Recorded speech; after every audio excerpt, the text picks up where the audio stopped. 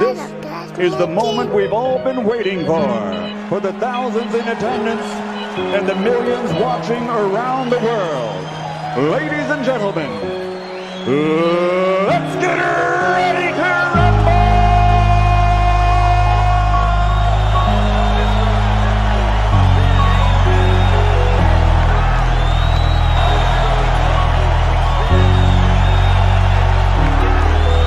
All your feelings hurt when it get real. All of them fakes, so they ain't ready now. It be too hard, we getting lit, cause we speaking now. Fuck all the clowns, yeah, the ones who do it for the bite. All we going now. All your feelings hurt when it get real. All of them fakes, so they ain't ready now. It be too hard, we getting lit, cause we speaking now. Fuck all the clowns, yeah, the ones who do it for the bite. All we going now. Fuck your feelings. Big chest back in the building. Like Billy Boy, I stay winning. Chef Curry, range extended. Splash. Fuck your feelings. Debate all day, that's business. Eating your ass, that's fitness. FYF gotta hit us. Bitch, I'm the realest. Alpha male strong, that's illest. FYF gang, we'll win this. Fuck the permission slip bitches. Ayy, yo. Fuck your feelings. FYF gang, be the realest. All your feelings hurt when it get real. All of them fakes, so they ain't ready now. It be too hard, we getting lit, cause we speaking now. Fuck all the clowns, yeah, the ones who do it for the bite. All we going now. All your feelings hurt when it get real. All of them fakes, so they ain't ready now. It be too hard, we getting lit, cause we speaking now. Fuck all the clowns, yeah, the ones who do it for the bite. All we going now. The paper chase, hurdles and relays, like a track meet. Drug fiends, bitches, foreign whips. Now that's my back street, stay humble. Be most hated is the consequence of success. Fast money always slows up. Gotta learn to invest. My flow, mastered. Money, I stacked it. Enemies, caskets to women. I'm attractive to my haters, outlast them. Passport stamped it. Can funded work on consignment. Come on, now that's a backflip. Principles you stand on. Wasted talent, sad song. Beach house 1.5, but the car dad said 260. God, obedience, Jesus, repentance. The marathon continues, and I'm strong to the finish. All your feelings hurt when it get real. All of them fakes, so they ain't ready now. It be too hard, we getting lit, cause we speaking now. Fuck all the clowns, yeah, the ones who do it for the bite. All we going now. All your feelings hurt when it get real. All of them fakes, so they ain't ready now. It be too hard, we getting lit, cause we speaking now. Fuck all the clowns, yeah, the ones who do it for the bite. All we going now. FYF, okay. No one measure, remember them 3 letters come with pressure. Okay. We be steppers, man, can't stop, won't let up. Real debates, the haters gon' hate. That's what makes it special, it come with level. Yeah, this shit get better, no cap, new era. We got ammunition for the opposition and plenty witness, killing competition. Catch us late night on the panel cooking, but don't be fooled, this ain't your mama's kitchen. They say they don't, but they watch and listen, typing in the chat. You ain't got a lot to kick it. If you click the link, make sure you got permission, and don't forget, nigga, fuck your feelings. All your feelings hurt when it get real. All of them fakes, so they ain't ready now. It be too hard, we getting lit, cause we speaking now. Fuck all the clowns, yeah, the ones who do it for the bite. All we going now. All your feelings hurt when it get real. All of them fakes, so they ain't ready now. It be too hard, we getting lit, cause we speaking now. Fuck all the clowns, yeah, the ones who do it for the bite. All we going now. I know they ain't ready at all. I stay ready, time to ball. No referee, I got shots to call. Believe I'm the best, so I'm better than y'all. Fuck your feelings, you know that's law. Running it up, now we running it back. It's that full court pressure, don't cut no slack. Jam it to the max. Bank count still full of racks. For the competition, they done went missing. The champ is here, look how the ring glisten. It's honorable mention, don't ever forget it. It's FYF, don't care about the ticket. You know we with it, yeah. We gon' do whatever it takes. Fuck all the hate. FYF still going down. It's one of the greats. All your feelings hurt when it get real. All of them fakes, so they ain't ready now. It be too hard, we getting lit, cause we speaking now. Fuck all the clowns, yeah, the ones who do it for the bite. All we going now. All your feelings hurt when it get real. of them fakes, so they ain't ready, no. It be too hard, we get it lit, cause we speaking on. Fuck all the clowns, yeah, the ones that do it for the bites. Oh, we going now, supporters, no fans. LVCM, they talking on rear. Yankee Hawk, could be on the rear. Heart rate up, it's getting intense. All them people just speaking on nothing. Content clicks for the money. Hilarious, it be too funny. Debunking this shit, yeah, we run it. Cover it all, Lakers to Hornets. LeBron to Jordan, Blazers in Portland. We get distorted, lights can afford it. Entertaining or boring, whatever the top, but we act accordingly. Break it down, piece by piece. Been at this for too long. No elder but Rufus, saying what he on.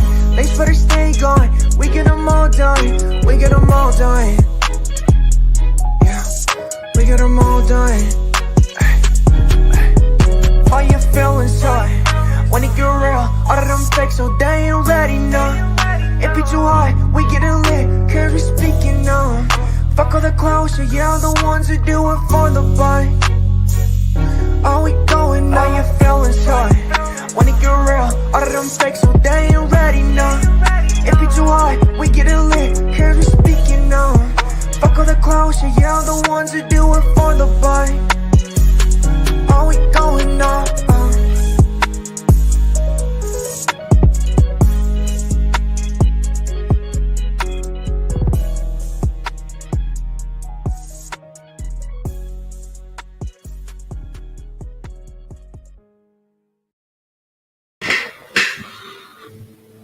FYF Sports, man. It's Lamont, man. We back.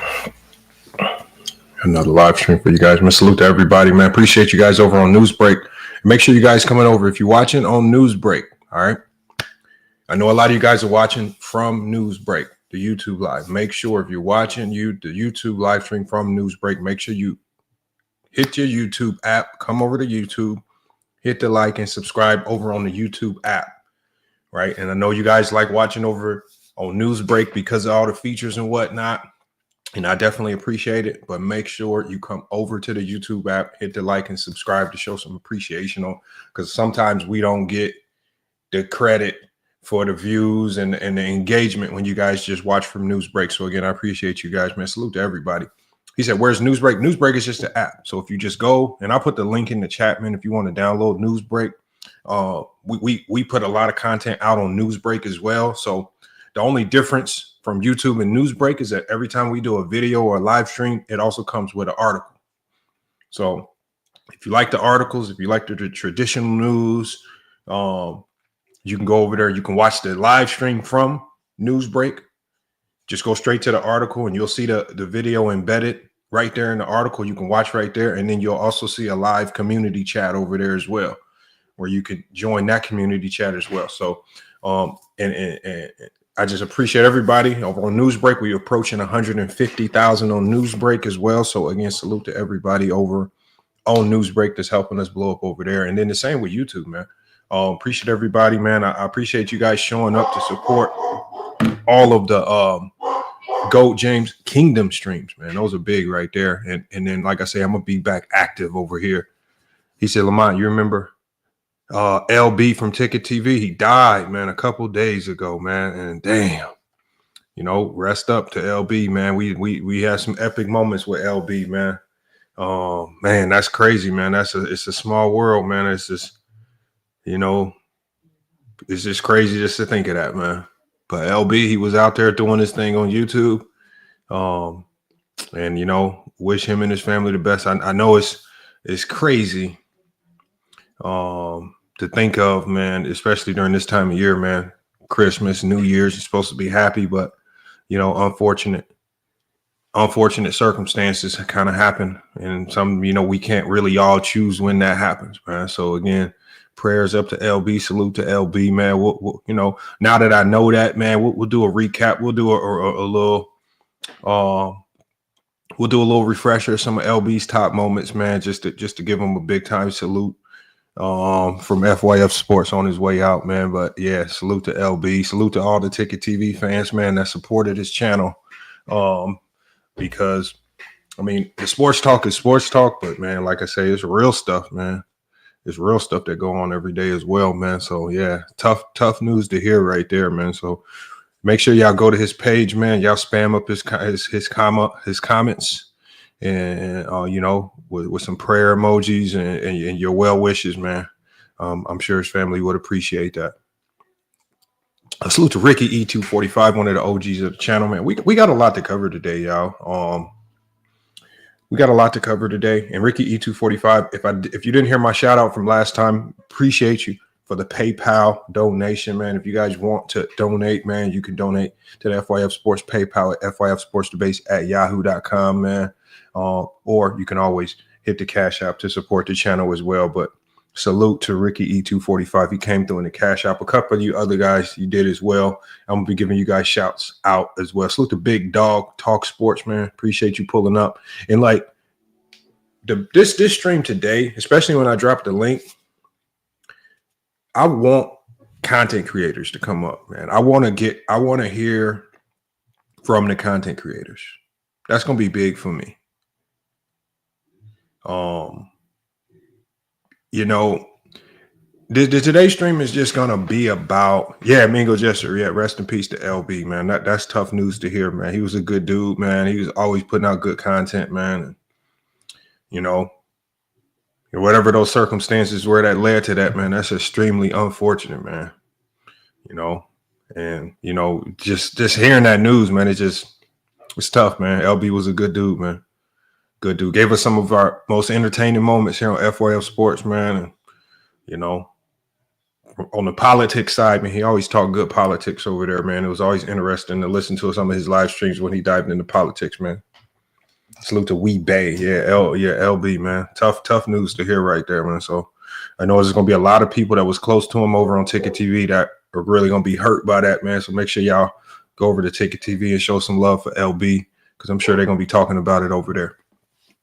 NBA news today. We're gonna be doing an NBA stream today. Obviously, the main premise of this stream right here is we're gonna be talking about NBA viewership. I got a video I want to share with you guys about the NBA viewership. And I'm just gonna tell the truth about it. I'm gonna tell you, I know exactly what's wrong with the viewership and the viewership decline. I believe it's two different things going on, and we're going to get to it. But I think the number one problem when we talk about the viewership in the NBA, I think the biggest problem is that nobody's wanting to be honest about where the problem's actually starting in.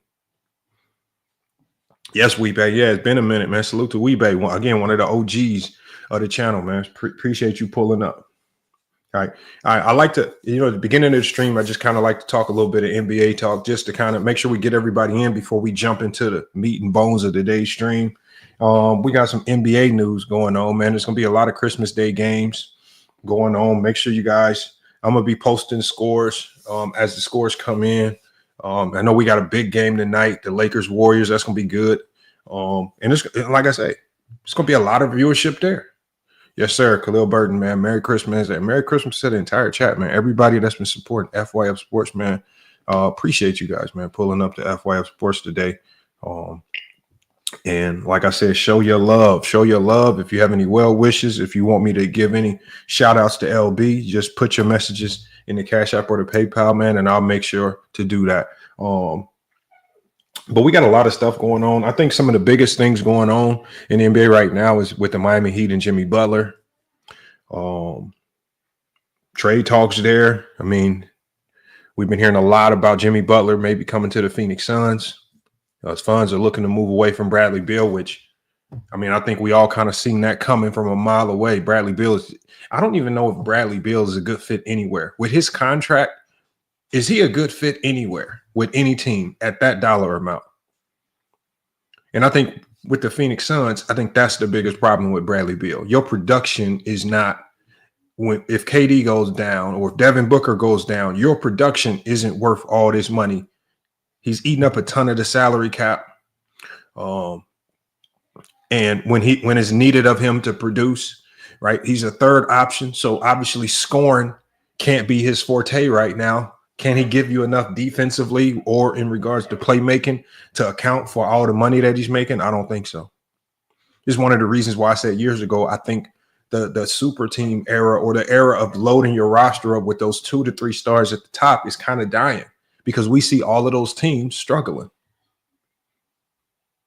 Right? The Milwaukee Bucks struggled to start the year. They're getting some footing right now, but they're struggling with teams that have depth and have talent all over the place.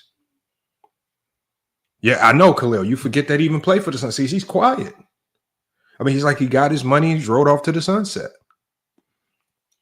So I'm curious to see what goes on with Jimmy Butler. Obviously, the Joel Embiid. I don't know if y'all remember this, but y'all, I said this during a couple years ago during Joel Embiid's MVP year.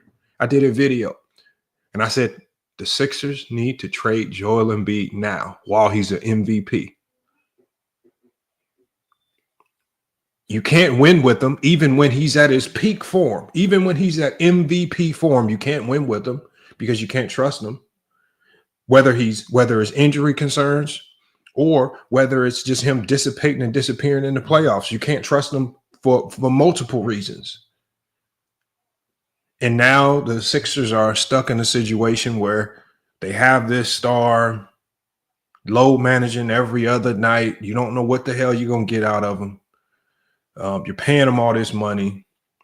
You bring in Paul George thinking that'll help. It's just completely mismanagement over there. I mean, on paper, everything looked like if you were playing NBA 2K, what they did looks great. I don't think they need to rebuild. I just think they need another star to lead that team. And the longer you hold on to Joel Embiid, the worse it's going to be because the harder it's going to be for you to actually get a viable piece for him, man.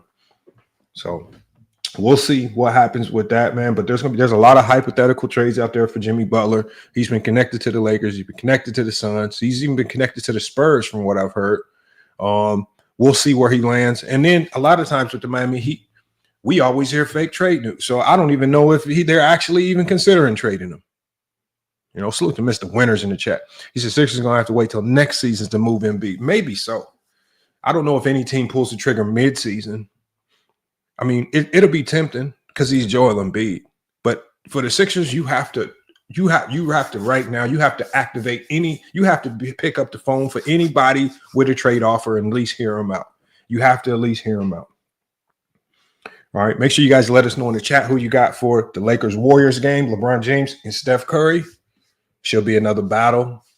LeBron's already crying about the not having Christmas uniforms. I know a lot of people are going to make noise about that. Go ahead and get it out your system now if you want to talk about it. We got Logical Raptors fan. He says NBA views suck because people have been stuck on the same 3 to 5 players. Brian, Curry, KD. I don't know if that's actually true. And I'm going to tell you guys why here in a second. What's going on with Zion Williamson, man? What's going on with this man? Injured again. He came in the season. Everybody said he was in shape. I never thought he was in shape. He's still too heavy. What's going on with Zion? And what's going on with this Pelican franchise that's a complete mess right now? I mean, you got a ton of talent over there. Y'all struggling to win games. I mean, even with Zion out, you still got a ton of talent. How do you start the season without a center? Like, who does that? Like, when I say start the season without a center, you didn't even go pick up a 7-footer from the G League. You just started the season without a center. Who does that? I mean, you could have literally got any 7-footer. With the plethora of pieces that they have on the roster, they could have easily traded for one. Jermaine Berry says the game is discussed in a lazy way. Shaq contributed to disrespecting the product.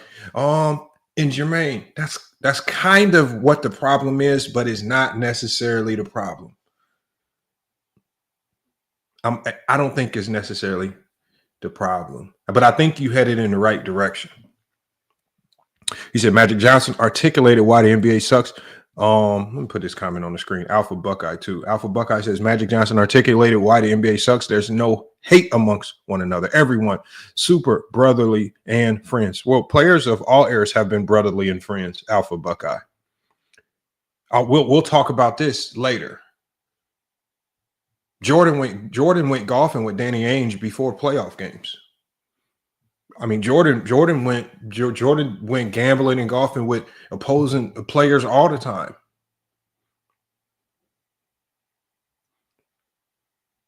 The NBA has been a brotherhood and brotherly since its existence. Wilt and Bill Russell were great friends, but they were intense rivals on the court. See, and we'll get to that because Alpha Buckeye actually brought up a good point, because there's something that was done preemptively to lead Alpha Buckeye to feel that way that we no longer have in today's game. We'll talk about that. What do y'all think about the ejections, man? Victor Wembanyama just completely flopping and flailing on 2 plays, got 2 players ejected. I mean, just this lady ref, man, Jesus Christ, man. What the hell is she out there doing? Just throwing texts, ejecting people over flops. The NBA just need to send her on like a 6-week vacation, man, just so she can get right, man. She just out here ejecting people. Didn't even. She could have just stopped playing and said, we're going to look at it. She just ejecting people. I'm talking about Victor and these flops from Victor Wembanyama. These are bad. These ain't even good flops. These are bad flops. He says, Alpha Buckeye says, remove the flagrant foul from the game. You'll see players start to have more smoke for each other. No, that's not true. Like the flagrant foul, like hard fouls don't change. Like hard fouling is not a part of the game of basketball. It does nothing to help you win games. You only hard foul Alpha Buckeye when you're frustrated because the other team or another player is barbecuing you. So out of frustration, you go hacking hard foul because you're mad because you can't get the job done. Hard fouling is for bums. So again, I've always told you guys this. Good players who can defend, Scottie Pippen, a guy who could defend, move laterally, get in passing lanes, communicate on defense. He wasn't out there hacking people. He just defended.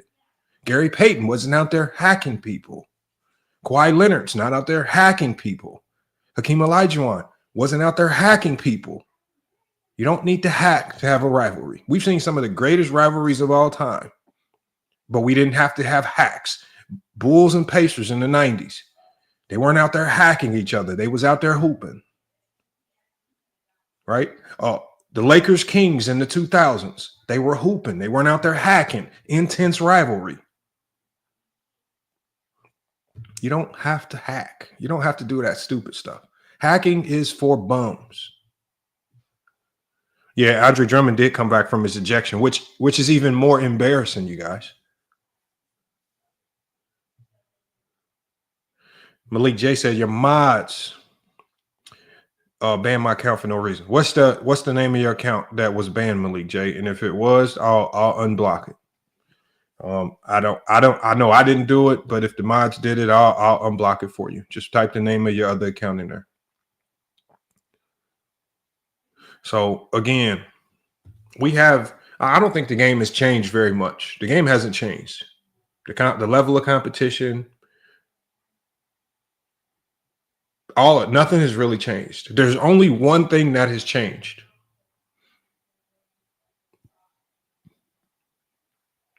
King Angel is correct. They just want people to fight so they complain about that next. Because I'll give y'all one example. Draymond Green will go out there and give you a good hack. He'll go out there and kick somebody. He'll hack somebody. And every time Draymond Green does that, what do people say? Does anybody give Draymond Green any credit for playing like a 90s flagrant foul merchant? No. They say suspend him. The last time Draymond Green did something that could correlate to 80s and 90s fouls or flagrant fouls, everybody in the world was talking about suspending him for the rest of the year, including the old 90s and 80s fans. So when these players do play like that, y'all cry. Y'all don't really want flagrant fouls. It's stupid because y'all got Draymond Green and all y'all do is complain. They say there's too many threes being shot in the NBA. Draymond Green doesn't shoot threes. All these fans, all these haters, they say Draymond Green needs to learn how to shoot the three.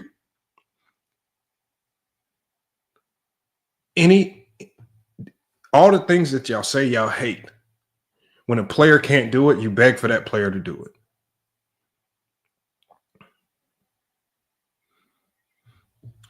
Flex Sweat, salute to Flex Sweat. Make sure y'all give his channel a sub, man. Flex Sweat, man, blowing up. Make sure y'all also search up Flex Sweat on TikTok, man. The man, if you want fitness advice, man, going into the new year, man, Flex Sweat is your man. And then he also is a digital coach, man. So if he's a digital weight loss coach, man, you can sign up for his services. Make sure y'all go check him out. Flex Sweat, easily one of the best in the game. You ain't gonna find nobody more knowledgeable, man. There's Flex Sweat right there. Follow him on YouTube. Make sure y'all go check him out on TikTok. He says analytics has improved efficiency of the game, but it ruined the viewing experience for fans. I don't know if it really ruined the viewing experience. I don't know. I don't know if that's true, because I don't think what the fans are saying is bad.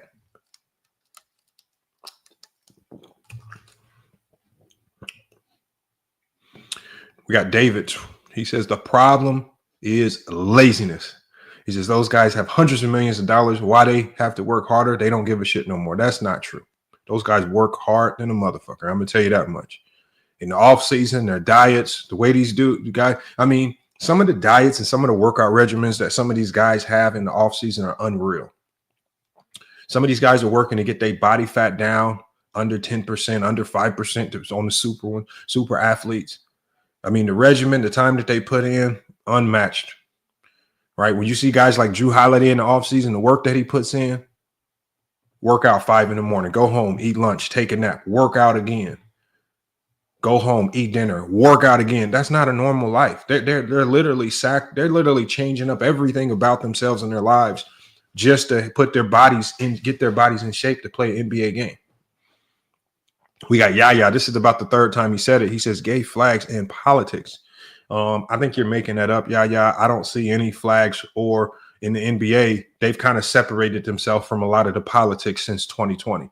They made that mistake. I think the NBA clearly saw they made a mistake as far as getting into the political side of things with the Black Lives Matter stuff, and then they quickly separated themselves from it. So I don't know what you're talking about with that. The NBA has really done a good job of separating themselves from the politics. Lamont, no player plays all 82 games. Okay, nobody cares.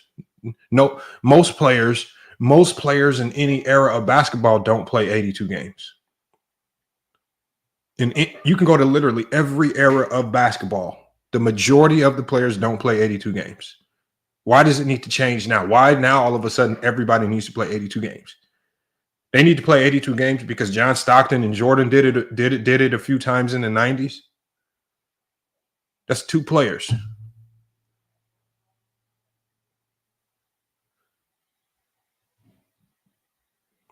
Makes no sense. The 82 game stuff is nonsense.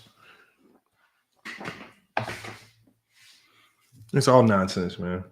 Alex Caruso got a big payday, y'all. 80-something million, 86 million, I believe. We're also going to talk about the Travis Hunter stuff. We're going to talk about the Travis Hunter stuff. Because I think, you know, ever since 2020, since all this red pill stuff then came about, I mean, people just ran with this and took it to a whole nother level, man. I don't believe that Travis Hunter, I don't believe his girl is 100% on the up and up. But at the same time, I don't believe Travis has always been on 100% up and up. At the end of the day, they've been together 5 years. It is what it is. And we got all of these dating coaches and rappers and YouTubers all giving a 10 cent, 2 cent. And half these bums is walking around in the same situation, if not worse. Travis, you need to do this. Travis, you need to do that. No. What about doing it the way that we all did it? Go through the growing pains.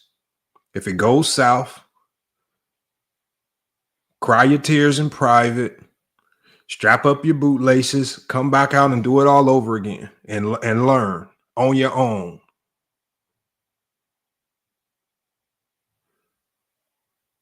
But if you've been together that long, 5 years, I can't. Whatever y'all got going on is working, because y'all got to realize to be together 5 years, one, and then 5 years with a college athlete, somebody that's gone all the time on the road. Every girl in the world probably throwing themselves out. They figured it out.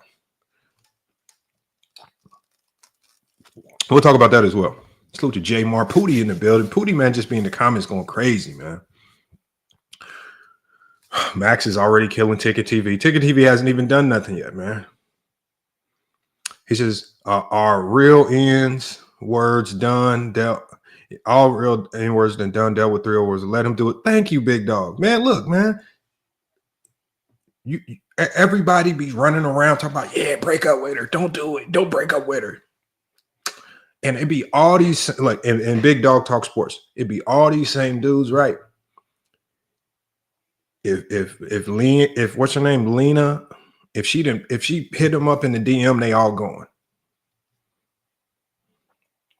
So they all just, a lot of it's just clown talk, man. When I hear these dudes that what's his name, Anton Daniels, and all these dudes trying to put their 2 cents in, man, shut the hell up, man. You know, half these dudes walking around looking crazy. I mean, a lot of these dudes talking, you can't even take with you as side men to the club or nothing, man. Fresh and Fit too, man. I mean, I know Fresh and Fit, they built a platform off doing it, but when you're dealing with somebody who's been with somebody for 5 years, they got whatever they got going on, they are making it work. But I'm talking about, you got the world running around. Oh, when she was 17, she said you wasn't her type. Well, yeah, that was 5 years ago. Because it'd be a lot of people talking, right? A lot of people with what's his name? Anton Daniels and some of these people talking. I bet when they was 18, 19, dating somebody that was linebacker size wasn't they type, but they married somebody that was linebacker size. They crazy, man. Just Travis, man. They all in this business. Travis, you need to break up with her, man. We can see it. Hey, Travis, she has a dollar sign tattooed on her finger, man. You need to leave her. Oh my God, man. Y'all was some stupid mother, man. Just if it go wrong, if it don't work out, it don't work out. It's cool. Because you know what happens as your homeboy? Your heart get broke. Come on, man. Let's go out, man. I got you, bro. Let's go hoop. Let's go do something, man. Fuck it. We're gonna help you get through the downfall. But you gotta go through the downfall. Everybody gotta go through the downfall, man. And Ricky E245. Am I wrong, Ricky E245? How many of these dudes, right, that are talking about, yeah, this ain't my type, this my type? Because like I said, I guarantee you, when all these dudes that are talking were 18, 19, 20, dating a big back or marrying a big back, wasn't they type. But a lot of these dudes married and dated and are dating big backs. I'm talking about the biggest of backs. We talking about like the 4 plates of yams and greens big back type. Just ultra big back.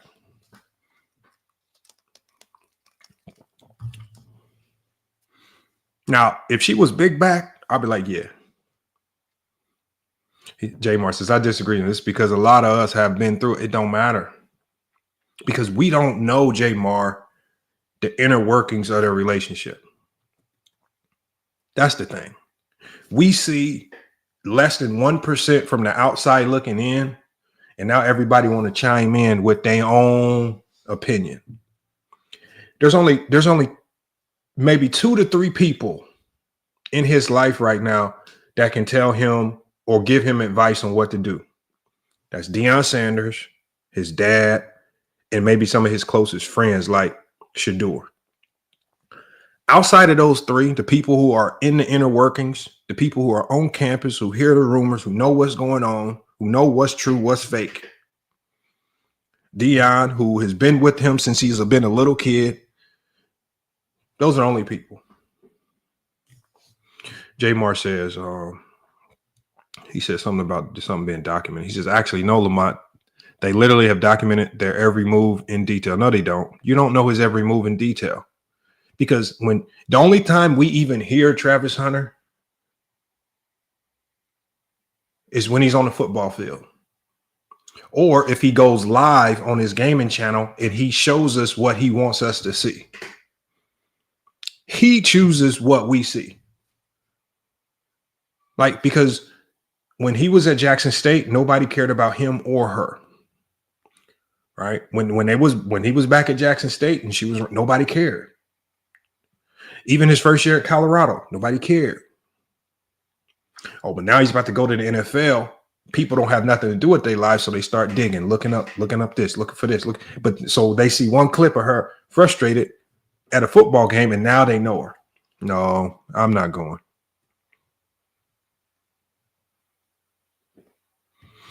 I know, but J-Mark, a channel is not your whole life. A channel is what they want to show you.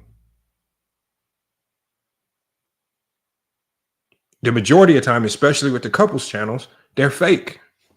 Especially the couples channels. The fake pranks, the fake mukbangs, everything is, especially with the good channels, most of the conversations are pre-discussed, predetermined, how they're going to say things, how to make it more entertaining. None of it's real. Especially with the couples channels. But hey, look, J-Mark, if we're going to get into the meat and bones of that as well. We're going to talk about it. Like I say, I just think people are just trying to meddle into something that they don't know nothing about. I think they think that they know, but I don't think they know. And five years is, to me, I know, I don't think y'all realize 5 years is a long time. Right? He says, nah, Lamont, you wrong. She embarrassing that man. All right. It's not on me to determine if he's embarrassed. He determines if he's embarrassed. It's not on me. Because I done seen dudes walking around with 350-pound big backs. I could easily say she's embarrassing that man. But to him, that's the love of his life. She's not embarrassing to him. But from the outside looking in, he walking around with a 350-pound big back. She embarrassing him. He feels opposite. Who are you to determine if he's embarrassed or not? Your thought, you're like, that's the problem with it.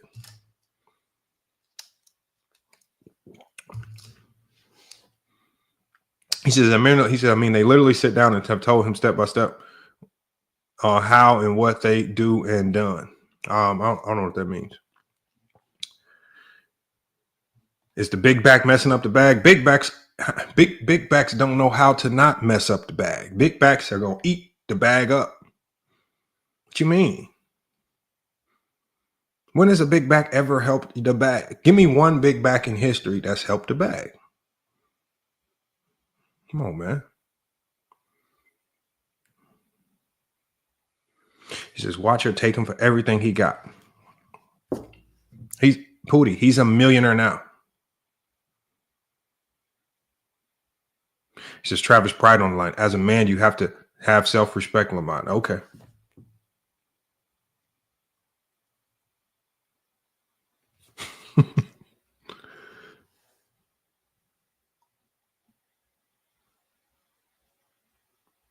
He says, I agree. I don't believe we should harp on it if he don't get it. There's nothing to get. Whatever dynamic they got going on is worked for 5 years. Some people in this chat can't work the same job for 5 years. Some people after 5 years don't like their kids no more. Some people after 5 years is a long time. Some of y'all can't even make it through 4 years of high school. Right? 5 years is a long time. That's a long time. No, it's not. It's not, because I started this off, Damon, by saying, look, I don't think she's on the up and up. But at the end of the day, he cool with it. And it's worked for 5 years. Yeah, we about to get to these NBA ratings. We'll get to that later, y'all. All right. And you better not come up on the panel talking about Travis Hunter if you got a big back. If you got a big back. Yeah, we about to get to these NBA ratings, y'all. We got the HM3, the Trap Cash Show. Salute, man. So you have to learn the hard way. But don't we all? Ain't no easy way out of this. Ain't no avoiding it. HM3. Can't nobody. You're not gonna avoid if what he has right now ends in heartbreak. Ain't no avoiding it. It's gonna happen. You got to go through it. Ain't no excuses. That's just life, man. People be trying to duck and dodge every problem in life. No, here's what it is, man. Jared says drop the link. Jared, right before we drop the link, we about to watch this video. I'm about to watch this video with y'all real quick on NBA viewership. I want you to check this out. I'm gonna stop it. I'm gonna try to let this video play for the most part without really doing too much stopping. We're gonna stop it. But this video right here, especially when I only watch like the first couple minutes of it. But it's videos like this. To me, this is the scary part, because the video that I'm about to show y'all is videos like this where they're pretending to tell you everything that's wrong with the NBA, and they don't want to address the truth of the matter. They're pointing to everything else is the problem, but they don't want to address the truth of the matter. And this is something that's been similar on every platform that essentially has talked about it. You know, salute the Dex in the chat, man. Antisocial, I seen you in there, one of the OGs of the channel. And salute the Dex, man. Big time donation on the last stream. Appreciate you. True to King as well. Yeah, this video is only like 10, 15 minutes. We're gonna get through this video. We're gonna drop the link. We're gonna cook up on all these topics that we were just talking about. But like I say, so the banner's running. But let me get to this video real quick. And I think this video is gonna tell us a lot about why people can't wrap their heads around any potential decline in viewership. Damon, we'll talk about it, Damon. We'll talk about it, Damon. I promise you we will. And make sure y'all, again, before we even get started, we're going to say this consistently through the string. Make sure we're going to say rest up to the homie LB. Unfortunate, man, the news that we just got about LB's untimely passing. If you guys didn't hear, I'm telling you now. So make sure you head over at least to one of Ticket TV streams. And, you know, I know the majority of his subscribers, they love that Ticket TV. So I'll make sure y'all go give y'all well wishes over there as well. But we got to say salute to the homie LB, man. Hell of a content creator, man. He did his thing. Unfortunate to hear the news about LB, man. Definitely one of the OGs of this thing. When we started this thing and during the pandemic, LB was right at the forefront of it, man. I'll salute to Mr. Skinny TV, man. I seen him late streaming last night on a Christmas Eve stream, man. Salute to Mr. Skinny TV. I think he just hit 100K. Make sure y'all check out Mr. Skinny TV, man. He does not bite his tongue, but he's cooking everything moving, man. Make sure y'all check out Mr. Skinny TV, man. Let me get to this video real quick. Let me share my screen, and we're gonna dissect this. We're gonna dissect this.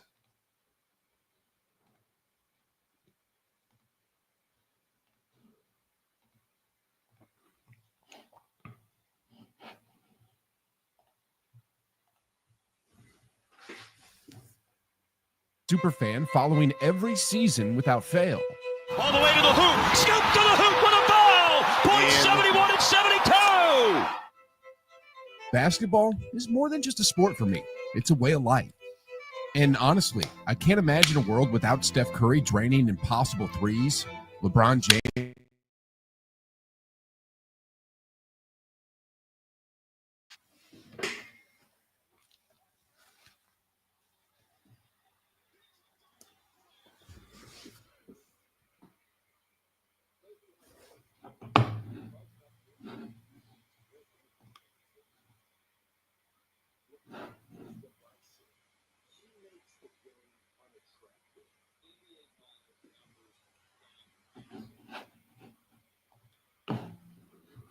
Uh-oh.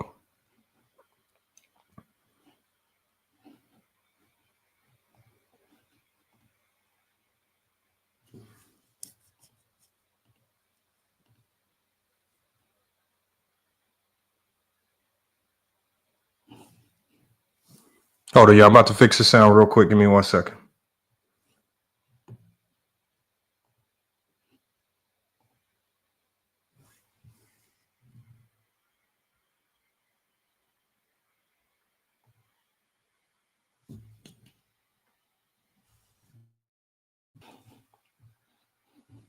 All right, man. Put a thumbs up in the chat, man, if you can hear the sound.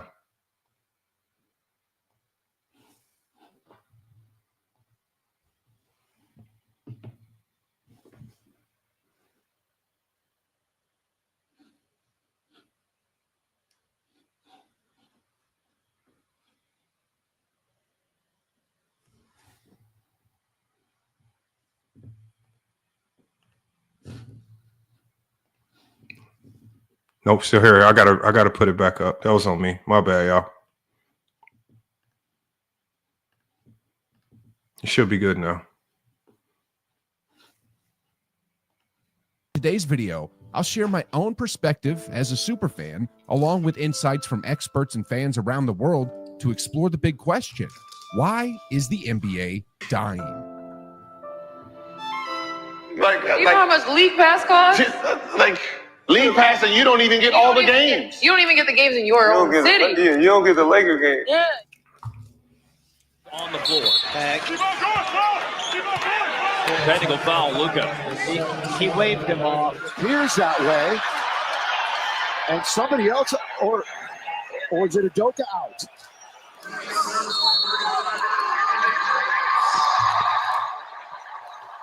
And Westbrook sneaks inside. 7 for Westbrook. Technical foul on Westbrook. Have you ever watched a game where an NBA player just gives another a simple glare and boom, they're slapped with a technical foul? Or how about a player clapping in frustration only to get hit with a tech? Oh, yeah. He really upset himself. Ball for a technical. It's crazy to think, but stuff like this is actually happening in the NBA right now. Turnaround jumper, foul Morant.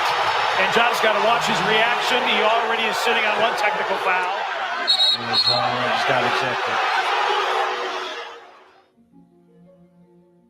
I get it. This is basketball, not WWE.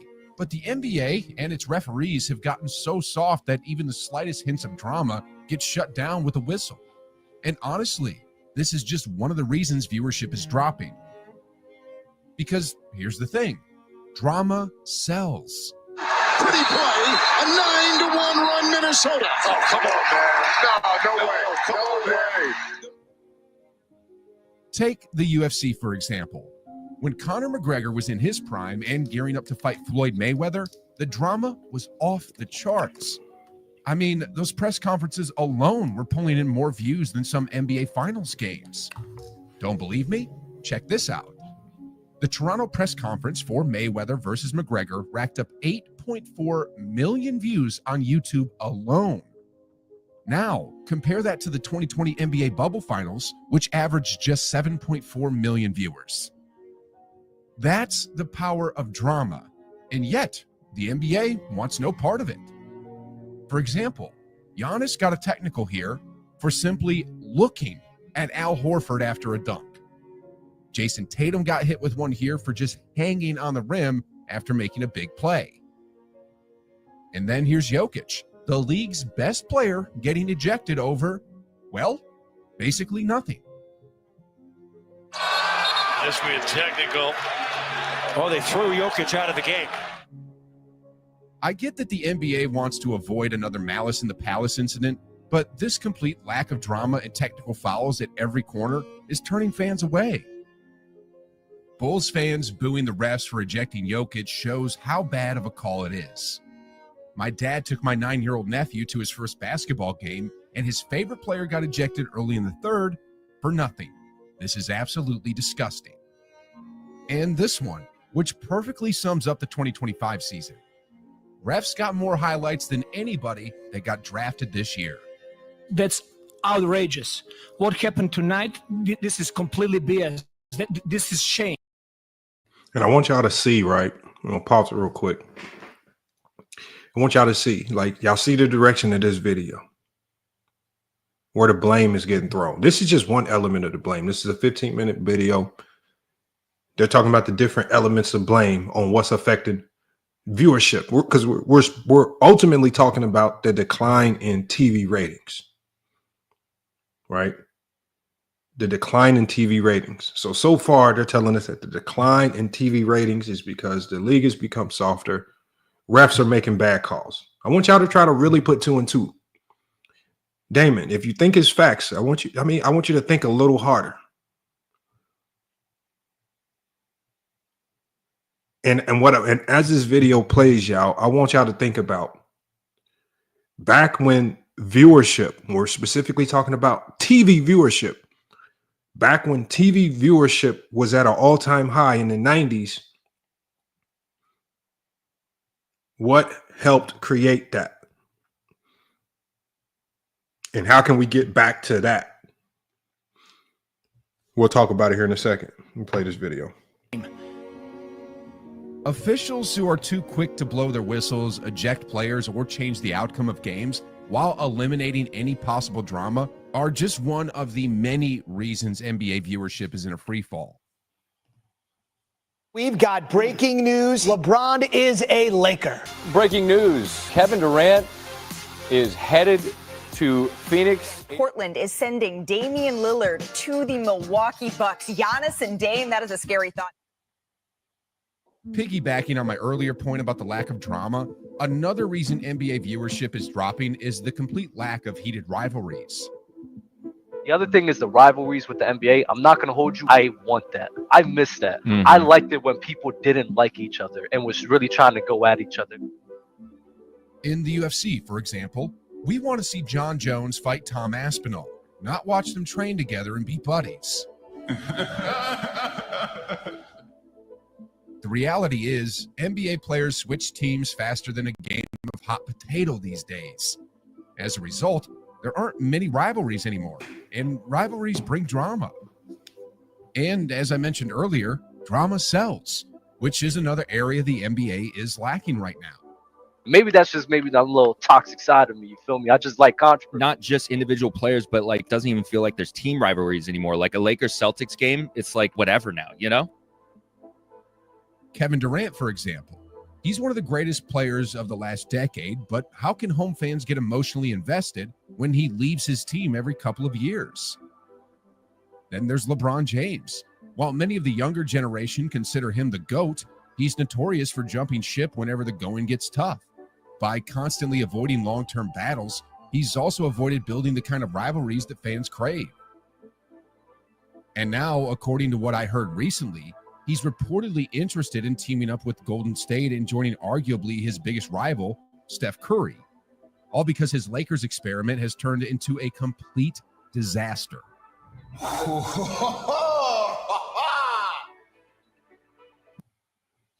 See, and I want you to be mindful of how he's shaping this when he's talking about why rivalries affect viewership. I want y'all to be mindful of how he's shaping it. And I want y'all to watch what he just did. He just said he wished that LeBron would stay on one team and grind it out. Even when the going gets tough. But then, now that things are tough in LA and LeBron James is grinding it out because LeBron James has come out and said he wants to finish his career in LA. Now he's propagating the narrative out of sheer nothingness that LeBron James now wants to go team up with Steph Curry and the Golden State Warriors. It's a lie. So when LeBron James does stay and grind it out, all people do is just vilify LeBron James for losing. And then when he does go somewhere and starts winning, then they cry and pretend that they wanted him to stay to brew all these fake rivalries that people pretend that the NBA doesn't have. It doesn't matter what he does. There's no winning or losing. If he stays, they're going to cry and gripe that he's losing. Because that's essentially what he's doing right now. They've won championship. They have one championship. Most a lot of years struggling through injuries, not a ton of winning. He's been grinding it out. All people are doing now is just vilifying him for losing. You can't have both. Jared says Tim Duncan never left. Yeah, Tim Duncan had the perfect optimal situation. Most players, Jared, don't get drafted into a Tim Duncan-like situation. Most players don't get drafted into like a Magic Johnson-like situation where you literally get where the Spurs, who were a finals contender, tanked to get Tim Duncan, and you add Tim Duncan to a team that was already considered a finals contender. The Magic Johnson Lakers finessed the Cleveland Cavaliers out of all of their best draft picks, added Magic Johnson to a playoff roster, and you get really good with a guy in Kareem Abdul-Jabbar and a whole bunch of other stars on that team. Makes no sense. So I want people to make up their mind. Do you want – because if you want players to stay and grind it out, then what you can't do is what you can't then in turn gripe and call them bums or call them choke artists when their teams aren't that good and they're losing. Because the only thing you're going to brew when all these players pick up their phones or media publications, if all they see is, yeah, they losing, they suck, this, all that player's going to do is like, well, let me just go to a team that wins. Let me just go pick up my bags, and when my contract is up, I'm going to go to a team that wins, and I'm going to convince a couple of other guys to go there with me, and we'll win. And then when they do win, like KD did in Golden State, all people did was, oh, you just have a really good team. You have a super team. KD can't win for losing. Oh, that's Steph Curry's team. Oh, you only winning because you're on the Warriors. It doesn't matter what KD does. That's the problem. I think fans need to make up their mind. What do y'all want?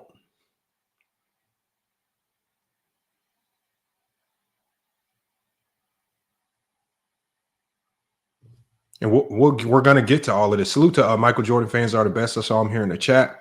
Kingdom Mindset, Salim, Chief, everybody in here watching, man. We're going to get through the rest of this video, man. Where's the loyalty? Where's the drama? Then, like I said, whenever young players try to create rivalries like Jalen Green and Cade Cunningham, the NBA is quick to blow the whistle and put out the fire immediately. Now for Jalen Green!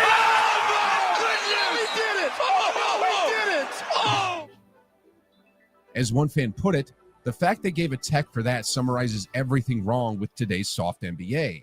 God forbid somebody shows some emotion. So the other day, I came home exhausted and just wanted to relax by watching my favorite team play basketball. I fire up my league pass and then, bam, I get hit with this. Yeah.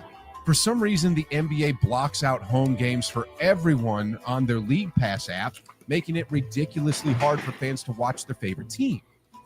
So you got to buy cable for your own teams, and then you got to buy League Pass to get the League Pass stuff. So what ends up happening is the distribution of games now. They're harder to find. Look at this Reddit post from 2 years ago that really sums things up.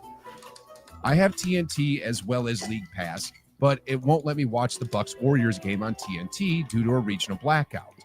What the am I supposed to do? Why the does the NBA make it so hard to watch the product? To which someone replied, it's really funny to me. I live in Vegas, but I can't watch the Clippers or Kings. If I move to a different zip code 10 minutes east, I also cannot watch the Lakers on top of the Clippers and Kings. They just make up. The truth is, many NBA fans have a specific team they love to watch, usually their home team, but the NBA makes it so frustrating to follow them. Oftentimes, you don't know if the game is going to play on League Pass, TNT, ESPN, or some other random channel. With all this hassle, it's so much easier to just tune into something else, especially in a world overflowing with entertainment options. This is yet another reason why NBA viewership keeps dropping. You know what I mean? Words was thrown out there that shouldn't be thrown out there between, you know what I mean, two men. And so that kind of just drew the line for me. And I'm one of those, once you're on one side, bro, you stay in there. You might be wondering why I included that clip of Paul George on his podcast, where he shares why he's no longer a fan of Chris Paul, in a video titled, Why the NBA is Dying. Well, let me explain, or better yet, let this man explain. So Podcast P, I want to pull this up before I say it. This season, 10 games played, 16 podcast episodes, salary $49 million. Are you getting paid for the podcast or you getting paid to play? How you got more podcast episodes than games played, nigga? Story Mode featuring Jamal Crawford, the Drew Holiday episode, season 3 premiere. Paul George has been dropping podcast after podcast on his Podcast P channel, and while they're great episodes, they highlight a trend among NBA players that they don't seem to care about the league anymore. To them, the NBA feels like a stepping stone or a paycheck. And you know what? The fans can feel that vibe. I don't like the NBA. Why not the NBA? Don't give a Anyway, when it comes to Paul George specifically, just listen to what this one Philly fan had to say. I just slept until 5 p.m. And I woke up and looked at my phone, and I see a Paul George podcast featuring Reggie Jackson the day after Paul George drops 2 points and leaves the game with another leg injury. It wouldn't be fair to put all the blame on Paul George because this is a much bigger league-wide trend. Take Zion Williamson, for example, one of the most hyped prospects in recent NBA history. Instead of focusing on the game, he seems to care more about food than basketball. Is it hard to diet at your age?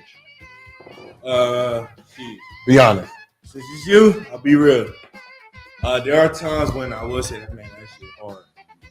It's hard, man. Like 20, 22, a lot of money. You feel like all the money in the world, man. Then there's Ben Simmons, once hailed as the next LeBron James. He's earning tens of millions of dollars, but still hasn't bothered to develop a jump shot. I mean, in this clip, he misses practically every mid-range jumper. And let's not forget the countless other players who just show up to play, but don't seem to care whether they win or lose. The NBA, you lose, you still getting money. And I know for sure, like, after you lose, you're like, damn, I lost. You be hurt. Look at your bank account, $35 million. College, you really lose, you're done. That's it. I know this doesn't apply to every player. Some genuinely care about winning, and that's the reason why fans love them. But the harsh truth is that the majority of players, even some superstars, don't seem to show that passion. And if they don't care, why should viewers bother tuning in? In the words of the great Steph Curry, we can tell Donald Trump, night, night. I'm not here to dive into politics, but another big reason the NBA is losing viewership is its polarizing stance on political issues.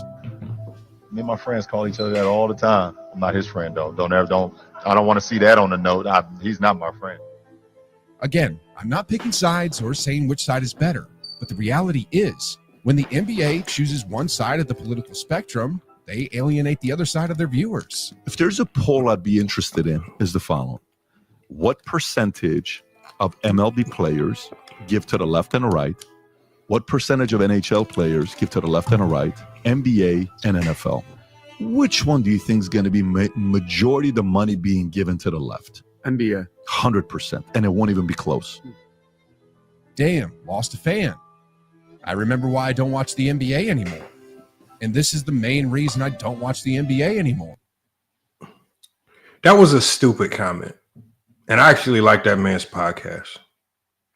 And I feel like that guy is pretty intelligent. But to say something like the NBA donates the majority of their money to the left is stupid. That's just you playing political games. This guy's has come out as an avid LeBron James hater for whatever reason. Right? And what these people now in politics do is, if you don't agree with them, you're the mortal enemy. If you like Kamala Harris, which I don't like Kamala Harris, then you're the mortal enemy. It's stupid now. Right? They literally turned being a Democrat and Republican into like being a vice lord and GD. That's what it's essentially come to. This is stupid, man. These people who get into this, man, like these players, and this to me, this is another one of the problems. These players can't do or say nothing publicly because this is what the media does with whatever you do. Oh, you like this candidate? Well, this candidate isn't the best candidate because this candidate, and then they try to pick it apart. Then they try to pick at you personally. It's sad, man.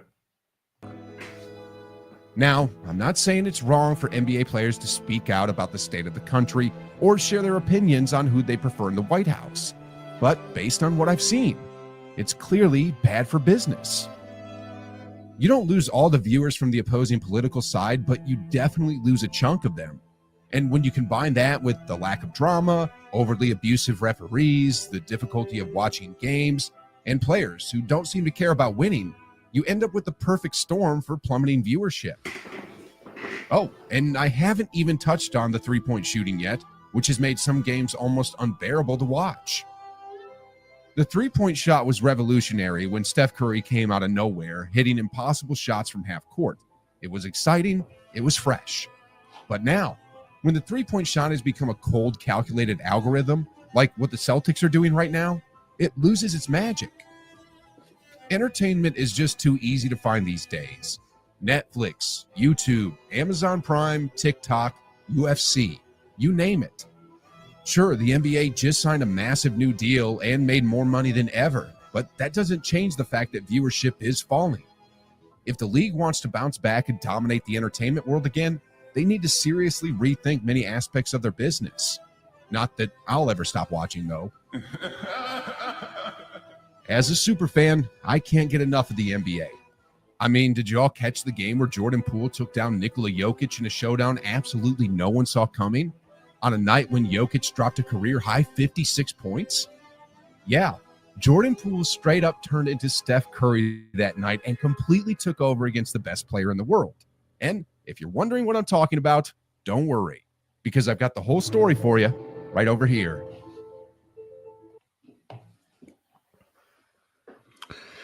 And there we go right there, y'all, man. Now, what are my thoughts on this, y'all? That video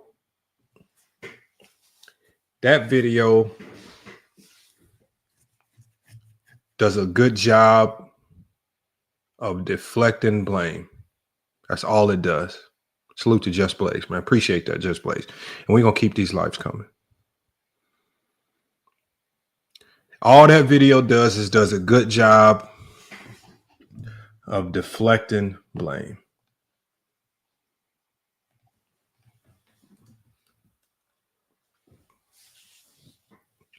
Now, I'm going to tell you guys the real reason. If there is any decline in viewership, these are the two reasons why. The number one reason why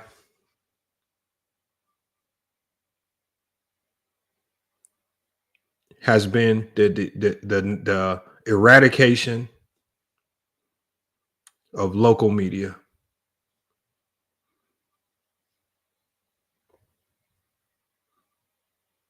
It's the job of local. It was the job of local media in the 90s, for example. When I picked up that Indianapolis Star, and when they talked about Reggie Miller and the Indiana Pacers, and you had 1 to 2 dedicated sports writers, 1 to 2 dedicated beat writers who specifically covered that team, had access to those players, it was his job to convince the entire state of Indiana that the Indiana Pacers could beat the Chicago Bulls and win the NBA championship. It was his job to convince the world that Reggie Miller was the best thing since sliced bread. It was his job to convince Indiana that the Davis twins, the Davis brothers, that as they called them, were going to be the force necessary to stop the Bulls or any other team like the Knicks in their way. It was his job to It was their job to sell us on Mark Jackson as the point guard of that team. And Rick Smits, who was a mid big man, but he had to convince everybody in the state of Indiana that Rick Smits had what it took to go up against the likes of a Patrick Ewing.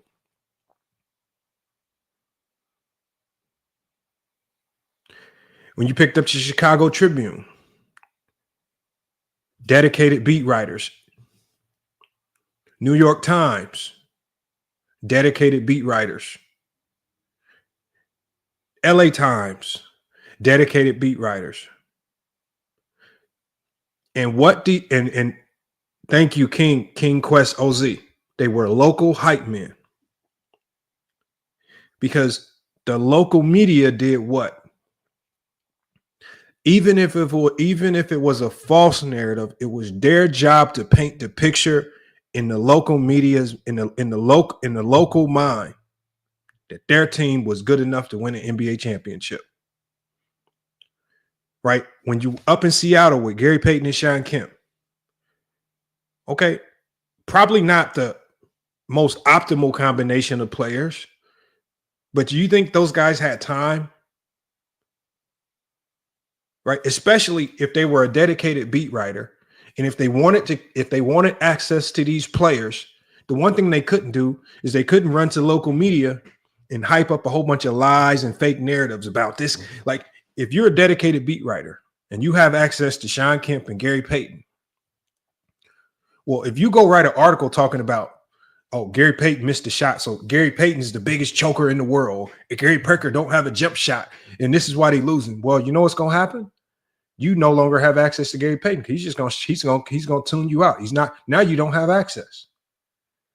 So these beat writers, because they interacted with the players on a day-to-day basis, they had to be extremely mindful of what they put out, how they put it out, but then they also had to sell the team if they wanted to continue on as a beat writer. You have to sell the team. You have to prop up the team. We no longer have any local media. So local media is now gone because there's layers to it. So now as fans are desperately seeking for information and media on their team. What are they left to go find now? Now they're left to go into the Bleacher Reports, the Fadeaway Worlds, the Clutch Points, the ESPNs. Now they're left to tune into random podcasts, Jason Whitlock and all these people, Dreamers Pros. Dreamers Pro is not local media.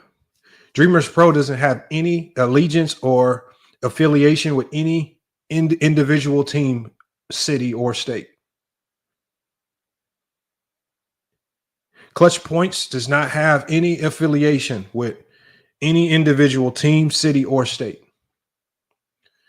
And they put out the majority, what we call aggregate media, super hyped up stories of negativity, not vetted very well, but the stories are designed to just get clicks.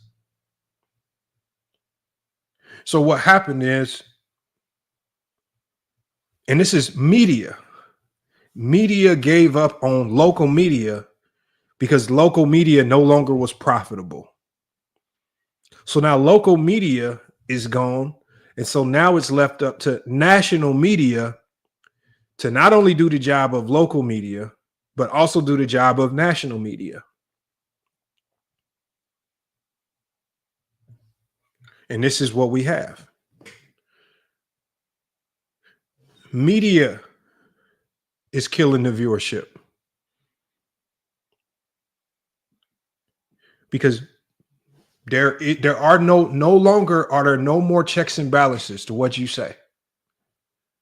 At any given time, Clutch Points can put out negative media on LeBron James, negative media on Steph Curry. They can put out ridiculous stories, aggregated up to just propagate things that they know you guys will click.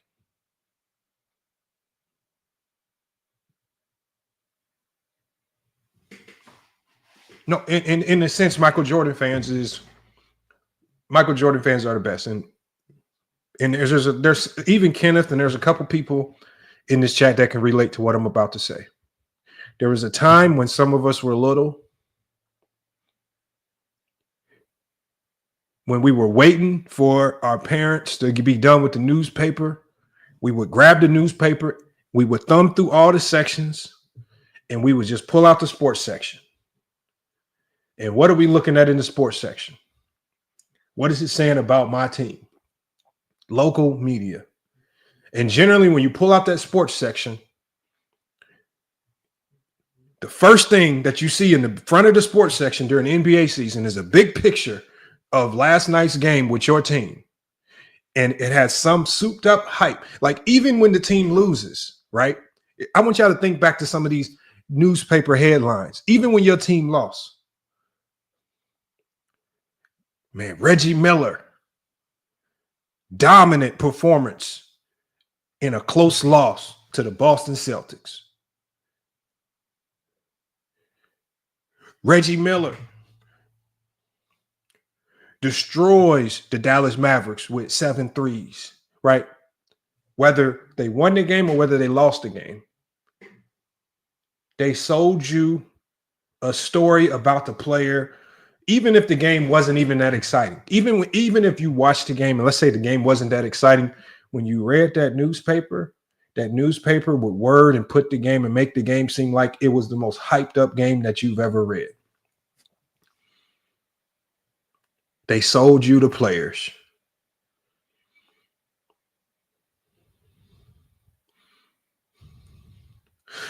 If Rick Smith gets dominated by Shaquille O'Neal, you know what the headline is going to say?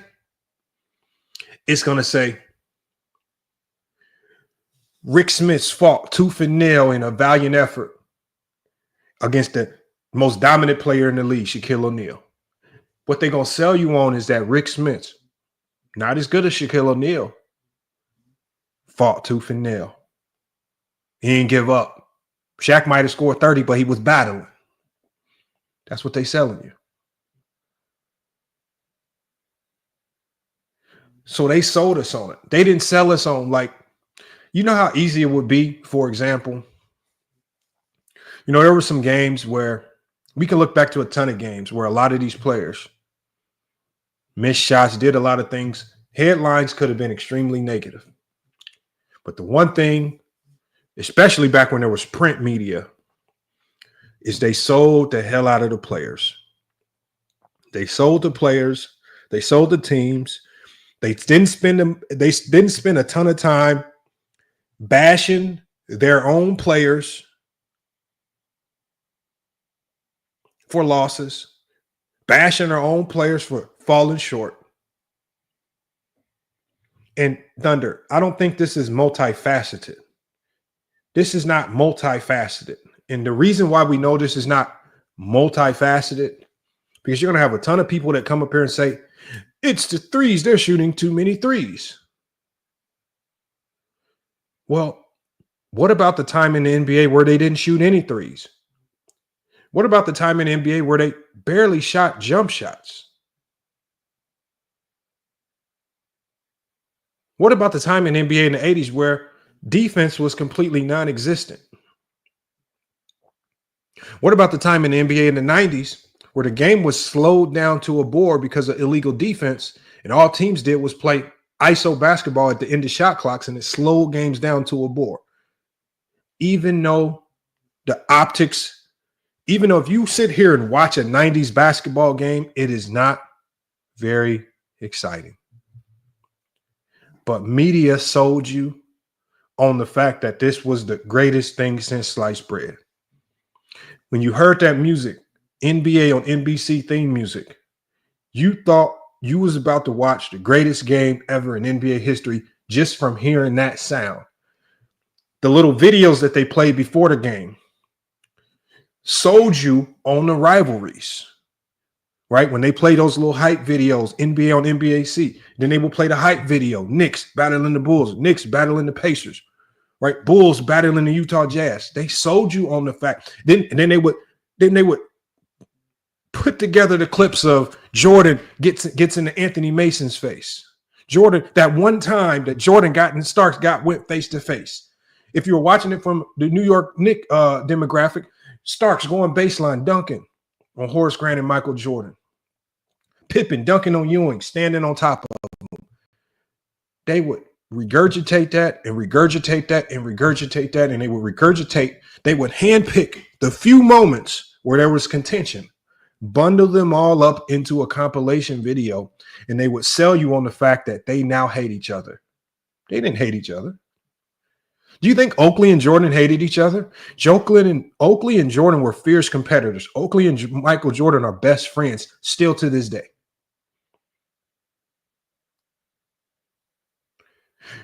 They were best friends back then. But NBA on NBC and the media sold you on the fact that it was an intense rivalry brewed out of hate for each other.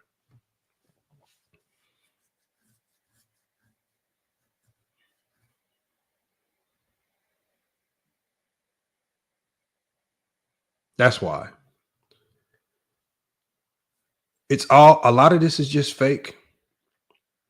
And Max B, he says this new era just sucks. And Max B, what you have to understand, Max B, is that the new era isn't designed for old heads. Because the new era doesn't suck for the youth coming up watching it. This new era doesn't suck for the youth. You have to understand, Max B, is that the NBA is no longer marketing to your age demographic. You are getting aged out of the process. You are no longer who the NBA is looking at, and they feel they need to market to you. This is just the reality of business. This was what was happening to baseball when baseball looked at their primary fan base.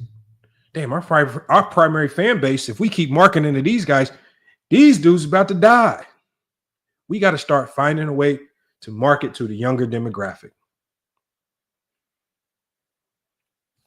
We got Capo in by C. He says, another clutch. Well, what have we said about LeBron James or Clutch Sports?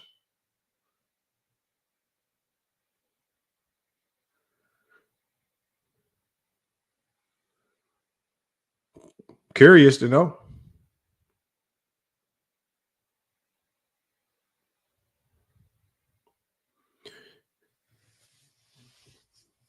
Just because you don't understand business, which most 90s fans don't.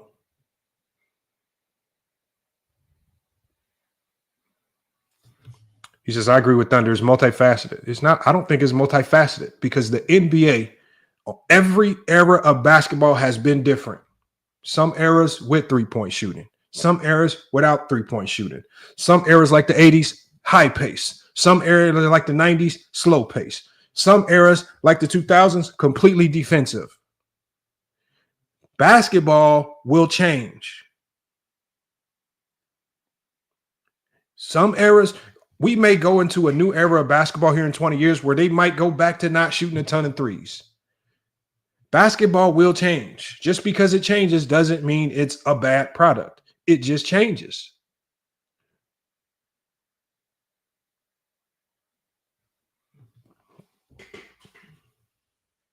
But just because it doesn't change in a manner that you like doesn't mean it's a bad product. Because at the end of the day, for everybody that's complaining that they don't like these threes or the way the game is being played today, you still watch. Because we can go to Max B. If you didn't like it, you just wouldn't watch it. You wouldn't be here today. You wouldn't care about these new players, the Ja Morants, all these players. You would be doing something else with your time. Yeah. So that number one tells me that whatever the NBA is doing, you guys can't stop watching. And then don't come in here and tell me that y'all are just the avid hardcore fans, because when we ask you hardcore basketball questions, you don't know none of the answers. So it's not like y'all hardcore fans. Majority of y'all just casual fans that love the game. And the majority of you guys want to see the game played the way you saw it played when you were little, right? And you believe that when you were little, that style of play is the right way to play basketball. This is the right way to play basketball. Don't shoot the threes. Pass the ball. Give it to the star. Only operate from the mid-range or dump it to the big in the post. Y'all don't care that the game has changed. Y'all don't care about these zones that have essentially eliminated back-to-back or mid-range play. Y'all don't care about all that. Y'all just want to see a team that's just going to do things the way you saw it in the 90s. Even if it doesn't work. But we know y'all don't want that, because you have DeMar DeRozan and all you guys cry about is the fact that he can't shoot threes. You have a LeBron James who scores the majority of his points at the rim. And what do we hear people say? Oh, he just scores all layups. What do we hear people say? Oh, he shoots 36% from the mid-range. Yeah, but he's scoring 25 points at the rim. He's getting to the basket. He's not settling for a ton of threes. So when you have the players that do it the way you want, you still hate them. You don't care. When Steph Curry, right, when they won that last championship, when Steph Curry got bigger and stronger and was able to drive in with the bigger players of the league and still finish at the rim, nobody gave him credit. Only one person really gave him credit publicly. That was Draymond Green. Says he hit the weight room, he got bigger, stronger, faster, and now people can't knock him off his spot when he drives and attacks the basket. Y'all don't really care. Jared Hill, stop lying. You do watch Jared Hill. You probably just watched the game. I know for a fact that you've watched the game within the last month, Jared Hills. Stop lying.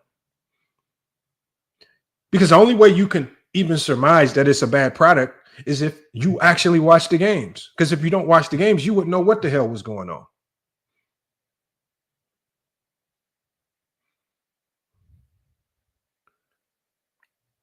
When you look at the media is doing stupid things. So when we watch these games, what's another thing that we connected with that actually made these games more exciting than what they were? We can remember what connected us back. Salute to So Crazy TV. What connected us when we watched NBA on NBC? What was another connector? Marv Albert, Peter Vesey.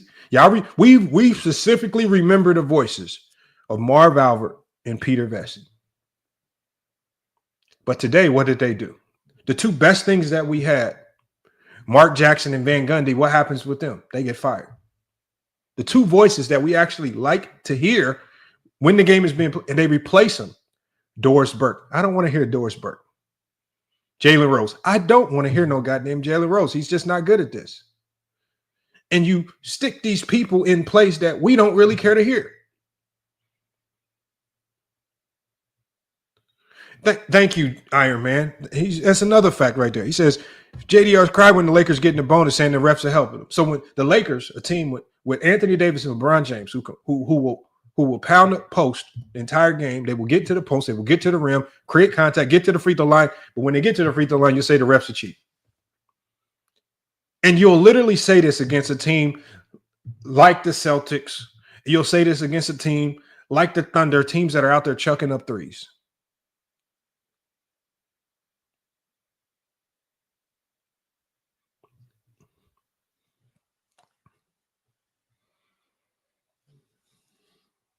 Jared says, Lamont, in the 80s, 90s, players were tougher. It was physical to the point where it was essentially jail ball. It was not very physical, Jared. It was not. The 80s was not physical. Fouling hard is not physical basketball. Fouling hard is not a skill. Anybody can foul hard. If you look at Bill Laimbeer, he had literally no muscle tone on his body whatsoever. He could foul hard. If you look at the guys that foul hard, they look like sticks and stones out there fouling hard.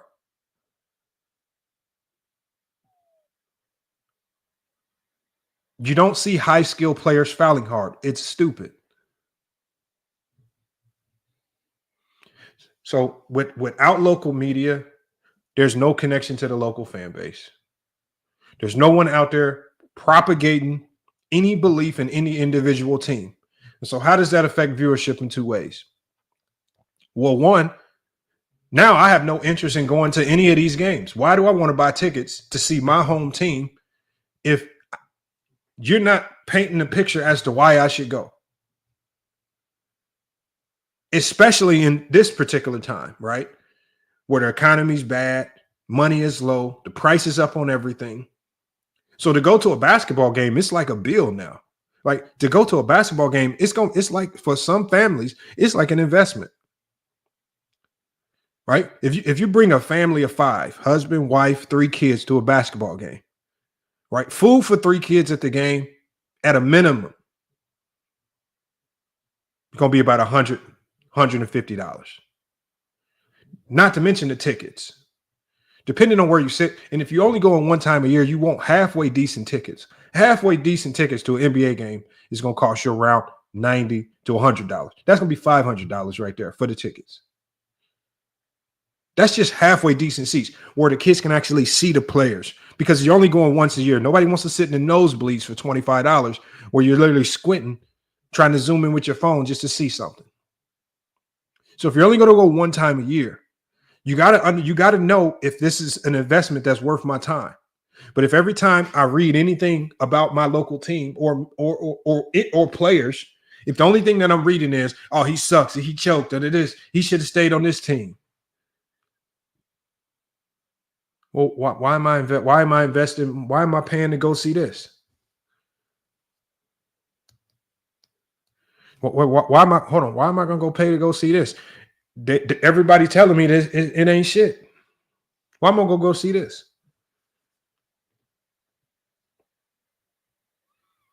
I can only afford to go once or twice a year. If I'm going to go once or twice a year, why am I going to go see this?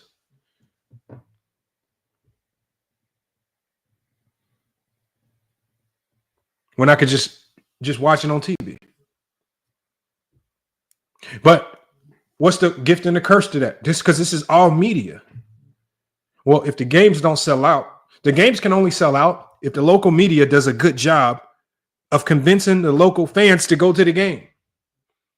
But if the games don't sell out, then now you have a blackout on TV. So now you have a twofold problem. Local media is not doing their job to get people to go to the games. The games don't sell out. Now the games are blacked out locally. So now you can't watch the game and people aren't going to the game. Now you got 2 problems on your head. What did we not have in the 90s? In the 90s, games sold out. Local media did a good job of convincing the local fan bases to go to the game. Games sell out. We don't have any blackouts. See, what the video didn't tell you is that they don't just black the games out for no reason.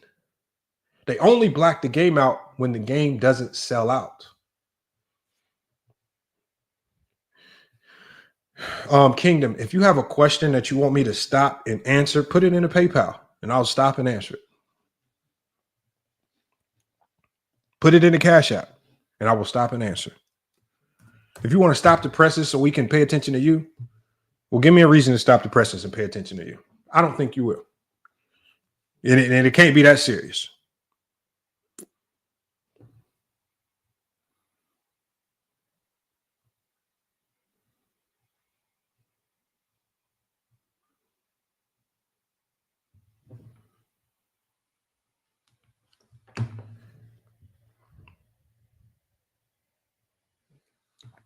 But we're going to drop the link. We're going to talk about it. Got a lot of stuff to talk about.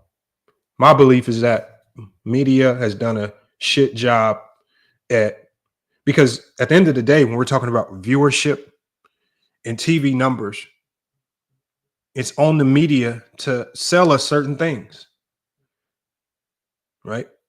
It's on them to paint the picture for certain things.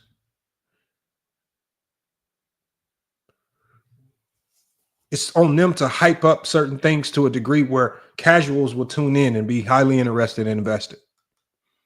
The hardcore fans will always be there. You don't have to convince me to watch or look for games. You don't have to convince me to get NBA League Pass or find various ways to watch these games. Majority of fans are extreme casuals. like Jared Hills, who might watch 1 or 2 games a month.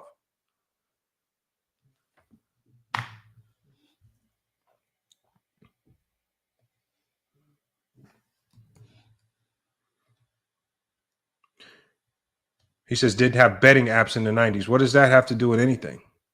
I don't know how that connects with viewership.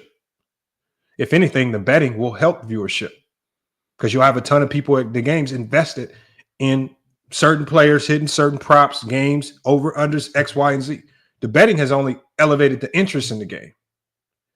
The betting has taken a whole bunch of casuals who otherwise wouldn't even be watching. Betting will make you interested in a game or team that you otherwise wouldn't even be interested in. If I have a significant bet on the Denver Nuggets, well, I might be watching this game with the intent of seeing if my bet hits, but I'm watching the game. It's more viewership. Betting will help. So betting just helps viewership, doesn't hurt. We talk about viewership being corrupted. Betting has been the only thing that's really been the saving grace. And then also, what do these betting apps do now? Like if you have Hard Rock on your phone, if you have the Hard Rock app, like I do, if you're betting on a game, if you have a bet on that particular game, there's a button that you can hit where it says watch game.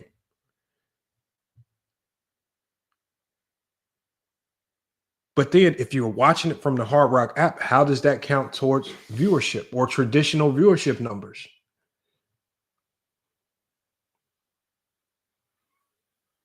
But they do know that if you have a bet on the game, you're always going to want to watch. I had a bet on 2 Chinese teams in China. Watch game from the Hard Rock app. I'm now watching that game.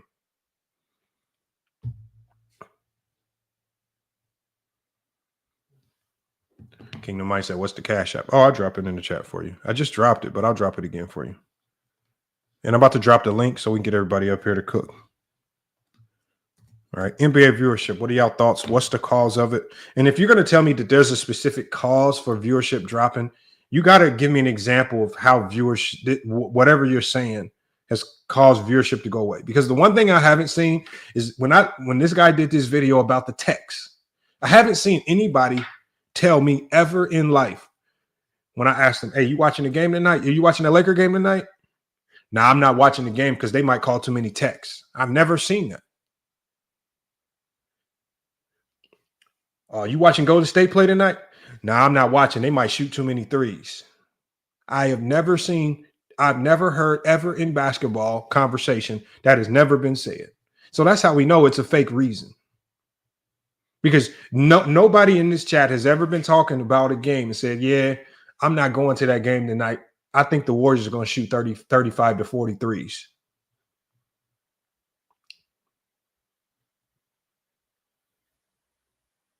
Yeah, nah. Hey, I'm not going to the game tonight. I think the refs might be on some BS. I think they might call too many texts.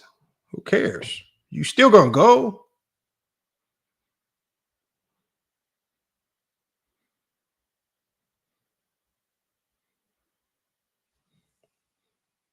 Kingdom Mind says the point is rigged. All right. If you're going to say the game is rigged, you got to prove it. And if you know the games are rigged, then you should be winning every bet. And at the end of the day, Kingdom Mindset, any sports bettor, when bets don't go your way, you say it's rigged. There are literally people who lose their parlay and say, I think the sports book called the team and told them to bench a certain player so my parlay wouldn't hit. That y'all think y'all parlay is the end all be all to everything.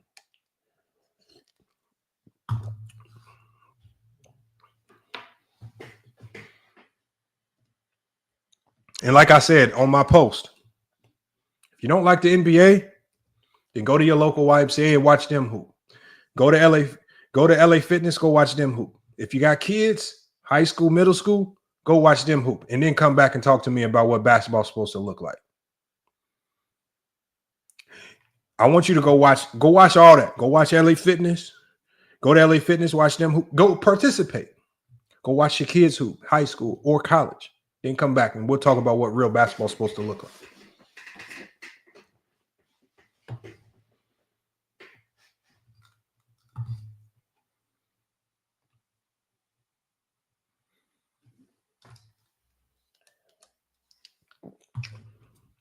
And while we at it, on my new channel, NBA Post, y'all see it in the chat right there.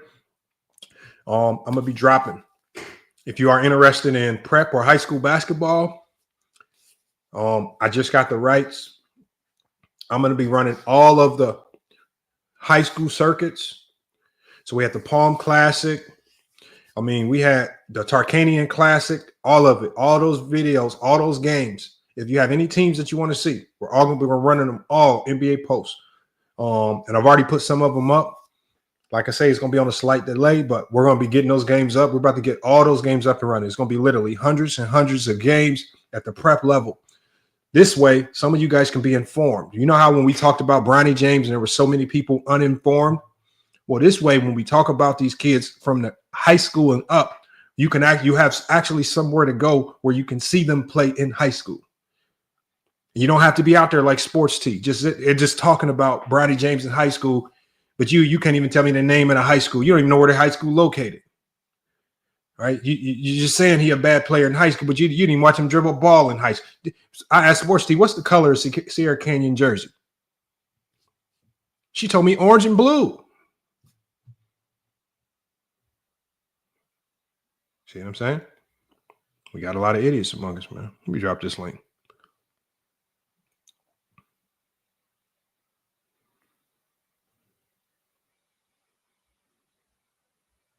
I just had my link. Here it is right here.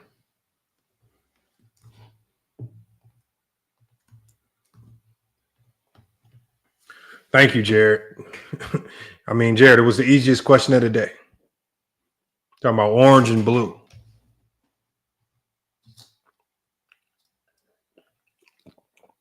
No. It's just like LeVar Ball said, Rep God, stay in your lane. Just stay in your lane. Go cover women's tennis or something else. Ain't your lane. That's all it is, man. Sports teachers need to find. And so at the end of the day, what you also have is you have a whole bunch of casuals who can now come on the YouTube and pretend that they are bona fide and legitimate media. They could pretend that they are knowledgeable about the sport, and they can attach themselves to certain narratives, players, or teams, all for the viewership and the money. And so this is where we get the Dreamers Pros and the Sports Tees and the Man Down Sports, people who have now attached themselves to narratives and the NBA for the money. But you absolutely know nothing about the sport whatsoever. You don't study the game. You don't understand the CBA. You don't understand the difference of 90s basketball from 2000s basketball to 2010s basketball to basketball today, right? It's stupid, man. These people are complete idiots, man. Hold on, we got a couple people in the backstage. Let me go ahead and bring up Jared, man. Jared, what's good, man? Hey, can you hear me, Lamont? Yeah, I hear you, man. It's been a minute, man. How you been? I've been good, man. I just wanted to come cook on this real quick, Lamont. How you feel about LB, man? LB, man. They say LB passed away, man. That is extremely tough news, man. LB was, I mean, whatever you thought about his basketball takes, man, he was out there grinding. He was working consistently, and he was doing content. He had one of the funniest moments on Ticket TV when he was yelling too loud on the live stream, and the cops banged on his door, and all you hear is that loud bump, and then you hear him talking to the cops, copping deuces, man. One of the funniest moments on FYF Sports, man. Show some appreciation to the man LB, and then let me hear your take, man. Yeah, man, that was good, man. But I agree with you, man. The dude was solid, man. Like I didn't really watch him a whole lot though, but like, and when I did watch him, like he had some good takes. Like that, and obviously, like, look, everybody's gonna have a take or two that they want to take back, but like I think for the most part, like he was solid, man. Like he was one of those guys that I feel like even if you didn't agree with what he said, I think you could at least understand like why he was saying and like the logic behind it. Like I think he had the ability to actually be like a really good like taker though. What do you think, Lamont? Hold on, say that one more time. My bad. I was fixing my sound. Okay, so the last part I said was even if you didn't agree all the time with what he said, you could at least like understand like the logic behind what he was saying. Like he at least you knew like put some thought into what he was saying, Lamont. Who, LB? Yeah. No. LB didn't put no thought into what he was saying. No. LB was crazy. When he got to talking, he got to talking. He was entertaining in the maybe I motherfucker didn't though, watch him enough. but he didn't make much. I mean, like I say, LB was crazy. When it came to the basketball takes, LB was all over the place, and that's one of the things you got to appreciate about him. He was a casual to the fullest, but he was a content creator to the fullest as well. Salute to LB, man. Like I said, over here, he is known for having one of the funniest moments on YouTube ever. When he was on it, he was sitting there complaining about LeBron James so loud that the neighbors called the police, and all you hear is do do do do do do do. He opens the door. Yeah, all you hear is the police. I remember that. And then what does he say? Hey man, I don't want to go to jail, man. I mean, I'm talking about it's one of the funniest moments, man. This is how LB's remembered, I man. saw it. You know, so again, salute to the man LB, man. One of the OGs. He started during the pandemic when a lot of us started, man. We just giving LB his flowers today. We want him to remember the way he was remembered. He was he worked hard, because the one thing I remember is he went to work. He grinded, he went to work. I think he worked like a factory job. As soon as he got back, he owned the live. He cooking it up with us, whether we agree or disagree. That's LB, man, for you right there. We got all access Dex, man. Dex, man. You in this media circuit like we are. And you, especially with y'all coverage of the Charlotte Hornets, and you with y'all coverage of the Ball family, y'all have been one of the few that resemble older local media with y'all coverage of the Charlotte Hornets. By good or bad, y'all trying to find a way to convince the world that the Charlotte Hornets can win an NBA championship built around LaMelo Ball, by hook or crook. That's what the old local media was all about. And it was also always about the positivity. Dex, man, what you got on this? Yes, sir. First of all, salute to you, brother. Great monologue, and the entrance to allow us to come up was phenomenal in itself. So I'm quite sure everybody's hyped right now. Salute to Lamont. Please donate to the channel.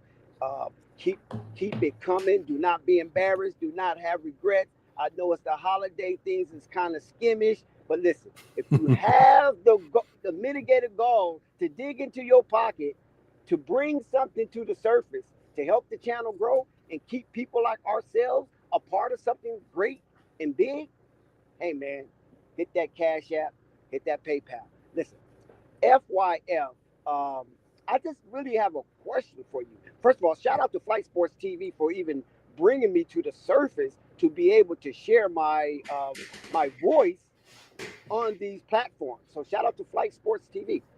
Lamont, how much culpability does the ownership have when we talk about this viewership declining and people interest waning and dissipating based on the fact that they build the team to agitated interest and then allow the team to collapse and get rid of some of the better players and always go into rebuild mode? So here's the thing, and this is what I saw in the past. The teams are going to make team decisions, no matter what the media says or thinks. But it's always on the media to find the light at the end of the tunnel for everything that they do. Now, you may not always agree or disagree, but at the end of the day, as local media, your job is to sell this franchise to the people by any means necessary. So for example, when Philly traded Charles Barkley to the Phoenix Suns, the only thing Philly media could do was try to make light of that move. And as a local beat writer, you have to try to let everybody know this move is going to make the team better. The players or the picks or whatever we getting back, this is how we're going to get to the goal of winning the championship. And then when the Phoenix Suns, a team that was just in the playoffs, just won 50 games, you bring in Charles Barkley. Your local media has to make sure that the local fans embrace him like he's been there for 10, 15 years. So the local media in Phoenix, you have to start writing and building around Charles Barkley like he's been there since he was a rookie. When Shaq went to LA, they had to do the same thing, right? Even if players move, it's local media's job to make you feel at home. What did KD say about the local media in Golden State when one of the reasons why he left. They never embraced him. They never made him feel at home because all they talked about was, yeah, KD here, but it's still Steph Curry team because they are stupid. And because media was so stupid, they pushed away one of the greatest team tandems that we've ever seen because they don't know how to market to their local demographic. They're so caught up in just trying to sell us a negative narrative that they pushed out a great star in KD. That's where they shoot themselves in the foot. But the media will never admit to themselves, damn, we messed that up.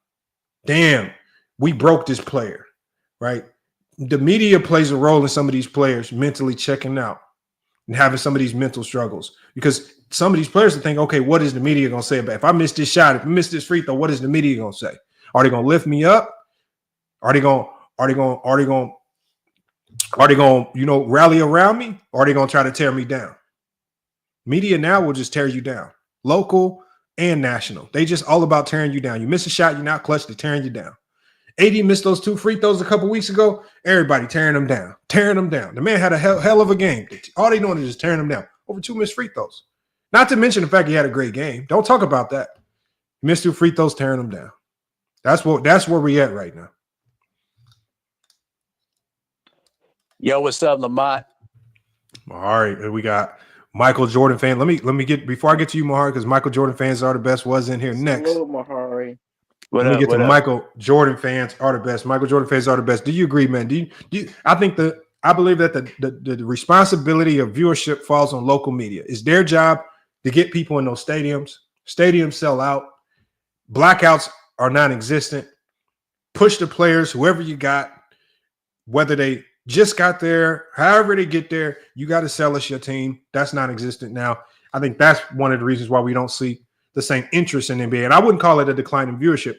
I would call it a decline in interest in the NBA. And I don't think it has anything to do with 3-point shots or text, man. What you think about that, Michael Jordan fan?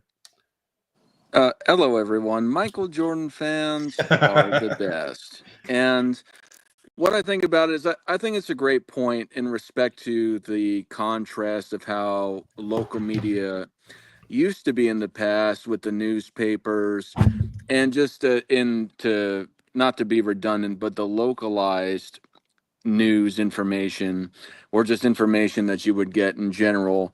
It was not that there weren't nationally syndicated areas, but it's just different in a phrase. You covered a lot of this, so I won't rehash it. I do think to your point though, and I agree with your point, is that there's a lack of positivity towards local teams. Now, I'm going to be candid. Haven't followed my local news media for my team, the 76ers, in a long time because I haven't lived there in a long time. However, I know that in general, to your point, or I have an idea, I don't have the specific numbers behind it, that it has been a decline in respect to cable television with the local news, where you would, wake up in the morning and look at the weather, hear the who got killed or who got robbed in your local city, and it was generally negative back then. But to your point, it does seem to how you're talking is that it seemed to be a lot more positive.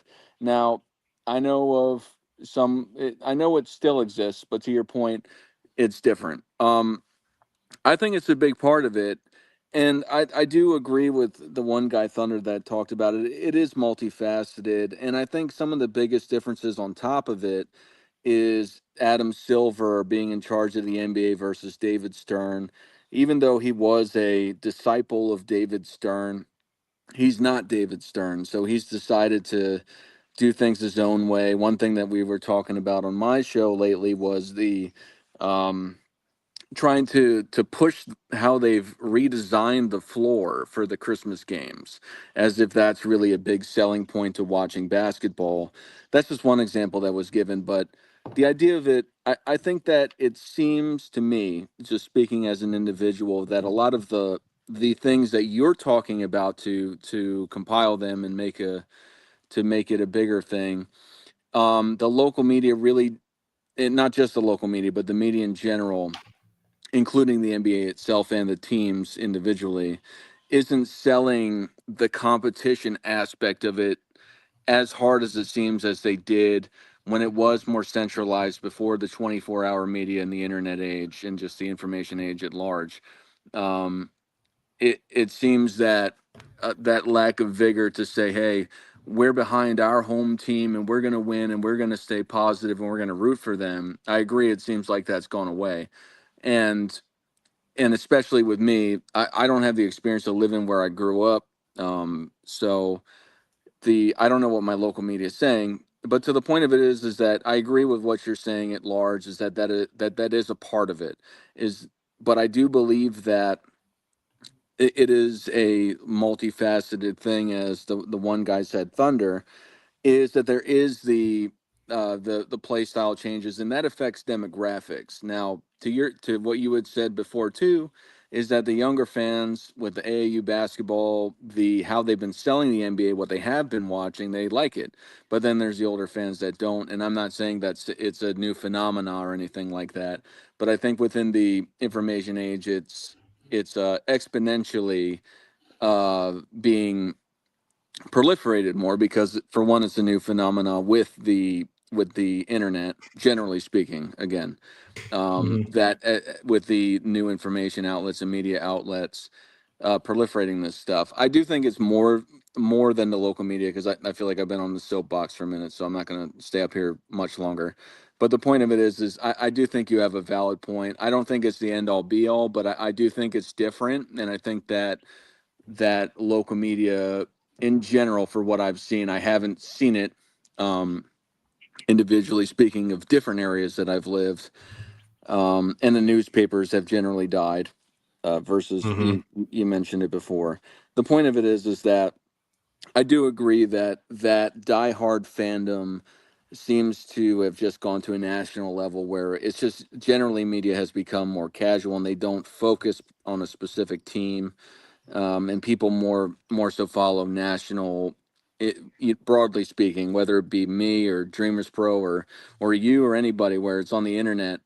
It seems like they follow more internet personalities that cover more broad stuff versus being a diehard individual fan. And I'll leave it at that, because I've been talking for a minute.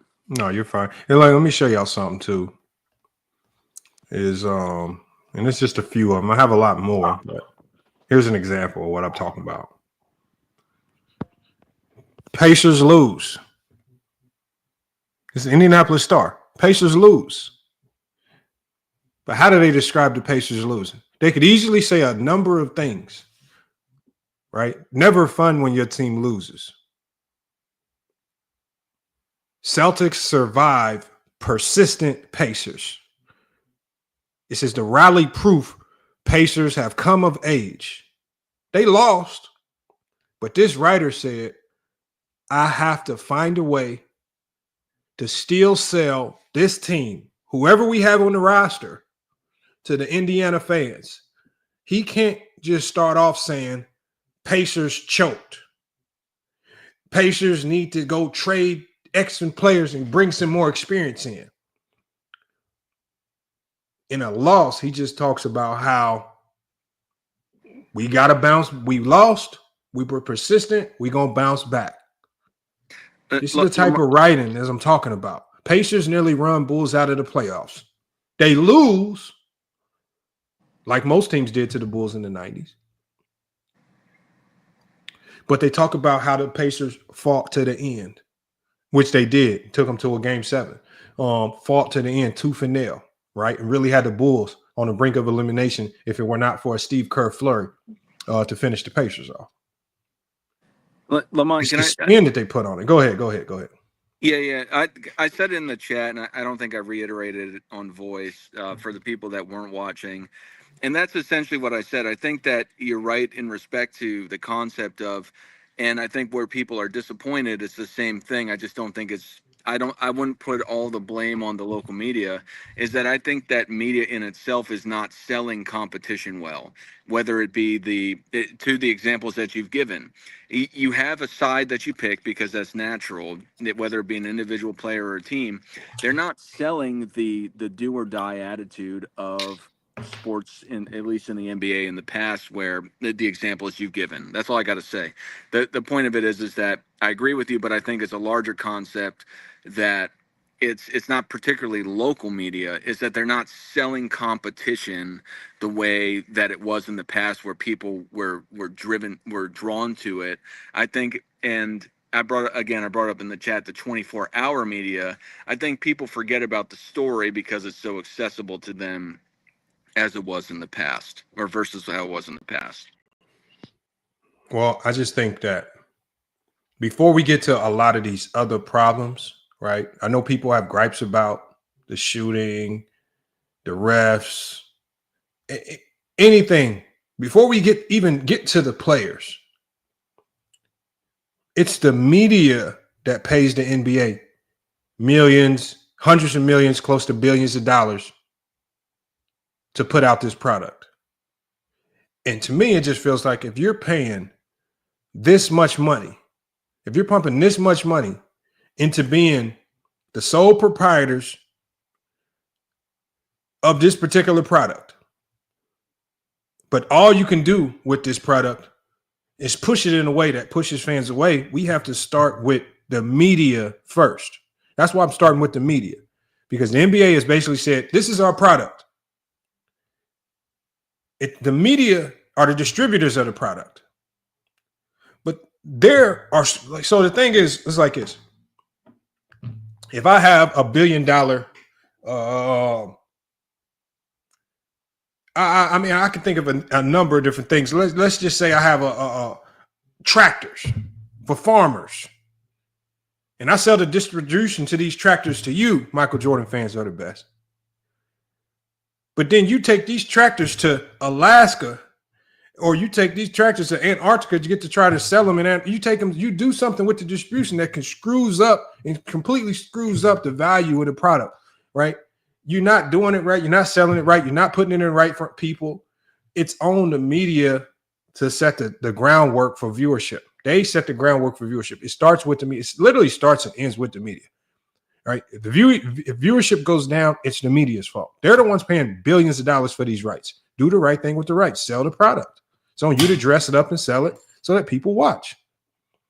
The game alone, basketball has proven to us that the game alone is not enough to sell. The WNBA is proof of this. The WNBA has been the WNBA for years. Asia Wilson, Breonna Stewart have been in the WNBA for years. They could not sell. But because the media chose to hype up and sell Caitlin Clark and Angel Reese in a certain way, that's what brought viewership back. It wasn't that basketball all of a sudden just got good in the WNBA. They packaged it up and sold it to us in a different manner. That's what happened.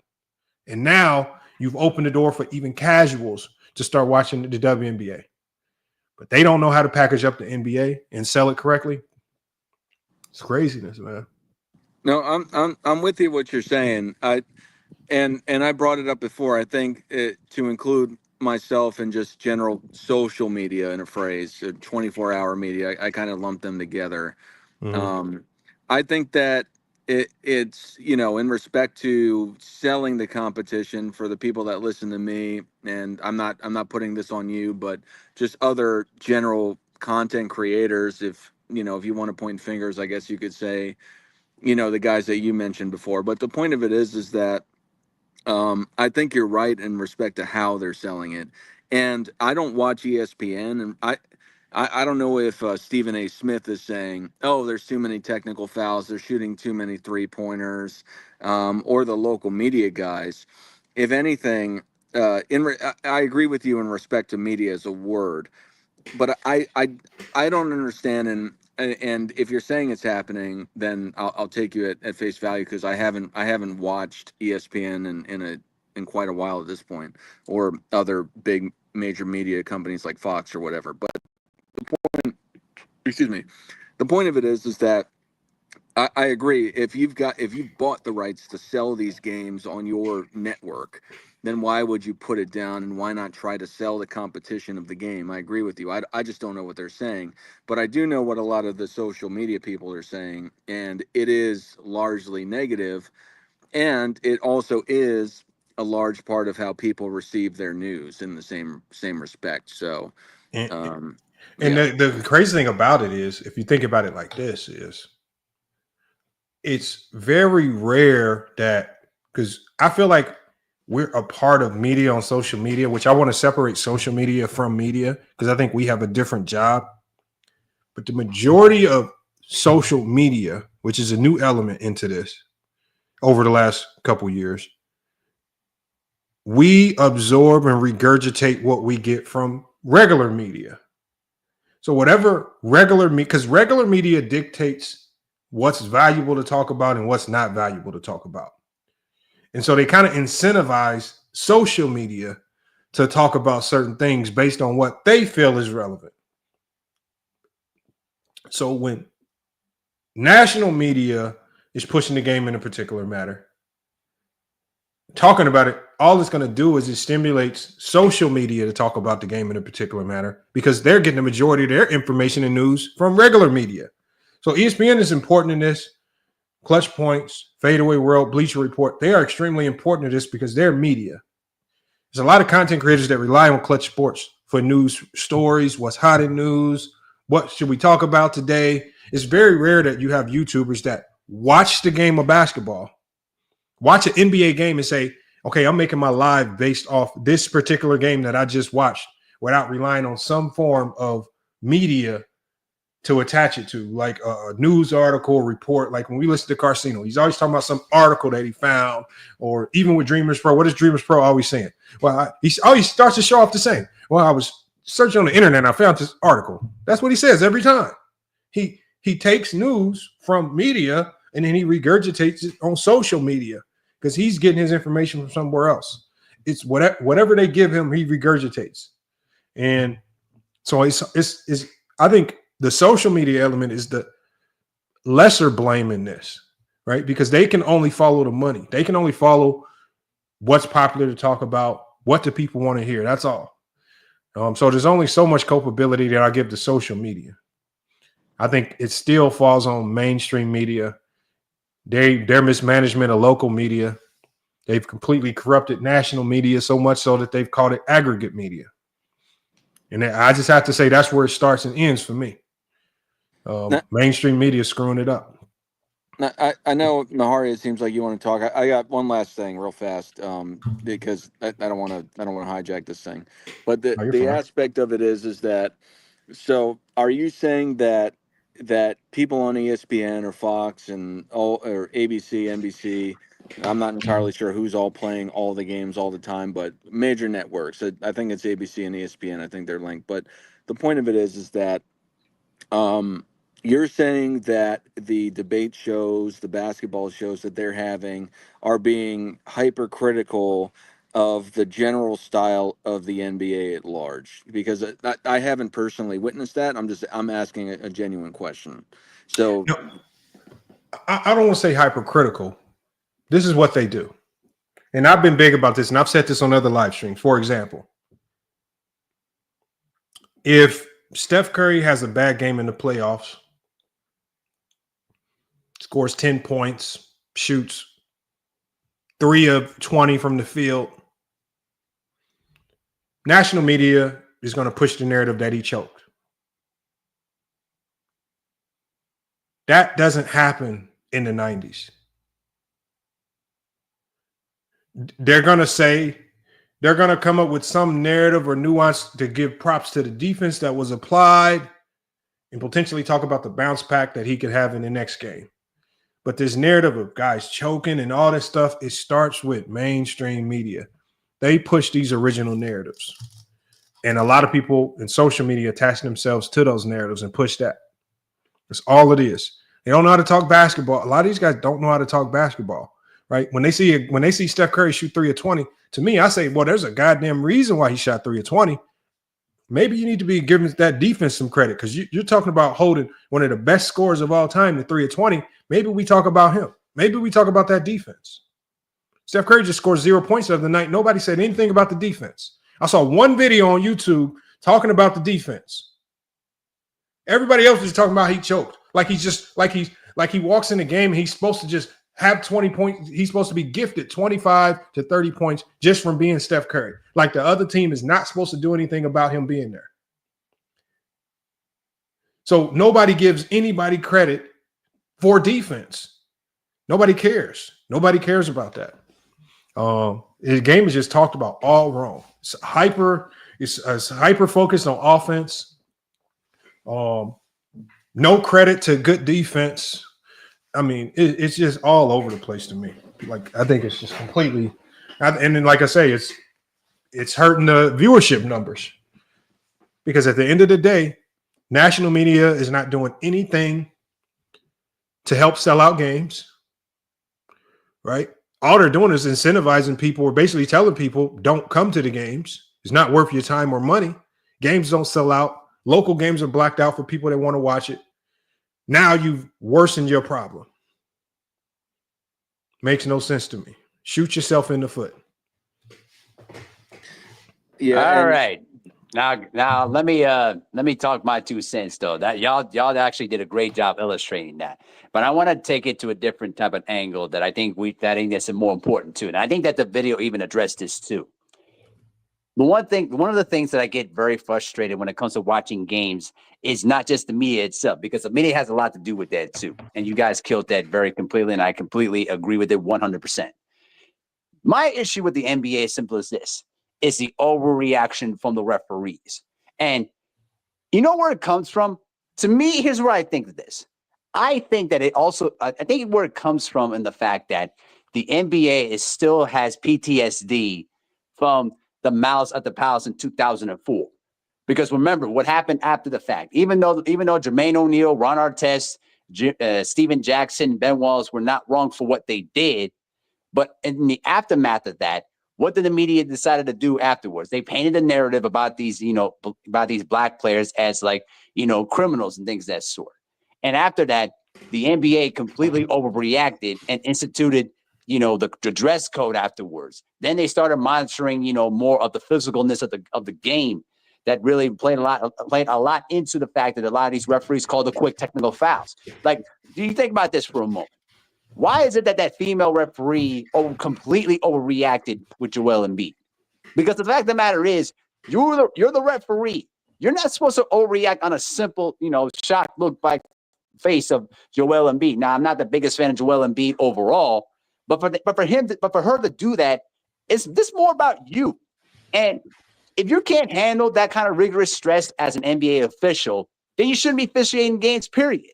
And I think a lot of these referees, unfortunately, they're taking their cues from the people upstairs to prevent another brawl incident from happening, and they're taking away the physicalness of the game. Now, again, most of it is not entirely the referee's fault, but also in the fact that the NBA has tried to promote, more of an offensive type of game and taking away the physicalness out of it.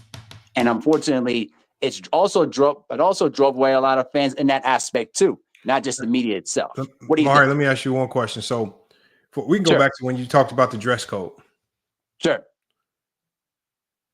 Who were when the dress code for the NBA came into question, it started because the media would put players on podiums before and after games, show them walking in before and after games, because it's showing the people the players before and after the games in a different light. Right. And so if the media is going to be focused on how these players are dressed, so the media put attention on how these players were dressed coming to the games and leaving from the games. So the media are the ones that took attention away from the actual game itself, focused on these players off the court, showed the world what they were wearing, right? If some of them were dressed like street dudes, the media showed that. Then the media were the ones to go make articles about it. This is an article about the way Iverson's dressed. Iverson wearing the wave cap at the post-game news conference, which is for the media, right? So at the end of the day, the media controlled that.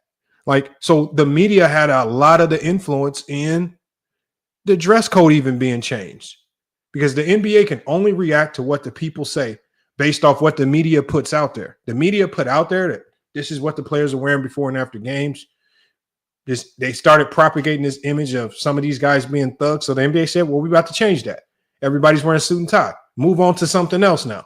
So now you can't say our players is thugs because everybody's in suit and tie now. Get on to another subject. So the NBA checked that box real quick. Basically just telling the media, move on to something else. That's what I feel that was for. So I don't think it was for the players per se because they wanted to control what the players were wearing. I think it was them just checking the media, basically saying, look, okay, everybody's in suit and ties. What can you say now? Can you make up these narratives? It's hard to put a picture of a guy dressed in a suit on a newspaper saying he's a thug. It's just hard to do that. Their images don't go together. So I think the NBA did it for a completely different reason. And when you go to the refs, there have been bad refs in every generation of basketball ever. There were bad refs in the 60s, 70s, bad refs in the 80s, right? Because when these games get out of control and lead to brawls in the 80s, that's because the refs are trash. Good refs don't allow games to get out of control, right? Good refs know how to keep everybody level-headed, and there are no fights. But when the game breaks out into fights and brawls, it's because the refs let the game get out of control. Any ref in America would tell you that. So there's bad refs in the 80s. There were definitely bad refs in the 90s. There's been bad refs in the 2000s. So what happens is now with media, the media has chosen to hyper focus on her bad calls, which were bad calls, and focus on her bad calls, and then paint the entire media to paint the entire referees in NBA as if they're all trash when we know that they're not all trash. For the most part, I believe that they do a decent job, but she just had a bad night. And I think even with the bad refs, that's what makes the game fun, because sometimes a ref might make a bad call that might help your team. Y'all got away with one, or may make a bad call that hurts your team. But I got caught this time. But here's the thing, though, Lamont. There's got to be a certain point where bad calls continuously keep influencing games and influencing certain situations to where it has to be addressed.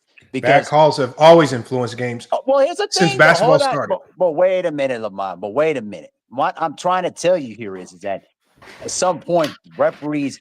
I do agree that bad refereeing happens a lot in all sports. Okay, so check this out. Go ahead. It took a bad ref for Jordan to have his iconic moment. Jordan's iconic moment on Byron Russell, that was an offensive foul. Well, if the ref wanted to be petty, no. If the ref wanted to be petty, but the refs have to have. The refs are different from robots in the sense that there are times where you let guys play on, understanding the moment.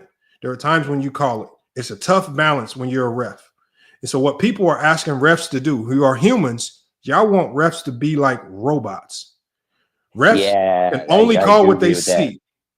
And so that's the beauty of this game of basketball, is that you have to, when you go into your game planning before the game, you have to now incorporate refs making bad calls into your game plan. So I tell my team all the time, we just going to beat this team by 40. That way, ain't no call in the world going to save them, right? When we go into certain games, we go up 10, timeout. No, we trying to go up 20, 25. We ain't about to let the refs do nothing. You already know they're not on our side. Let's go ahead and beat the life out of this team. Ain't no ref going to save. And when I'm on the court, if you ever hear, like sometimes the mic will pick it up, my team's going up and down, ref might make a questionable call, I'm going to yell into my team on the way up and down the court. The refs will not save them. Refs will not save them. So I believe that people over-bloviate the importance of good and bad calls, because the NBA could easily fix this referee problem in one day. They just go to AI refs. Everything is determined by video. Everything is determined by AI. And now every call is perfect. Now that makes the game boring. Right. Now that's when you make the game boring, because the instant replays have already made the game boring to a certain degree with all the stops, and people are complaining about that. So again, do y'all really want a perfectly called game? Well, I like some bad calls every now and then. I like seeing, guy go up, get a nasty N1 layup. He might not have got fouled, but you know what? When he makes that N1 layup, the crowd goes crazy. I mean, sometimes it is what it is. Well, You just got to accept the good with the bad. Well, that's how you see it. But to me, that's where I draw the line, because then at some point the game becomes muddied up, and then fans will look at it like, man, this refereeing crew has basically trashed up the entire game. Now, look, do I agree that a perfect officiated game can happen? Absolutely not. There's always going to be bad calls, no matter what, no matter who. I don't give a damn if you're Scott Foster, if you're Dan Crawford, Steve Jabby, or Joey Crawford. Listen. They're human. They're always going to miss calls no matter what.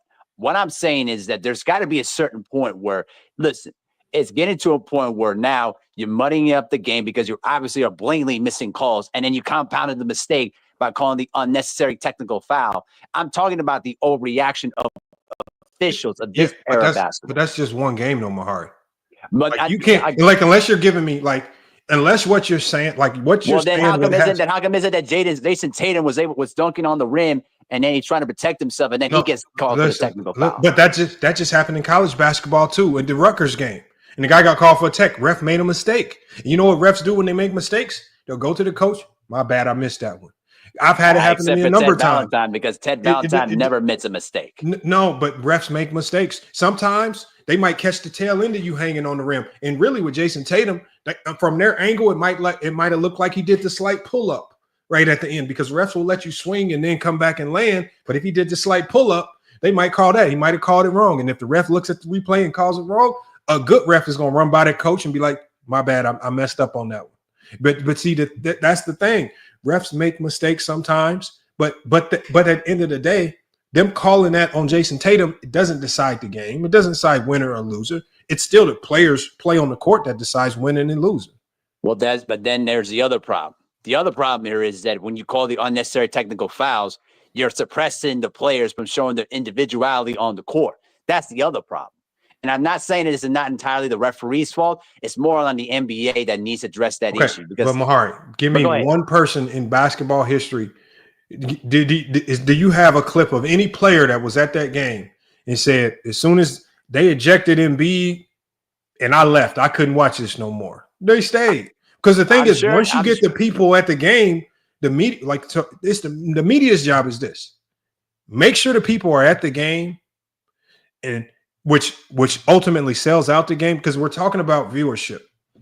The media's job is to get people at the game. Once you get people at the game, whatever happens at the game, that's on the game. Get people at the game to watch. Once you get people at the game and you got sold out arenas, now there are no blackouts. So now you got people watching on TV, local, and you got the arena sold out. That's a win-win. Well, now whatever happens at the game, well, that's on the NBA and the players. Then it falls on the NBA and the players. But we're talking about viewership. So if we're talking about viewership, we're not talking about what's happened at the game, because when they're talking about viewership, they're telling us that people aren't coming to the games and people aren't watching the games. If people aren't coming to the games and people aren't watching the games, that's on media, because media is not doing their job. And media's job is to sell the product, get people to go to the games and watch. It's not their job to tell us how trash the product is and get people not to watch, because if you tell people the product is trash and not to watch, the only thing that's going to happen is that people are going to say the product is trash and they're not going to watch, thus a viewership decline. Well, here's the you can't complain about viewership decline. You cannot complain about viewership decline at the same time trying to tear down the same product that you want people to view. Well, here's the thing, though, Lamont. I never said you're wrong about that media aspect. I agree with you 100%. I'm also addressing the official issue, because Primetime Podcast's comment is actually correct. A lot of these referees what is that?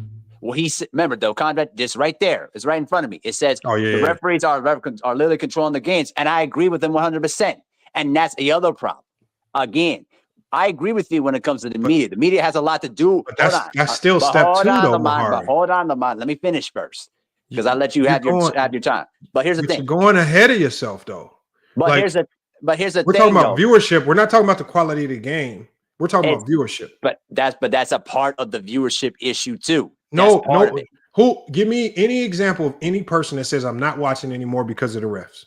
A lot of fans can say it. I can tell you right now. I can name you 10 different fans right now that could tell you I'm not watching the game because the referees control the game way too much. They're lying. It's not. Listen, I can tell you. You don't know. Right now. There's a lie. You know nobody's not watching because of the refs. Are you serious? Come on, Lamont. You know better than that. You know better than that. Give me one person ever who said, I'm not watching, I'm going to stop watching the NBA because I think the refs are bad. Nobody in basketball history has stopped That's watching. what you think, but Lamont, that's how you see it. But I see it very differently than you do, and that's okay. We just agree to disagree. When was the last time you watched an NBA game, Mahar? I just watched some NBA games here today, but I've been watching some NBA games. So you haven't stopped watching, even though the refs are bad. Because again, I'm a basketball guy. Listen, I'm not a casual. Listen, Lamont, I know what you're trying to do. You're trying to spin it into a way that I make myself look bad. No, Lamont, I'm not falling for it. No, I'm not falling for it, Lamont. I know what you're trying to do, bro. Nice try. No, I'm not. I'm not falling for it because I'm a basketball guy. I watch the games regardless of how bad the officiating is. I'm talking about from a casual perspective. That's where my argument is. But you know what? Don't cheat the zone because that's how the other people see what the viewership is. That's my thing. So I don't know. I have not ran into any person that said I'm no longer watching NBA basketball because of the refs, and then actually stuck to it. Like you might say it out of emotion because you lost your parlay. You might say it out of emotion because your team lost. But I don't know. And then, but then in a couple days, you back watching the NBA. Well, I'm gonna tell you this. I need to find me one person that's cold turkey. Just went cold turkey on the NBA. You know what though? I'll tell you. They don't exist. I have a friend of mine who lives out in New York who hasn't watched an NBA game in 15 years, and he tells me it's because of the officiating. Okay, so here's the problem. Hold on. Go ahead. Hold on. But if he hasn't watched in 15 years, how does he know the officiating is still bad? Because he sees the highlights of the game and he sees the calls. So he's still watching. More savvy about basketball than most. So he's still watching. But at the end of the day, he's getting his news from the media about what the game is or isn't. Like I said was, if he hasn't watched in 15 years, and the only way he's checking back in to see if the NBA has changed, he's relying on the media to determine, okay, what's changed about the league? Should I come back and actually either start going to games or watching full games? But what the media is telling them is they're telling them the product's still bad. So he's still gone. So it's still he hasn't gone to a game in Madison Square Garden in a long time. But go ahead. Because the media ain't selling him because basically what you told me, until the media tells him that the game has changed, he's not coming back to watch a game. He's not going to Madison Square Garden. He's not watching the game. So again, it's still his viewership still falls on the media helping, dictating what the game is or isn't. And because the media is still telling them that the NBA is bad refs and it's trash, he said, I'm still not watching. So it still falls on the media.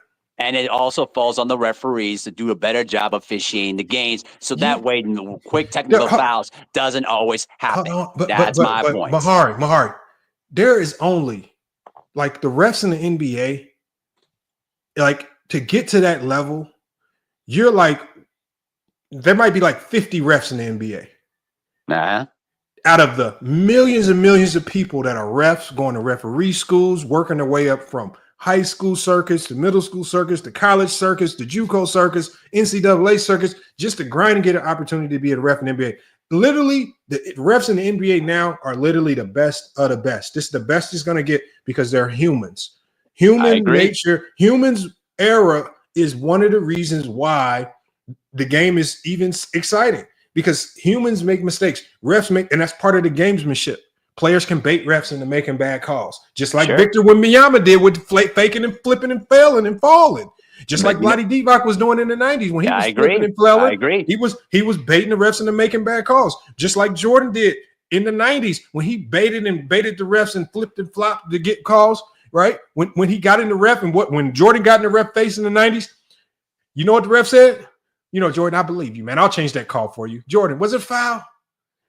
Yeah, you know, but again, it also draws another issue too. So, but you know what though, I think I already cooked on the referee aspect, and you cooked the media aspect pretty good. So I'll let somebody else take the mic. And let me trust you out, Travis Simmons. Travis Simmons, if the refs in the NBA aren't the best, then tell me where the NBA can go to get better refs. Maybe the college level. I mean, you can probably recruit some college referees that can probably. That's where they come from. Well, there you go. Hold on, but hold on. Just a year ago, they were saying that college refereeing was at an all-time worst.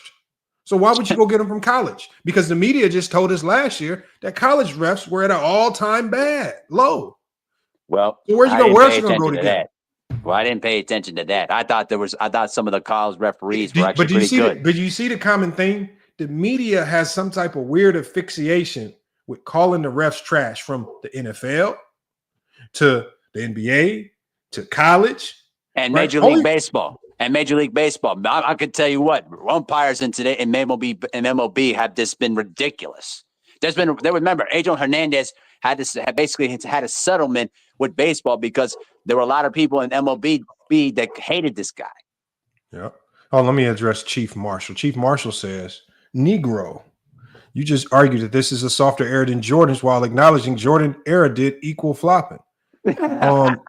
First of all, Chief Marshall. Go ahead, man. I don't equivocate fouling with being soft or not. Right? Guys that play in the NBA in any era are not soft. Players in the 60s were not soft. 70s, 80s, 90s, 2010s, 2000s, and now none of them are soft. It's an extremely difficult game to play at the professional level. It's an extremely physical game to play at the NBA level. In any era of basketball, I don't do this thing because I don't do this thing with calling one era soft or another era soft. It's fake. Because Chief F. Marshall, I know 1,000% certainty that if I put you on a court with NBA basketball players, you're going to get dunked on, you're going to get crossed, you're going to have elbows in your chest, right? For example, if they're playing a bona fide game and you cut through the lane, if you're going down, if you cutting through the lane off a DHO or a pin down, you're going to get chucked in the chest. It still happens in today's game. Right? Y'all just don't pay attention to it because y'all, especially the 90s babies, you guys have some type of weird asphyxiation with just scoring. You don't care about anything else that goes on in the game other than just scoring. So you don't care about what happens off ball. You don't care what happens on the defensive end. Y'all only care about if you scored or if you didn't score. And then you have to score from the mid-range, just the way Jordan did. And if you don't do it the way Jordan did it, then it don't really count as scoring.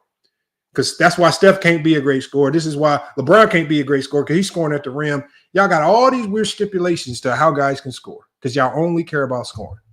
I didn't say nothing about soft. I don't call eras of basketball soft because I promise you. And then Chief Marshall, if you're too old, you get your kids on the court and we can go get them barbecued.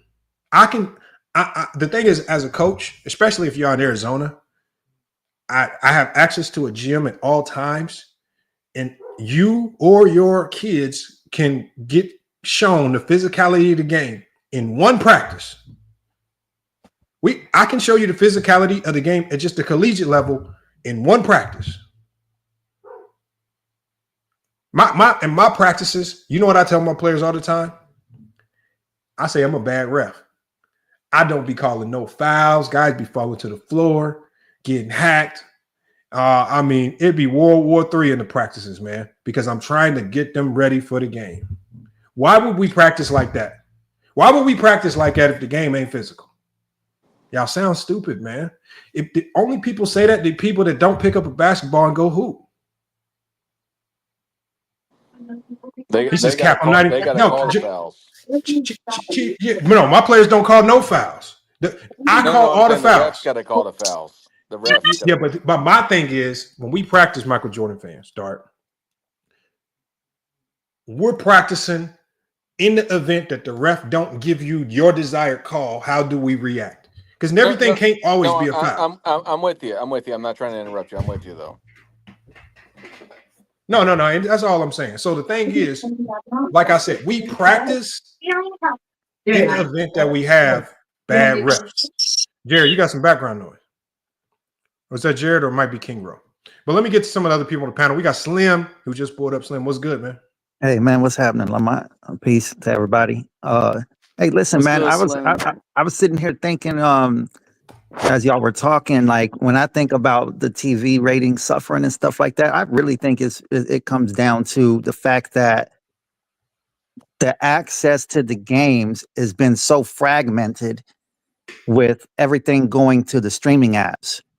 People are just not willing to take their cable bills from $100 a month to $250. You see what I'm saying? You got so many people in this country that they don't got it like that, where they can afford $150 extra a month on their bills. You see what I'm saying? So that's one thing.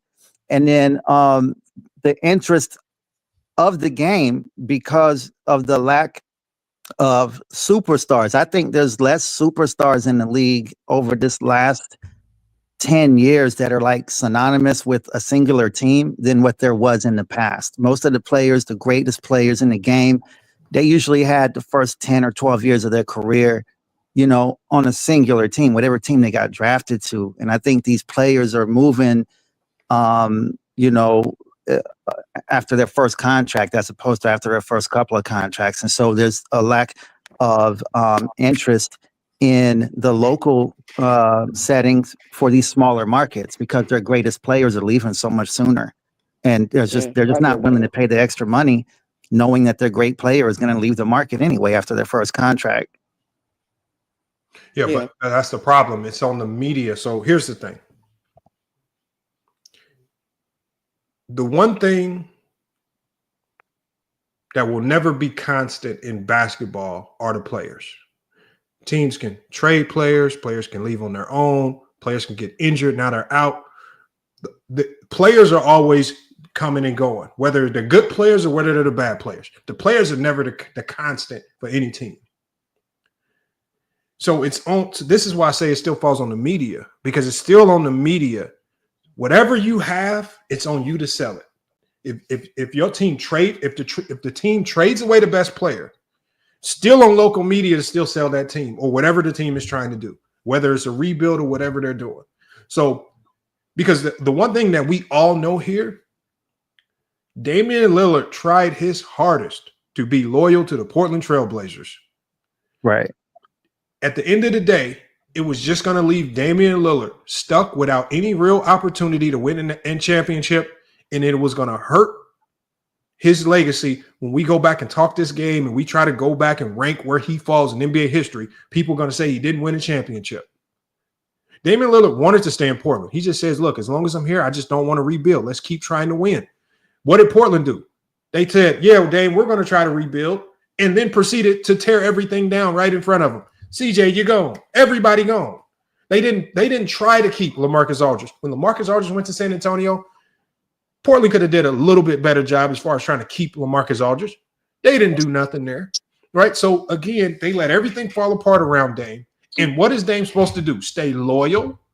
Stay loyal. No. So the thing is, even when Dame is this is why. So even when Dame is traded, the fan base has to embrace whatever they bring back in. And now Milwaukee's local media, now they're responsible for making the fans embrace Damian Lillard like he's been there 10 years. But they can only embrace him to that degree if the local media sells it that way. That's the only thing that they can do. So let me ask you a question, Lamont. Do you think that Damian Lillard's popularity among like the best players in the league went down once he went to Milwaukee? Or do you think he has the same status that he had among the great players in the league when he was in Portland? He's still a great player in the league. Yeah, I mean, everybody understood though. No, we know that, but does the casual fan? We know that, right? Because we watched the game. But does the casual fans understand? We know casual fans understand. I think it went down, Slim. No, we know casual fans understand it because when he went back to Portland, why does he consistently get standing ovations? Right? He can go back to Portland at any time, and he is welcome and loved by Portland fans still to this day because they know at the end of the day, he gave everything that he could. He stuck it out probably 4 to 5 years longer than he should have. So he literally wasted for about 4 years of his career with Portland on teams that we knew never had a realistic chance of winning, even though the team pretended like they were really trying to push to win. He drugged some of those teams to the playoffs that probably shouldn't even have been in the playoffs. He literally gave everything he could. So casual fans, like when you just all you got to do if you don't believe me is just next time the Bucks play in Portland, or you go back on YouTube and watch the highlights. Look at how the fan when they celebrated him. Yeah, they celebrate him. He celebrated. Yeah, So they he did. celebrated because we know you did everything. Yeah, they you know could, who and- he is. and Yeah, they Portland know got a his good trade. long fan base. They know his trade requests had more to do. Now let me ask you this, Lamar. This is him my last wanting question. to win. This is my last question. I'm out, man. Let me ask you this: when it comes to the number of bad teams, like with crazy losing records, like we got teams that aren't even out of like, they're like below 400 right now. But like, has it always been that way as far back as you can remember, where you had 10, 11, 12 teams under 500 in the No, it was regular worse. season? It was worse. And there were times in the 90s where 20% of the league lost 60 games. There were times in the 90s it was that bad. There were times. So the thing is, there have been times. No, not working today. In every era of basketball, you're going to have historically bad teams, the teams that just are hot water garbage. But see, in the 90s, there was no hyper focus on the trash at the bottom. So there was no hyper focus on how bad the Dallas Mavericks, the Clippers, the Boston Celtics, and some of the teams at the bottom were. What they did was they celebrated when any of the teams at the bottom just got a tinge better. Denver Nuggets, trash during a lot of the 90s. They get a few picks. They have a nice run. 8 seed versus 1 upset. Celebrate that shit like a motherfucker, right? They sell it. So instead of focusing on the bummy teams, saying, "Oh yeah, the league is bad. They at the bottom." When those teams at the bottom do anything positive, they celebrate the shit out of it like you won a like you won an NBA championship, even though you didn't win. When you saw the end of that Denver series versus the Seattle Supersonics, the Dikembe holding that ball, you would have thought they won the NBA championship. They just won the first round. They just won the first round. But the thing is, they celebrate the shit out of the small victories, especially for the teams at the bottom. Hey, Lamont, Tracy McGrady. Yep. Yeah, Team KG before he went to Boston. Like, there's a lot of examples. All right, man, I'm out, man. But it's peace and love to everybody, man. Yes, sir. Appreciate it, man. Hey, can you hear Hold on, me? let me get to King Speech Row. That's King Speech Row. What you got on it, man? How you doing? Yeah. Oh, okay. So I think there's a lot of aspects to this. There's a lot of aspects to why people watch, why people don't. There's like you were just mentioning Portland. Portland is, everybody knows that Portland has some of the best fans in the NBA. Like, that's not a market where they boo players, where they have a lot of vitriol. They're very loyal up in Portland. So same thing when you said Denver. Denver has a nice loyal fan base as well.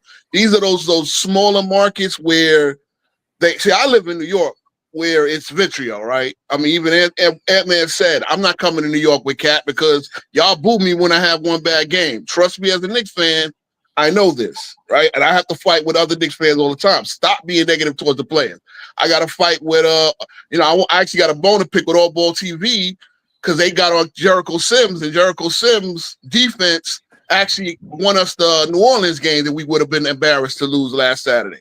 So there's levels to everything, right? You got the local, like you said, the local media is going to push the local team. They're going to give you a reason to watch, right? So those guys out in Denver, or everybody in the mountain region, they're going to push everything during the bad Denver year. They're going to push everything that's positive, right? There was a point when Jokic was an unknown, and they probably started pushing him when they started starting him. And next thing you know, Jokic's the best player in the world, right? So those are they gotta. I guess they gotta be realistic and show exactly what you gotta give you a reason to watch. The problem is when with the ratings going down, the casual fans are seeing a lot of reasons not to watch. So all of these aspects that I think we might agree on some things and disagree on some other things, right? To say that nobody stopped watching because of bad refereeing, well, I can go to a different sport, the NFL. If you remember back, was it 2012 when they had the referee strike? And I think it was week 4, they had that controversial play at the end of the Seattle game with the interception that they should have been called an interception, but they called it a touchdown. And then they used that little lynch point to say, okay, ratings are down.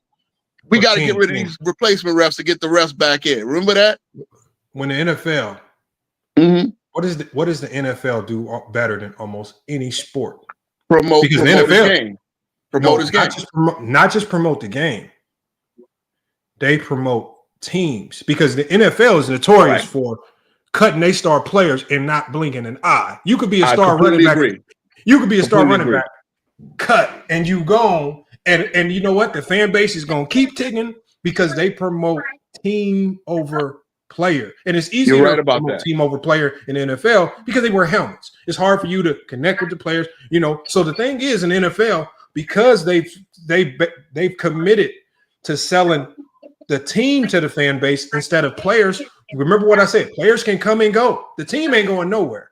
Team ain't going nowhere. Yeah, they root for the jersey. So they root for the jersey. And I think in the NBA, because of the way the media puts things out there, they've put player over team. That's the way they sell it. So they sell us players. They don't sell us teams, which is why when you need to sell out an arena, you got to get people to commit to that team to go to the arena. You can't just sell out when LeBron come into town because they sold the team. For example, with Bronny James, right? In the G League. That Valley Suns game that we went to, because we let our team sit courtside, because the G League and the NBA are promoting Bronny James, that game was sold out. The next night when they played the Stockton Kings, wasn't nobody there. You know why? Because they ain't promoting the team. They promoted Bronny. They're not promoting the game. Yeah. Listen, Cleveland should be playing today. Cleveland, OKC should be playing today. And the fact that they're not is ridiculous. Because those are two teams. I mean, let's be real. All right, they might not go to the finals, but to me, game for game, this Cleveland team is better than any of the second LeBron James run teams. Like, as a team, pound for pound, game for game, this Cleveland team, there's a reason why they're 22-4, and they should be playing today. I don't know who you kick off. Maybe Phoenix, because I don't think, but they should have flexed in Cleveland. And you know, today is like Thanksgiving Day for for the NFL, right? This is the game where everybody's home and everybody got a chance to watch. Cleveland should be promoted today because that's a great team. You know why though, right? You know why? Because they don't. They don't have the most marketable star. No, it's not that. It's not that. The thing is, see, local media in the past made that star marketable because they would trick everybody. Like, I'm talking about, it's people that really believe Reggie Miller is better than Steph Curry because, boy, that Indiana media had you think. Boy, there's people in that Indiana media that had you thinking Reggie Miller never missed a three. Like, if you don't look at any stats, Indiana media would have you believing that Reggie Miller shot 10 threes a game and made them all. He had his iconic moment, and trust me, as a Knicks fan, I get it. He had his iconic moment on my floor. But what happens though? What happens? They sell. What happens? So what happens is they sell us the name. So what happens is today the biggest game of the day is Bron versus Curry. That's what they're selling. They're not selling the Lakers versus. That's going to be the worst game. But I agree with you there because now that national media is taking over, we have all these people that are trying to sell the names instead of sell the jerseys because you need local media to sell the individual team, right? The local media's responsibility, propagate and push your team better than any other because the only people that can push your team is you and your state. You can't expect national media to do a better job at pushing your local team than you can in your local place. But you're because right there's because there's no media, there's no money right? in local media anymore. There's no money in it. Yeah. Remember what they did in the past. All right. So you would have the local team, right? You had a local team, and then you would get to the point where you have these Sunday games, like right after the Super Bowl. Those are the games on Sunday. Those are the most watched games. Then you started telling a story with, okay, this team versus this, and that's the next part. It seems like all these teams play the same way. And we know it's always been a copycat league, but you still had distinct styles. Now, because everybody wants to shoot so many threes, it really it looks like I'm looking at the Boston Philly game now. It seems like they are all doing the same thing, the same level of attack. back then you kind of had contrasting styles, and then No, you when didn't. Marv Albert would call the national did you? game and Mike When did- Fratello Wait, and all, wait. you know, the national, then you kind of got, then you got another niche media that I might not That's see not true. Portland in the local, or I might not see Cleveland in the local, out the West Coast. Nah. Wait, hold on. Are you that saying is that personal, because they shoot a lot of threes? Is that what you talking about? Well, I'm saying now that these teams have they're not really distinguishable from another team. Yes, they is. What are you talking about? They all What? jack up threes, though, bro. So They all jack up threes. you telling me you can't distinguish the Washington Wizards from the Boston Celtics? Well, like what? They both gonna shoot 53s. One team is gonna make one. Oh my gosh. They both jack up I threes. saw a kid named Kaishan George was shooting 18% from the field. No. I mean from no, the what ring. you saw, hold on. What you saw was what you saw. Hold on. Check this out, y'all. Check this out. What you saw Keontae George, one of the best young players in the league. No, right? that's from Utah. Kaishan George played for Washington. Oh, I don't know him. I don't know. Exactly. He took 17 threes in a game. That would have never happened in the 90s. Okay, He would have hold took on, but 17 shots in a game. Hold on. He wouldn't have been in the game to take 17 shots. What's the difference? What's the difference between him missing 17 mid-ranges in the 90s? Well, he'd have been young. He'd have been young. They wouldn't have had a guy who belongs in the G League, pretty much. A fringe player taking 17 shots. No, hold on. 17 threes. I'm just Hold saying. on. Hold on, And I King get Ron, he probably had to play because Poole was out that day or something like that. But still. Hold on, King Ron. You can't take the one-offs and apply it to the whole. One single player taking 17 threes is just right. one single player taking 17 threes. And even now, and we're even talking about even in an era where they shoot more threes than any other era, shooting 17 threes is still eye-opening, and it's a one-off. So you're taking a one-off, making it seem like the one-off happens every night. Like outside of this guy from Washington, who was the last guy that you remember that took 17 threes? I can comb some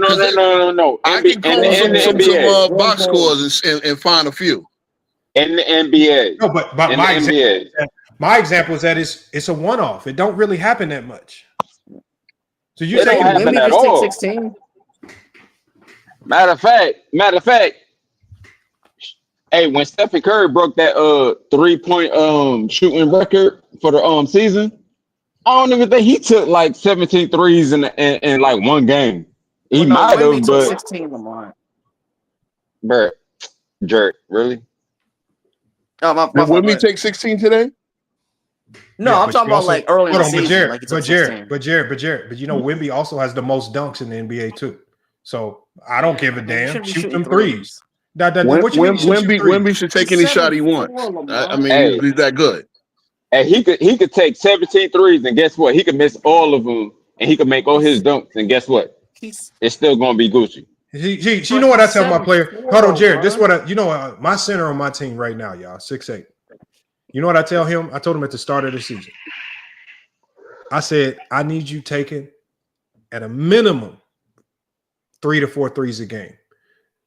Not necessarily because I think he's just gonna make them all, because I always told him, I said, if we playing a nice team, if you make one of them threes, you've completely changed the way that other center is going to guard you for the rest of the game.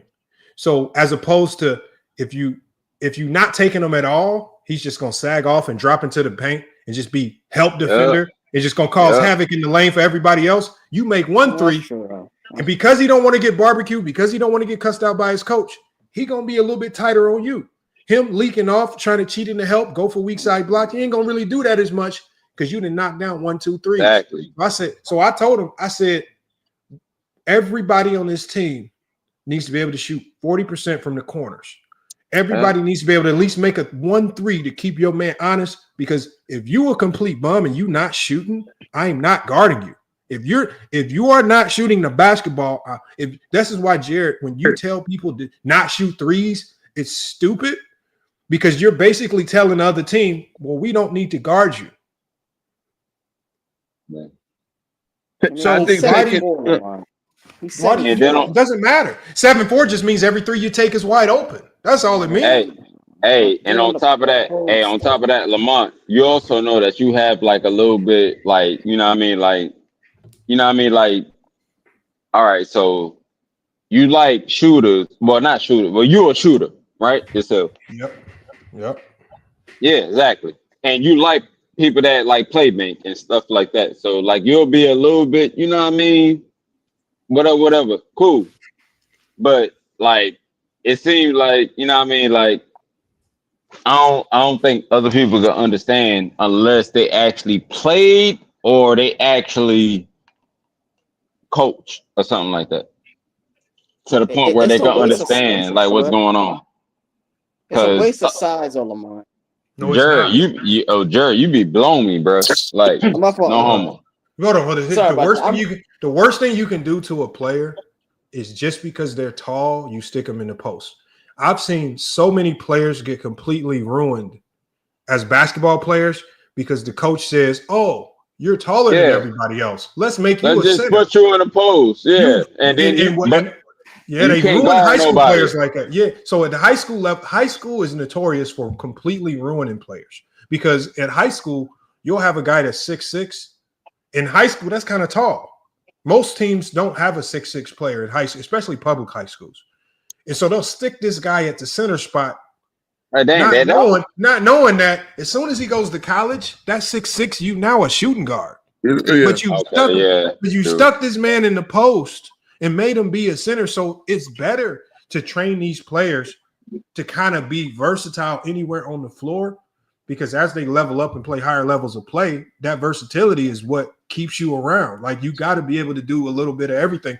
And these one-trick ponies, ponies, like just going to the post, I'm telling y'all, it's easy to defend. If all you can do is back to the basket post, I'm clamping that up. You're not doing nothing with my team if all you can do is go back to the basket and post up. I'm clamping that. You better be able to do more than just that. But shouldn't Wemby also be able to kill people in the post as well? Because if you look at today's game, right, he was killing it. He was killing Cat. Cat slew-footedness, got him in foul trouble. He picked up a lot of city fouls. But in the last 6 minutes of the game, what did Wemby score? At the end of the day, but what you need to be asked. The question you need to ask is, what did the defense do differently to where he didn't score the last 6 minutes? That's what I was getting to. That's the question. See, but people OG Anunoby and Preston Achua, 6'7" and 6'8", took him and locked him up the rest of the game. And if he had a dominant Shaq type of post game to go to, like that wouldn't have happened. And Shaq didn't have a dominant shot. To me, I'm gonna be pushing OG Anunoby. But Shaq didn't even really have a dominant post game. He was just you think OG Anunoby would have ever been able to guard Shaq for 6 minutes at the end of any game? Wait. Hey, hold on. Ain't this like it's like second year or something? It's second year. But they expected him to play like a 9-year vet.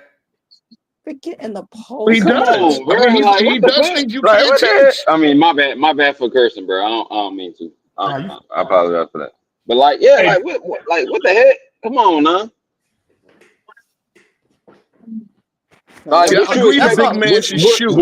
What do you really expect him to do though? But no big man should shoot 17 threes. Yeah, he shouldn't shoot 17. I agree with Lamont. He should shoot 4 just to keep the defense honest. But he also should be able to have a post game. Like Josh Hart should not be able to guard. I don't think Josh Hart is 6'4". I don't think y'all understand what the Spurs are doing with Wemby right now. And then on top of that, somebody that big, I would expect to get some kind of free throws because they that big. They gonna get some fouls. I just saw Embiid take a step back. Look, if they make it or miss it, bro, it don't matter. They gonna get them regardless. They gonna get the fouls. Yeah, but Jaylen Brown on Embiid, he takes a step back too. Hold on one second, y'all. Fouls are not equal opportunity. You earn fouls. So, and here's the good thing is this. Good defensive teams won't foul you.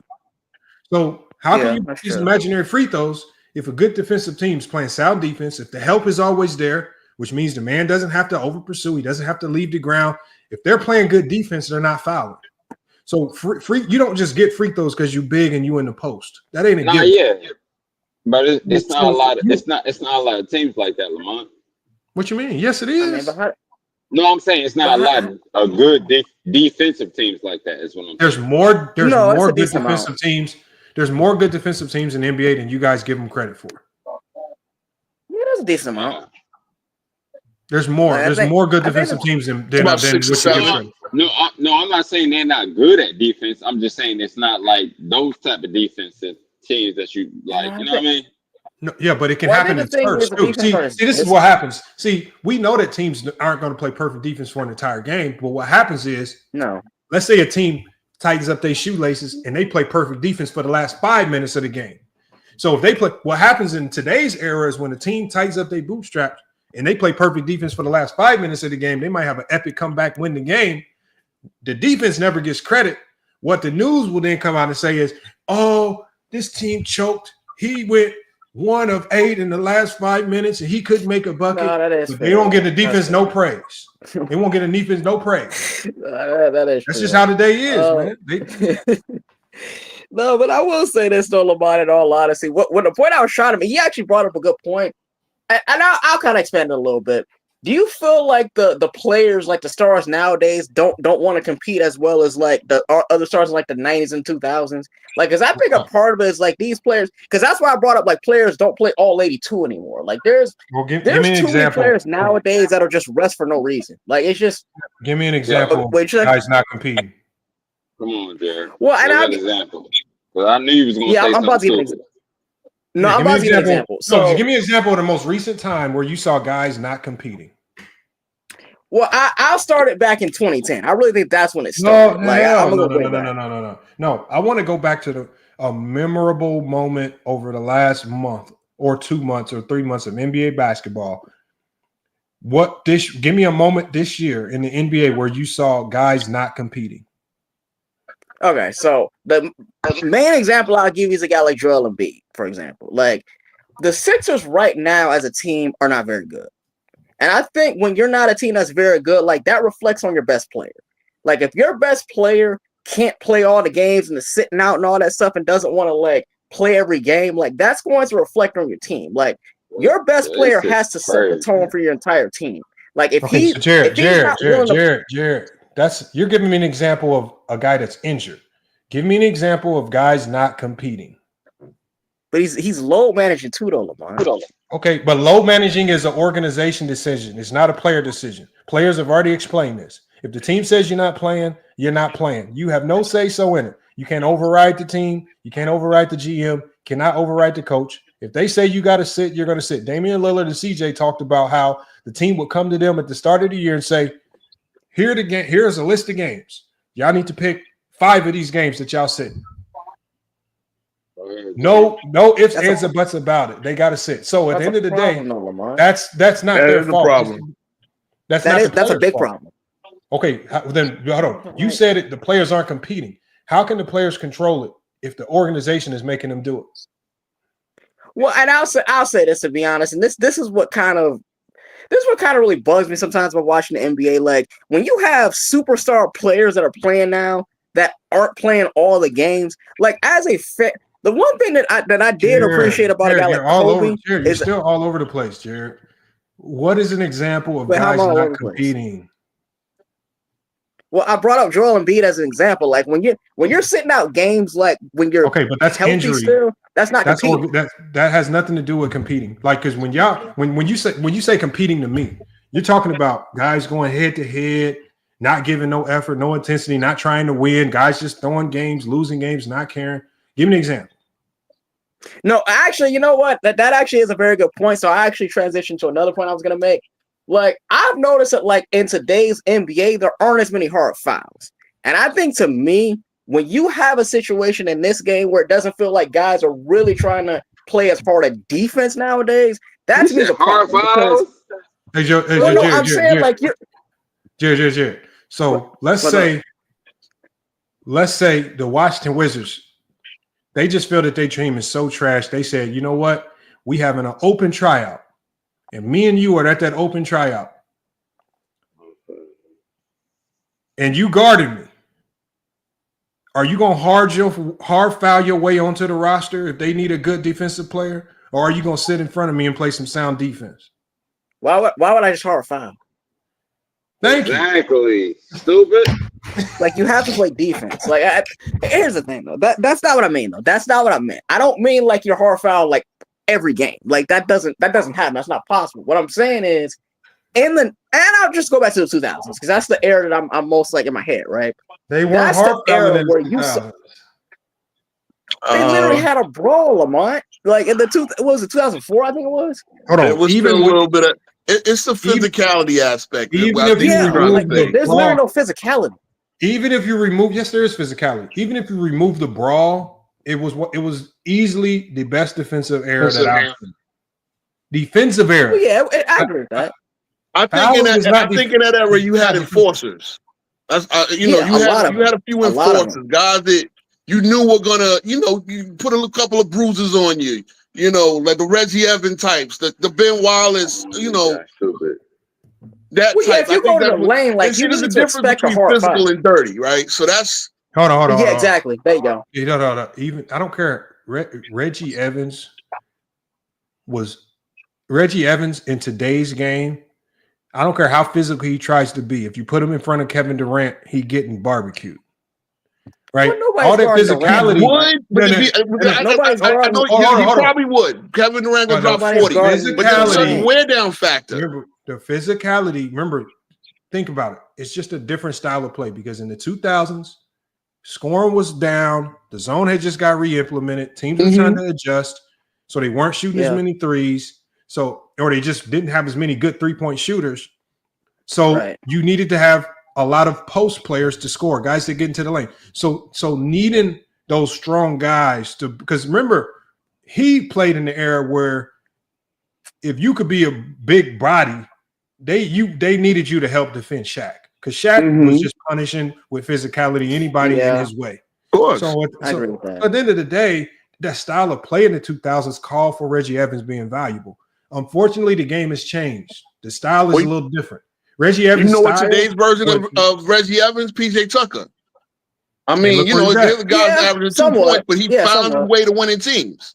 Yeah, he'll bruise you. And you know what? But you know what happens with PJ Tucker? Every time we talk about PJ Tucker, the only thing people do is disrespect him. He can't shoot. He can't score. But that's the casual fan. The casual fan. The rest fan knows why PJ Tucker is on that team. No. Well, he's a good player. You know what? Hold on. Let's go to the rich man's version of PJ Tucker, Draymond Green. Okay, people don't give Draymond Green his flowers. There's people even saying he's not even a Hall of Famer. That's cap. No, that's cap. No, we're talking about because if you really understand, you understand why Golden State goes on a losing streak when he gets suspended. I understand that, but what I'm saying is, even guys like Draymond Green, where we've literally seen his value as a basketball player on the defensive end, you could call him, especially in his prime, you could call him an enforcer for the Warriors, right? You call him their best defensive stopper. He was their best communicator. He was the best facilitator. But because he couldn't score the ball, there are a plethora of people who say he shouldn't be in the Hall of Fame. Lamar, I will say that, like, I don't agree with it. I don't agree with it. But what I'm saying, none of us agree with it. The 4 rings don't get him there alone. No, he can score the ball. Like the defensive player of the year is going to get him there alone. Shoot. Well, yeah, he can't shoot. He can score. Like, there's a difference. All we're saying, Jared, is I think people misinterpret physicality with fouling. You could be a physical defender like Tony Allen without hacking. Tony Allen was a physical defender. No, that's true. He wasn't a hacker. Right? No. I mean, even in today's game, you can get to great defenders. There's like Kawhi Leonard in his prime was a physical defender. He wasn't a hacker. He didn't need the hard foul. Right. Well, a guy like Luke Dorton is here, for example. Sunday on MJFB, Ticket and Scap had a debate, right, about Jokic. A lot of people don't realize what Denver's problem is. It has nothing to do with Jokic doesn't have enough help. They lost 3 key role players in the last 2 years that they have not replaced. That being Jeff Green, KCP, and Bruce Brown. And see, the thing, here's what we agree. The fact that the casual fan don't understand that's what, and see, even my boy was a Laker fan. When KCP being traded to Washington, the Lakers haven't been the same. The Lakers have been, because KCP was, you look at the 7 points, 9, whatever he averaged in points, you don't realize what he's bringing defensively. You don't realize that he's the guy taking the bullet on the best perimeter guy. And King Rowe, if you remember King Rowe, and I tell Laker fans this all the time, because the Laker fans be trying to poo-poo all over KCP and them guys getting traded. But I said, I want y'all to think about that last playoff run y'all had when y'all got eliminated. Yep. And all y'all was saying was KCP can't make a 3. He missing shots. Trade him. Like y'all was so thirsty to trade him. And then when you trade him, look how bad you want him back. Because see what I'm saying? So I said, Laker fans, sometimes y'all just need to shut the hell up. And quit putting these little birdies in the GM ear about trading these guys. Because I think okay. No, these fans are stupid. Most fans are dumb. No, they don't know how to build a the thing is, well, the thing is though, I don't really like disrespect a guy like a Draymond as far as like being able to score. I've had 2 problems, and the first one obviously is like the shooting. Like I'm one of those guys that believes that like you have to be able to shoot. Like guys like, and actually I'll bring up somebody else that I forgot to bring up, a guy like Ben Simmons, for example. Like because all right, hold on, Jerry. You're all over the place, Jerry. You're all over the place with a whole bunch of different players. I'm all over the place. Because you didn't go from player to you went back to Draymond. We just trying to stick to the one topic, man. But all I'm saying is that I feel like viewership. No, because I still think we've gotten away from viewership. Well, I want to get back to viewership because I just believe, and salute to Sandcastle Girl Thunder. I see a few people. We got Spiffy on the panel, and we got Mingo Jester in here. That's why I want to kind of reel it back in and get back to the main topic, which is I believe viewership starts with the media. They control what we see and how we see it. And if they put a product out there, if all they're doing is putting out the message and putting out the viewership that this product is trash, then how do they expect the viewership to go up when they ain't selling us nothing? They're not creating stories. They're not putting any work. There is no more local media. They're not promoting teams. They're not creating an environment where people want to go to these games and get behind teams. They're only trying to sell us players, right? And that's it. They sell us individuality, but then cry when the viewership goes down. What y'all got on? Let me start with Mingo Justin. I'm gonna go to Spiffy. What you got on it, Mingo? Oh man, it can be a whole bunch of stuff. Now I do agree with your sentiment when you say it's the media, because I do agree the media do change. The media do controls a lot of stuff. All right, Mingo, you muted? Yeah, Mingo's mic went out. Let me get to Spiffy while Mingo gets his mic fixed. Salute, Spiffy. What's up? Can y'all hear me? Yes, sir. What's good, man? How you been? What's up, yo? I've been good. What's up with y'all? Been a while, bro. Solid, man. Yeah, I just been chilling for real. But yeah, I was gonna say, I agree with what you were saying, Lamont. Like basically, like the media control a lot of shit right now, and I feel like basically like they just pushing out like individuals like LeBron, KD, Steph, Kyrie, Luka, the prominent players in the NBA. So basically like people want to go see them. They don't really care about their local team like that no more. You know what I mean? And I feel like it's a lot of different ways to watch the NBA or games now too. So No, I agree. It's a big comment. That's what I'm saying. This is like, this is why, and the reason why they're pushing players is like when for example with Phoenix, especially when Phoenix has some down years, right? I could easily get courtside tickets to a Portland Trailblazer game because it was just Portland coming into town. No real big names, no big faces, none of that courtside. But if LeBron come into town, them tickets go sky high and the arena sold out. Even if the local team is complete garbage, right? That game gonna sell out just because people want to see LeBron. Like I went to a G League game that was sold out because people want to see Bronny. They selling names. They don't promote teams anymore. No local media, no nothing. And then they the ones promoting this environment of players bouncing around from team to team. Because as soon as a player have a bad season, a bad playoff series, all you hearing in all the headlines, trade, his name in trade talks here, trade there. And so it be the media promoting this environment of getting rid of trading players leaving in free agent. Because if you have one been down moment of your career in the playoffs or something, it's time for you to go. Like D'Lo's been the biggest victim of that himself. Right. They talking ridiculous. about what's his name? Jimmy Butler. They talking about him getting traded right now. Yeah, they want him to go to the Warriors. Well, they always going to sell a bit of drama with teams. They always going to, that sometimes the drama sells. Unfortunately, nobody wants to see all drama, and nobody wants to see all rainbows and roses. So you want to see you want to see a little bit of competition. Like I asked last time I was up here, where's the real rivalries? We got to start promoting a few rivalries. Yeah, there are got to start promoting them. Nah, but see, I think that. but see, Go ahead, man. yeah, see, another thing is though, it's a lot of the same stuff going. Like, okay, for example, how many times have they done changed the All-Star game format for everybody to view it, or for players to get interested in it, or for players Like to even for people to even watch it? Like, how many times have they done changed? They done changed the format like 6 times already. Well, the problem is I think it's because a lot of players don't take it serious neither. Like, Which is crazy. Which is crazy. Yeah, which is crazy because the best game I saw this year, the WNBA All-Star game. That game was emotional. It was lit. It was. The WNBA All-Star game was lit, and you know why? Because the girls that didn't make the team. No. Hold on. I'm gonna tell you why. What did the media do? That was really good idea and a good concept because they don't have the WNBA did not have a traditional All-Star game. So it wasn't the traditional East versus West. But what they sold us on was hold on, Jared. They sold us on Caitlin Clark got snubbed.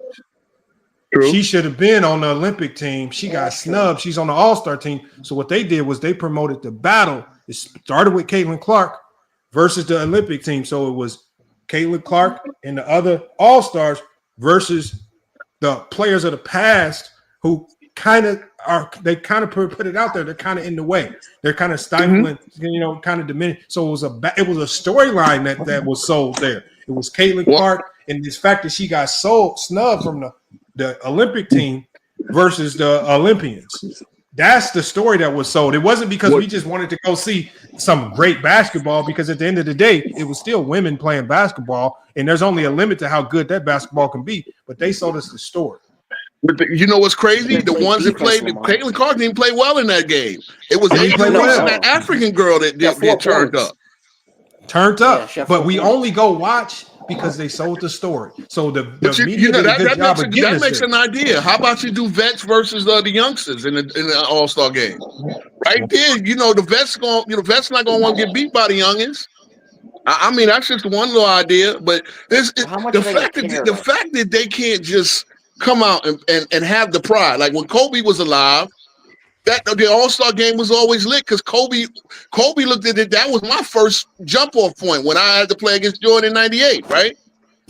Hold on, let's be real. I never saw no lackadaisical All-Star game when Kobe was in it. Let's be honest. Let's go. People pretend like these All-Star games of the past was being played like an NBA World Championship, and it really wasn't. No, they weren't, but they were a lot better than this. A lot of times they didn't really activate to the end. When you they were a lot better than this. I got you, but they were a lot better than this. No, you can look back to some of the Kobe All-Star games. LeBron. And you got Shaq at the top of the key trying to go ISO. It was still a big goof off. Yeah, it was a showcase. But they at least in the fourth quarter turned up. They at least had a little bit of pride. We want to win this. Now, I mean, look, last year, we all can agree last year's All-Star game was an embarrassment to the sport, period. Everybody can admit it. Even LeBron has admitted it. Now, last year's All-Star game, they made a mockery of it to me. Yeah. But at the end of the day, there's nobody looks at why the players are doing this. But I think about this. When the NBA basically is in unison with teams, and when they put out that limit where it says you got to be 65 games to get this max contract and be eligible to win certain awards, because like the all NBA teams and the awards make you eligible for the max contract. Exactly. I mean, one bad ankle injury and you not playing 65 games. So the thing is, some of these players is like, because what they should do is they should make the All-Star game after the season is over, if you want to see a competitive All-Star game. But when you do it in the middle of the season, and in a week I got to go back to playing competitive games. If I'm out here playing a glorified pickup game and I have a severe ankle sprain and now I'm out for 25 games, oh, I'm screwed now. Like I'm a young player up to try to get a max contract. I missed 25 games. I can't make an All-NBA team because I rolled my ankle in the All-Star game. Why would I risk that? So all you got to do is just move when the All-Star game is played. But what week is the All-Star game held? Doesn't matter. It's the week of the Super Bowl, after the Super Bowl, right? So that's where you're putting the best players on the court. It's in the middle of the season. But I'm saying, historically, it's after the Super Bowl because that's when we know that the NFL audience some of the NFL audience will come over and watch the best players. So that was that's the reason why it's always in February, the week after the Super Bowl, and that's a way to kind of. No, what I'm saying is, if you want these guys to play hard, then do it when the season's over. No, I get it. I get that point. I mean, why do we have to have the 65 game rule? That's something we got to talk about. This is why I said it was in unison with the owners, because the owners are going to look for every possible way to not give players max contracts, because these max numbers are looking ridiculous, right? You're right. So but the thing is, in the past, if you miss 30 games, you're probably out of the All-NBA running anyway. Hold on, it's like this. No, he's not, because look at Bradley Beal. He got a max contract. He was getting injured and all this. The thing is, they did this so that we don't have another Bradley Beal situation, or the Joel Embiid situations. So or even with Zion, like, okay, if you're gonna be injured, well, we're not gonna be in a situation where we forced to give you a max contract just because you didn't collected this award. Oh, okay? Because look, that's because you can win. You can win. Hold on, you can win. You need the All-NBA to get Supermax, which is 35% versus 30. Hold on, so that's still a significant amount of money. Because you can get a max contract. Hold on one second, King Row. It affects the Supermax and it affects max level contracts. Your ability to make all defensive teams, all NBA teams, win awards, Defensive Player of the Year, MVP, all of these awards are now attached to levels of how much money you can make. And if you don't make an All-NBA team because you rolled your ankle at an All-Star game, well, is there going to be any sympathy for you if you don't get paid by the fans or owners? Or the owners are going to be like, yeah, we know you were playing hard in the All-Star game, so we just going to go ahead and give you this super max or max anyway. No, they ain't going to give you shit extra. So why go out there and risk it when they keep putting in these extra stipulations to make it harder for you to get to your money? Well, why am I going to do for a meaningless game? Zion has a max contract. He's always hurt. No, because Zion has a contract full of hellified stipulations and a whole bunch of things he got to meet to get his money, including weigh-ins and body fat. It's super incentivized anyway. So at the end of the day, his money ain't all that guaranteed anyways as it is. I mean, he was already looking at significant pay decrease just because of the injuries, but these owners are just they trying to get control back over the players like it was in the 90s, right? Where players got to sign 7-year deals as a rookie and you stuck for one team for almost half your career just right out the gate. That's why players was on one team in the 90s. Magic Johnson signed a 10-year deal. Jordan signed a 7-year deal as a rookie. Pippen signed a 7-year deal as a rookie. Well, damn, I'm stuck here half my goddamn career. That's why I'm loyal. True. That's why it looks like I'm loyal. But there was an element of loyalty, Lamar. There ain't no element of loyalty, man. These motherfuckers. Hakeem hated the Rockets. Ewing hated the Knicks. Jordan threatened to go to the Knicks over the Bulls if they didn't act right with the money. You think Jordan liked Reinsdorf and Jerry Krause? No. Do you think Jordan liked Krause and Reinsdorf? No. He hated him. So what I'm saying is all business. Horace Grant and Tom Chambers were one of the few in the 90s to basically say, look, I'm going to leave. I'll go take a minimum deal so the team can get my bird rights and then get paid. but that's a big risk in that. Horace Grant just was tired of them, left, took a risk, took minimum money with Orlando for 1 year, and then get paid. But if Horace Grant would have got injured, tore a knee, tore Achilles, he don't get nothing. Yeah, I get that. I just think that. Oh, go ahead, man. You talking years where guys made $1, $2, $3 million. Now look, Philly is paying Embiid and Paul George more than $50 million each. Yeah, I mean, so it ain't like nobody's crying poor, and we see how many games they play. See, the thing is with the 65 games. I think with the 65 games, who's clearing Paul George to come back and play? Does Paul George clear himself? Okay, so if Paul George hyperextends his knee, it's plenty of times where these players, after 1 or 2 games, feel they can come back, but the team say, "Nah, you can't come back till the team doctor clears you." That's fine, but they still paying him $50 million. So it doesn't. So, but at the end of the day, these players want to play, but they can't. You don't have too many situations like you had with Kawhi Leonard, where he has his own team doctor, and then his own doctor says, "Nah, I need to sit more." Again, Kawhi Leonard's the one off, but the majority of these guys want to get back to playing as soon as they feel healthy, but the team don't let them come back sometimes. Yeah. Whose fault is that? Y'all still putting the blame on the players for stuff that the players can't control. Some players are culpable. Some players are culpable. It's sometimes it's the players, sometimes the team. It's not always one or the other. You heard when Joel Embiid was talking about they said he can't play back to backs. You heard about that? Yeah. And they end up finding a team. They find the team, and it's just like, you can't blame Joel Embiid because the team said this stuff. It just is what it is. Yeah, the team make the decision. Maybe you gotta rock. Maybe that was Joel Embiid playing his card. Like, I'm gonna say it publicly to get the lead to come down on the team, and then maybe we, I mean, I don't know. I think it's crazy, but no, but there are some players that are gonna finesse rest, like regardless, Lamont. Like, it's just to me, and that's part. No, but that's part of. You said who? Oh, like if you're gonna put it on players, you got to name drop. Well, I'll give you 2 players. You actually named one Kawhi, another one is Anthony Davis. Like, these are 2 players that are. He can't. No, but these are 2 players that are. No. Anthony Davis be playing through injuries. He probably should. Anthony Davis played the most games in his career last year. The man is made of like skeleton bones. Like, he can't stay on the floor. Like, getting injured. He can't control. What are you talking about? No, but the problem I have with this era, though, to be honest, you actually hit on another point. Like, guys are not playing. Like I said, guys are not playing 82 games. Like, to me, like guys like MJ and Kobe and Duncan, they played all 82. Like that's what's a problem. Yeah, Jared. Do you know the incredible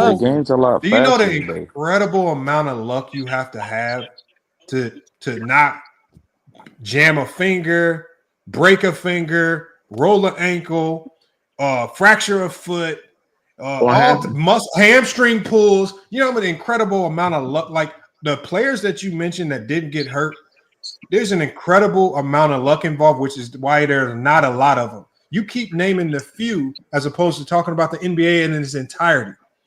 The NBA in its entirety is too hard for everybody to play 82 games because you can't control injuries. You can't control if the team tells you to sit, if they think you're injured, all types of stuff. I mean, there's been players who miss a game because they birth of a child.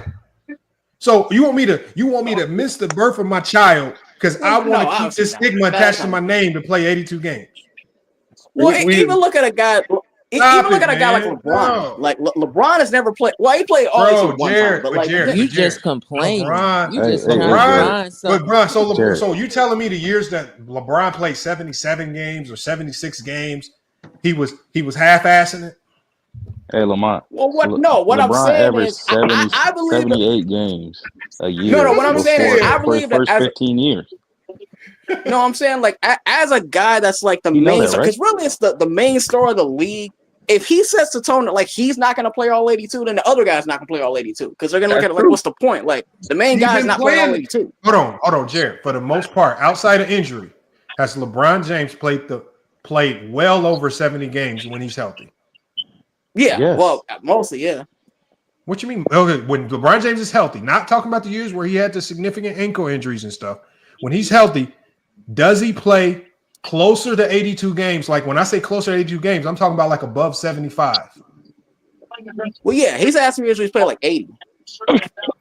Okay, so if he's playing the majority of his games when he's healthy, then what the hell are you talking about, man?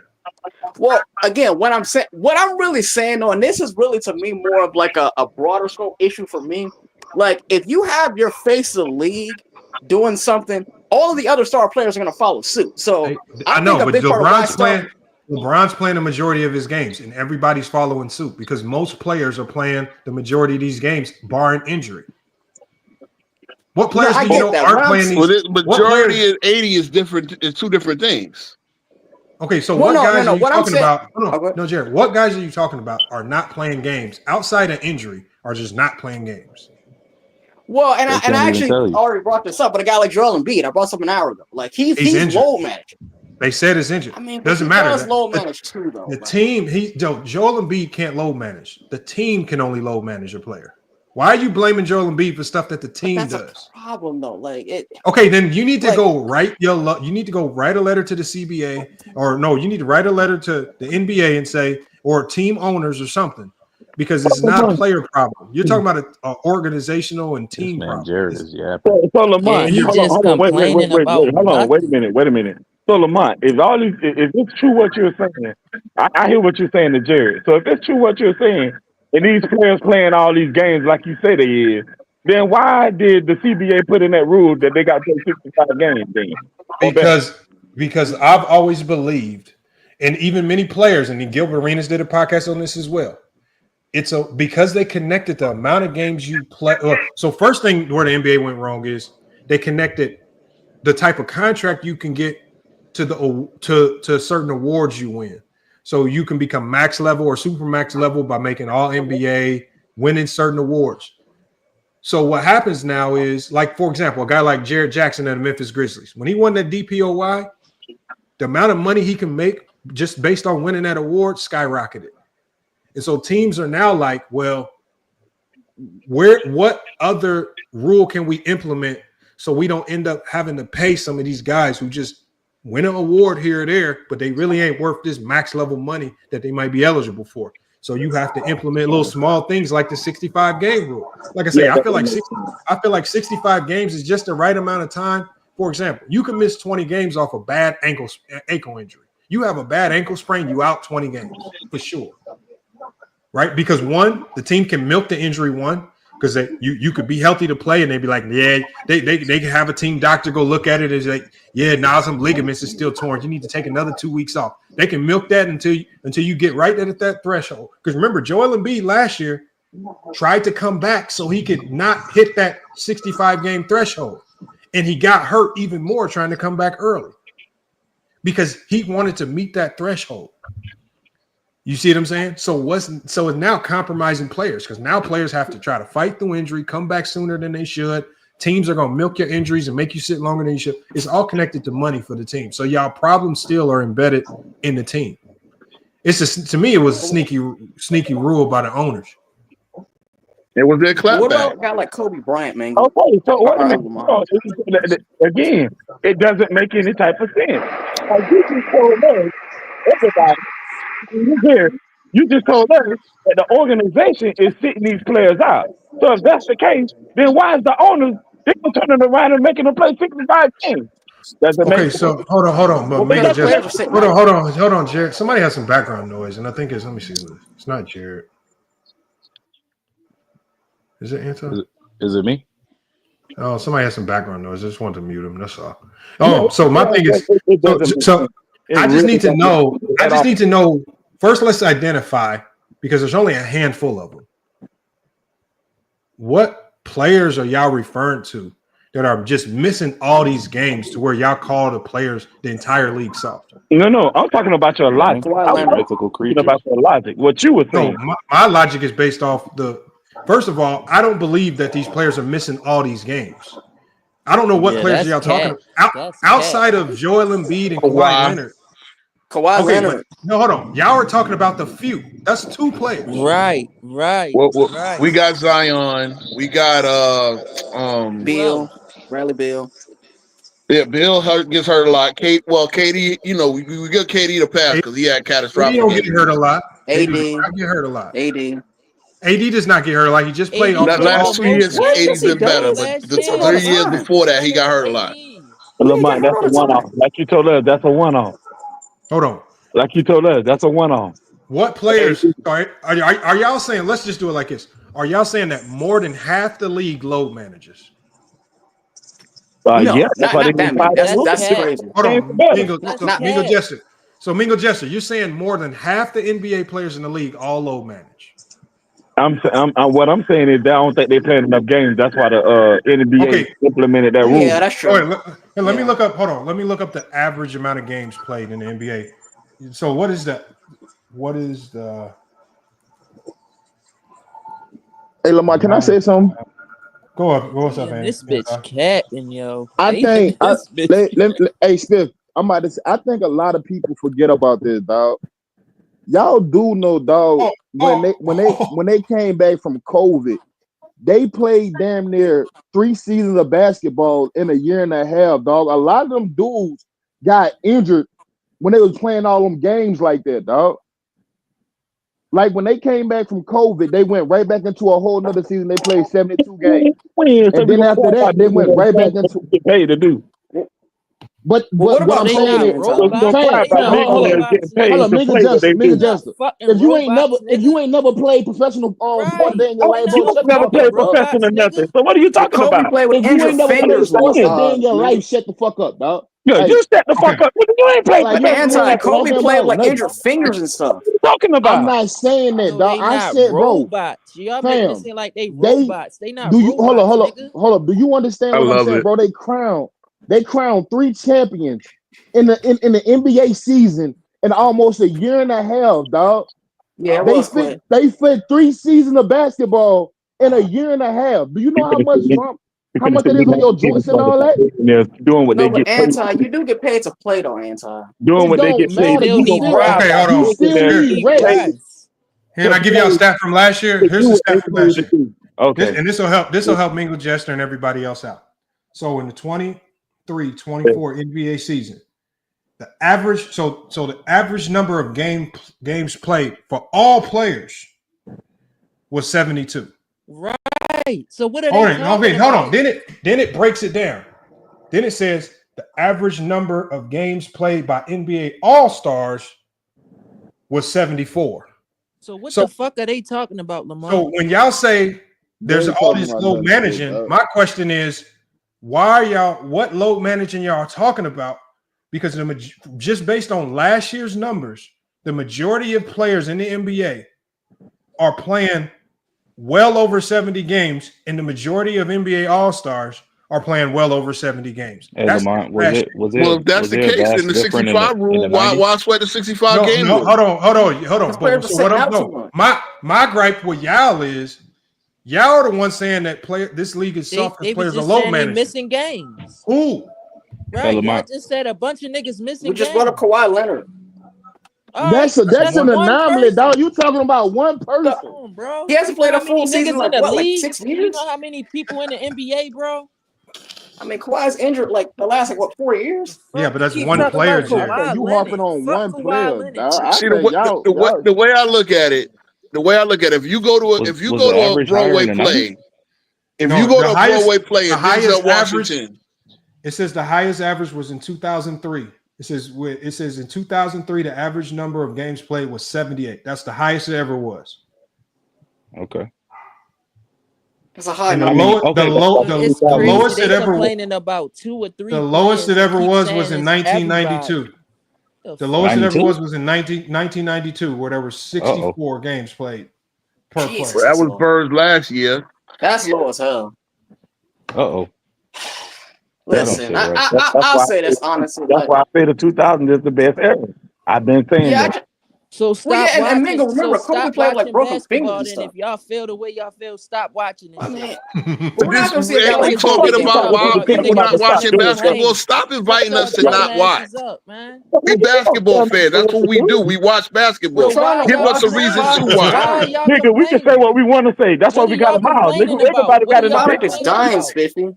What are y'all complaining about? We have a complain whole about we guys have like a whole kissing out games, podcast on why Spiffy. people are not watching. None of y'all niggas even go to NBA games. You niggas don't go Well, to no Spiffy, if games. guys You aren't niggas don't playing, watch then why would we watch Can them? I ask you a question? Can I the ask you a fuck up. question? You niggas don't Hold on, put no let money me in it. You gotta stop it, Spiffy. hold on. Go ahead and ask your question, Pierre. Hey, so if y'all think about it, right? Like, if y'all all watch 2000 basketball, right? We used to watch a lot of low percentage fade away back to the basketball, right? It like, just be honest, is not face up basketball more effective, more efficient than back to the basket? What I'm saying is when I'm talking about back to the basket, I'm talking about just taking a fadeaway from about 15 feet away on 3 pump fakes. Face up basketball is far more effective, far more efficient. You keep players on their toes because a player is forcing the, like let's say you're closing out on a player on the 3-point line, right? You pump fake them and then swing it to a player on in the wing. That is more efficient basketball versus just motherfucking dunks and fucking tough fadeaways. Like, this is a better version of basketball. I just don't understand why people are hating on the 3-pointers. I don't get it. This is a Is that a better Kobe version shot? of Too many. this is a They shoot better too many. version of what we grew up on. Let's be honest. This is a better Is version that a of shot at basketball. Kobe? Was everybody many, taking though. fadeaway, tough fadeaways? No, they weren't.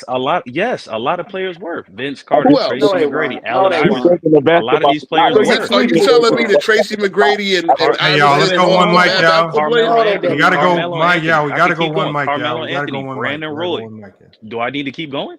That was the version of basketball. Every shooting guard, every decent point guard, they're all trying to take motherfucking fadeaway jump shots. Gilbert Arenas, Hamilton all play of that these way? guys were doing that. Gilbert Was Arenas, Tony Gilbert Parker Arenas shooting is one of the fadeaways? guys that started that face up play of basketball that we see now.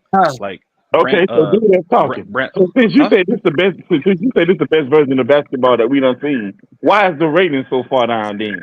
If that's the case, What I'm Yeah, saying that's a is very good a point. lot. What I'm saying is a lot of old heads you do got to not make it like make this sense. version. They Ratings don't don't like it. But control the what I'm saying quality of is the Well, the it's a game. ratings were better going it's a up better then. version. Why is that? Your man made a bad point. He talked about some of the best players that we still Hold love on. to Hold watch. on. Let me help. Hold on. Let me help him out real There's quick. no Michael Jordan in this Hold on. As era. far as hold Lamont, on, you get what Jared. I'm trying to say though?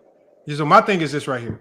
As far as like the way the game is played and the quality of the way the game is actually played, we saw the lowest quality of basketball as far as like the skill and how the game was played in the 90s by the players who lack skill and by the rules with the illegal defense that handicap teams with what they could do. So we saw from an organizational standpoint that promoted an ISO league that slowed the pace down and ran the shot clock down. We saw the most fouls called per game in NBA history in the 90s. And then we saw some of the worst basketball, but what did we see? Because the media actually did their jobs correctly. We saw some of the highest viewership ever in the 90s because local media did a hell of a job and didn't promote all of this negativity. They didn't talk about what players couldn't do. National media did a hell of a job promoting Michael Jordan. National media even aided in hiding the flaws of players, hiding when players got into trouble, right? They did a hell of a job of hiding stuff to make sure players didn't get all this negative pub, right? To keep them looking good in a positive light, like Michael Jordan. And they didn't spew all this negativity about, and then you would rarely see in the 90s national or local media talking about what players couldn't do. They always talked about what players could do, what they persevered through when they lost, right? They didn't talk about how bad they choked. They talk about how hard they fought. The way they talked about the game was completely different. So the viewership was skyrocketed high, even though basketball was piss poor. We go into the 2000s, they make some rule changes, and the quality of basketball starts to go up. But what happened also when the 2000s hit, the internet started to develop. More people now have voices. Now that the internet's starting to develop, we go into the social media age. Local media is now starting to go out of business. Nobody's reading a newspaper anymore. Print media is now dead. So now local media no longer can control what the local people think of their team. So now locals are reading national media information about their team. So now they're reading from some guy sitting in Hawaii who's writing articles about the Indiana Pacers from his basement posting it on Bleacher Report, you are reading his thoughts on the Indiana Pacers. This is a guy who don't go in the locker rooms. He ain't a beat writer. He don't have connection with the players. He don't have any insider information. And so now our insiders are now national insiders like Shams Shariana, and Adrian Wojnarowski. Those are our two insiders now. They have to be the inside beat writers for the whole league, right? And even, you know, come on, y'all. So when y'all talk about the way we see the game, it starts with how the media tells you the game is. Because I know people like Jared. I know Jared doesn't watch enough games to really have a full understanding of how the game is played. A lot of his understanding is coming from what the media is telling him how the game is being played. Because if you actually watch the game, these games be good as fuck. I ain't gonna lie. They don't. I'll be watching some bogus. I'll be watching some bogus teams sometimes, and these motherfuckers be out there hooping. Mm-hmm. No, they don't. Good. I just watched Joel Embiid. I just watched Joel Embiid turn the ball over on his old basket up 5 against Boston. Oh wow! Nobody plays defense anymore, Lamar. Hold on. If he turned the ball over, Bro, did he just dribble it off his knee and he just lost it and nobody? No, he got hit in the face. But why is he handling the ball? How did he get hit in the face when there's no physicality? I mean, well, I will admit this game is lit. This Boston what's the name game is lit. But why is he handling the ball? Where's Maxey? Where's the other guards? I mean, see this. That's an example of bad fundamentals. Like Joel Embiid should not be handling the ball. Yeah, they don't with have a full court press. With the Celtics being the best defensive team in the league, but oh man, the mid-range is dead. These players can't breathe without y'all saying they choke. Well, look, I'm definitely hating. I'm a Knicks fan. I'm hating on Embiid. Yeah, I want you to think. All you said Joel Embiid did was turn the ball over. One turnover, and you didn't summarize this man's whole career. What you think of him off one turnover? Well, okay. Well, why? Okay, well, let's talk about that. Why hasn't Embiid got out the second round with all that? With all these players, injuries. Oh, well, he's always there. Well, see, there we go. Now we're talking about one guy who can't stay healthy. Bro, there were plenty of players in the 90s. There were plenty of players in the 90s that couldn't stay healthy. You're right, Penny being one of them. But you're talking about at least Penny came back, reinvented himself. No. Penny came back a shell of himself and was never Penny again. Grant Hill came back, it was never Grant Hill again. Grant Hill came back, was an all-star. He made 20 points a game. Grant Hill was always injured, was he not? He had. We all know what happened with Hill. Hold on. Yeah. Joe Dumars injured a lot towards the end. Larry Bird couldn't even walk straight. Bent over back. Had to retire early. Broke back. Right. All these players beat up and injured. But these guys had a higher level of toughness, Lamont. No, they didn't. Right. They was injured. Hold on, but Jared, that's what I want to say. Hold on, but Jared, you cannot. You just said toughness was playing games and not being injured. Now, when I tell you all these guys was injured, not playing games, it's a different level of toughness now. No. I think Bird played like 70 games, 80 games every season with that bad back for like 6-7 years. Look what you just said. Look what you just said. You named serious injuries with these guys. Some of these guys go out of games for stomach ache. Okay, hold on. What was Grant Hill's injury? Hold on. What was Grant Hill's injury? What was Grant Hill's injury? His knee. Broken ankle. Then he had botched surgery where he got a staph infection. And he got a lot of money from whoever gave him that surgery. A back injury too, I think.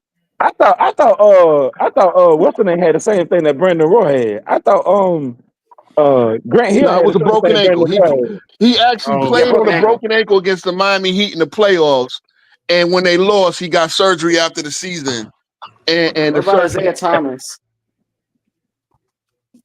Nah, Isaiah Thomas had a hurt hip. His hip was messed up. I mean, Isaiah Thomas literally dropped 25 on like a broken ankle, didn't he? Isaiah Thomas' hip was. Oh, you talking about the other one? You talking about the bad? Yeah, the finals game. He had like a bad foot or something like that. Bad boy Pistons. I thought you were talking about the little small one. No. Yeah, I'm talking about Zeke. Like he literally dropped 25 on an ankle. Hold on. You said he dropped 25 on. You know what I'm gonna tell you, Jared? Y'all confused. Like, so here's the thing. I'm gonna tell y'all something about ankle injuries. Every single ankle sprain is a broken bone. Mm-hmm. They can literally classify anytime you roll your ankle as a broken ankle. So when they say these players had a broke foot and he did all this 99% of the time, it's just a rolled ankle. Every time you roll your ankle, it's just a broken bone. It's whether how significant it is or not is how much pain the player can tolerate. So y'all got to stop making it seem like, oh yeah, like you made it seem like he had a whole broke foot and his ankle was completely turned the other way and he straightened it back out and started hooping. Ankle injuries, ankle sprain is all ankle sprains are both broken bones. Wow. Damn fingers are broken bones. It's chip but you can even take it to Steve. Can I say something, Lamont? No, but Steve Nash at 20 with like one eye, dude. What you got on this Spiffy, man? They be just glossing. It's like glazing the shit out of these niggas is just trying to find something wrong with the game. Like no, that's kind of bro, you never even played basketball in your fucking life, and on this bitch talking about these niggas got a level of toughness. Shut your bitch ass up, number one, bro. No, but if you can play through injuries and ball out, that shows toughness, 50. Talking about it's a level of physicality. Players do that every goddamn night. You niggas they don't. I hate how niggas talk about the NBA and never played, bro. That shit. But you gotta understand, though, if you have players literally missing games because of tummy aches, that's a problem. Like bro, that who just are y'all talking about? He He just told you the average of games is played is 72 games. Anthony Davis literally 2 years ago sat out because of a tummy ache, bro. No, you talking about something 2 years ago, bro. I mean, same thing. Hold on. How many times? How many bro. times in the 90s were players missing games because of the so-called stomach flu when really they was just hungover? Well, actually, MJ's flu game I think was like a hangover. I'm not talking about MJ's flu game. MJ's flu game wasn't even the flu. I ain't see that many stomach flu. I ain't see that many stomach flu injuries back in the 90s. Like, yes, hold on. Especially the national game. No, Stars were playing. No, niggas stomach don't flu. even watch these games y'all never talking happened. about. Fuck that. Oh my god, man! Hold on, watch this. I'm gonna pull it up for you. Y'all hate to Niggas do don't this so even much, watch don't these even- games and up here this is my complaining. thing watch right the here. Like game I just never to hate. seen The article. They if you put food for if you don't like something, what do you usually do? You stop doing it, you stop going around it. If y'all don't like this shit, stop watching it, bro. Right. Bro, y'all watch the Bro, game. this is Y'all what watch we're the game talking just about. to Why hate. people are not. So you can't keep doing that. That's like Bro, saying y'all niggas on this bitch crying about something that y'all Hey, can't change. we're not crying. We discuss it. Bro. There's a difference. Watching. Yeah, we're just saying why people aren't watching it. Hold on, Jared. Now, Jared. What up? Now, if I told you Kobe missed the game because of his stomach ache, would it change anything?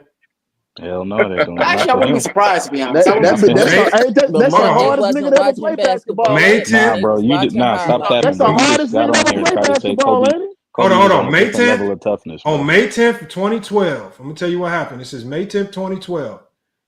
Lakers superstar misses game with gastritis, a stomach ache. There's a stomach ache that causes diarrhea and abdominal pain. Bubble guts? Okay. Can I ask y'all a question? Do the Celtics got a level of physicality and toughness? Kobe played Wait, 82 was that games mama in mentality? 11, 73 in 10. No, He played Kobe 82 is not games tough. in- No, hold on. He No, played his whole career with a broken finger. No, Kobe is Bro, not. you talking about mama Kobe is mentality. not tough. You got a chance. Kobe, hey y'all, Kobe is no longer tough. He missed the game because of a stomach ache. He's no Nah, longer bro, he weak. Come on now. He weak. You said gastroenteritis. That sounds a lot more than a stomach flu. Bro, hold on. I've had gastritis. It's just a stomach ache. I've had it. What I'm saying is you got take some diarrhea. I bet you were not trying to play no basketball with it, though. Yes, I did. Hell yeah, I played I with ain't it. play no basketball. You can't play basketball. That's how I know you're not an athlete. You're not a fucking athlete. You just on this bitch You could be complaining. throwing up on the court though. Like that's serious. Hold on. Now y'all. we got a whole bunch of excuses for Kobe. Okay. You don't throw when you have gastritis. It just makes you fart, and it makes you poop. You don't run around throwing up, and the only reason why it bothers you because it gives you a stomach ache. And what the stomach ache is so weird because the stomach ache makes you feel like you want to throw up, but you will never throw up. It's just a bad stomach ache. I've had it before. Gastritis. Actually, mine's got so bad because it was such a weird stomach ache that I ended up going to the hospital. The only thing they gave me, they gave me a big dose of antacids and sent my ass home. Yeah, that's it. And they said, go buy some Prilosec. Take 7 days of Prilosec, you'll be all right. It's just a stomach ache. So Kobe missed the game because of a stomach ache. Is he no Well, he longer? missed 24 games that season, so it might have been a variety of things. You don't even gotta Because explain yourself to these 3 of the niggas, 4 Lamont. seasons before that, he played 82. So I'm just saying. Oh man! I don't even know why you explaining yourself, I Lamont. think these niggas just want some shit to complain about, For dog. real though. Anton, the man literally had a broken finger his whole career. Fam, I don't give a fuck. You just said his whole career. It was not his whole career, bro. Like, why You y'all be niggas ain't doing even that, bro? watch basketball. Why do y'all do Shut that? up. He did not have a broken finger his whole career, bro. He Jared, played for 3 seasons. Jared, can I ask you a question? Jared, 3. Jared, how much basketball do you consume, bro? Like, do you watch basketball? Like, when it comes on, do you watch it every day? No, not every day. No, I ain't watching every day. He not even watching I'll it watch it now, like and it's Christmas. no, I watch it like every other day. Every other day, not every day though. Yeah. Okay. Bro, y'all, Like, my I only thing is, think we just need that's players what's playing wrong right. with the. I think that's what's wrong with the NBA, Lamont. You got too many niggas up here critiquing the game, and they ain't even watching this shit, dog. Hey, Anton, They ain't even watching when what's was going on, son. Hey, Anton, what was that first year Kobe jammed his finger, bro? Wasn't it like 09? It was like 09, right? And you said jam, boy. You can pop your finger back in place and get back into the game. It was like I 09, think right? yeah, like man, come on, dog. Bro, Like you a made it jam seem like it player. was his whole 08, career. yeah. It was only like 2 playoff series. It was 09 and 010. That's it. I mean, in 2010, that was it. Man, This this is my a guy thing, you're y'all. talking about. That Y'all up played here in basically talking every about y'all talking about the game don't look physical and all that. Yeah, some shit look weak when you ain't out there playing that shit, dog. Right. Get your Let me ass out ask there them and play this. with them. Hey yo, Get your let ass me out there It ask and is them play very with this. them. Let me difficult. ask them It is this. But there are very no hard difficult to guard fouls, Steph Curry. Anton. The hard fouls. It is Are very Get your difficult ass to out there and guard play with them James and see it Harden, ain't bro. physical. Right. Right. Man, that's You you. Niggas can't say, compare difficult, us bro. to like niggas the say that. relative human NBA players. Like, Niggas say the same thing about the NFL. The NFL, they don't hit like they used to. All right, put some pads on, get your ass out there then. well, no, Right. that's a fact. That's Right. just a Show me fact, though, that. Anton. Right. That's a That shit fact. look harder than what it really Yeah, is. yeah, That y'all shit is looking at harder than shit, what it But dog. really look here's like. the Hey, problem, Get though, it bro. Like, fucked it's Lamont, up. These not. niggas talk making about being a millions for a big, talk reason, about being nigga. a big in the fourth quarter in the NBA playoffs and trying to switch on to Steph Curry. That shit is weak. Well, but Talk about here's the that. thing, though. When some of your biggest and tougher guys in the NBA are Rudy Gobert, like that's a problem. Like that's not good. Shut your dumb ass up. Shut up, bro. He's Well, blowing no, me, but bro. He's blowing me, no, but bro. Spiffy, I'm saying like Rudy Gobert should not be one of like the toughest players in your league, though. Like He to me, not. that's He not. He Fam, not. Rudy, He hold not. up. Nigga, you Rudy going off some Gobert shit is that you heard. 7'2". He Hold up, not, Rudy nigga. Gobert is 7'2", 260. Dumbass What you up, doing with bro. that?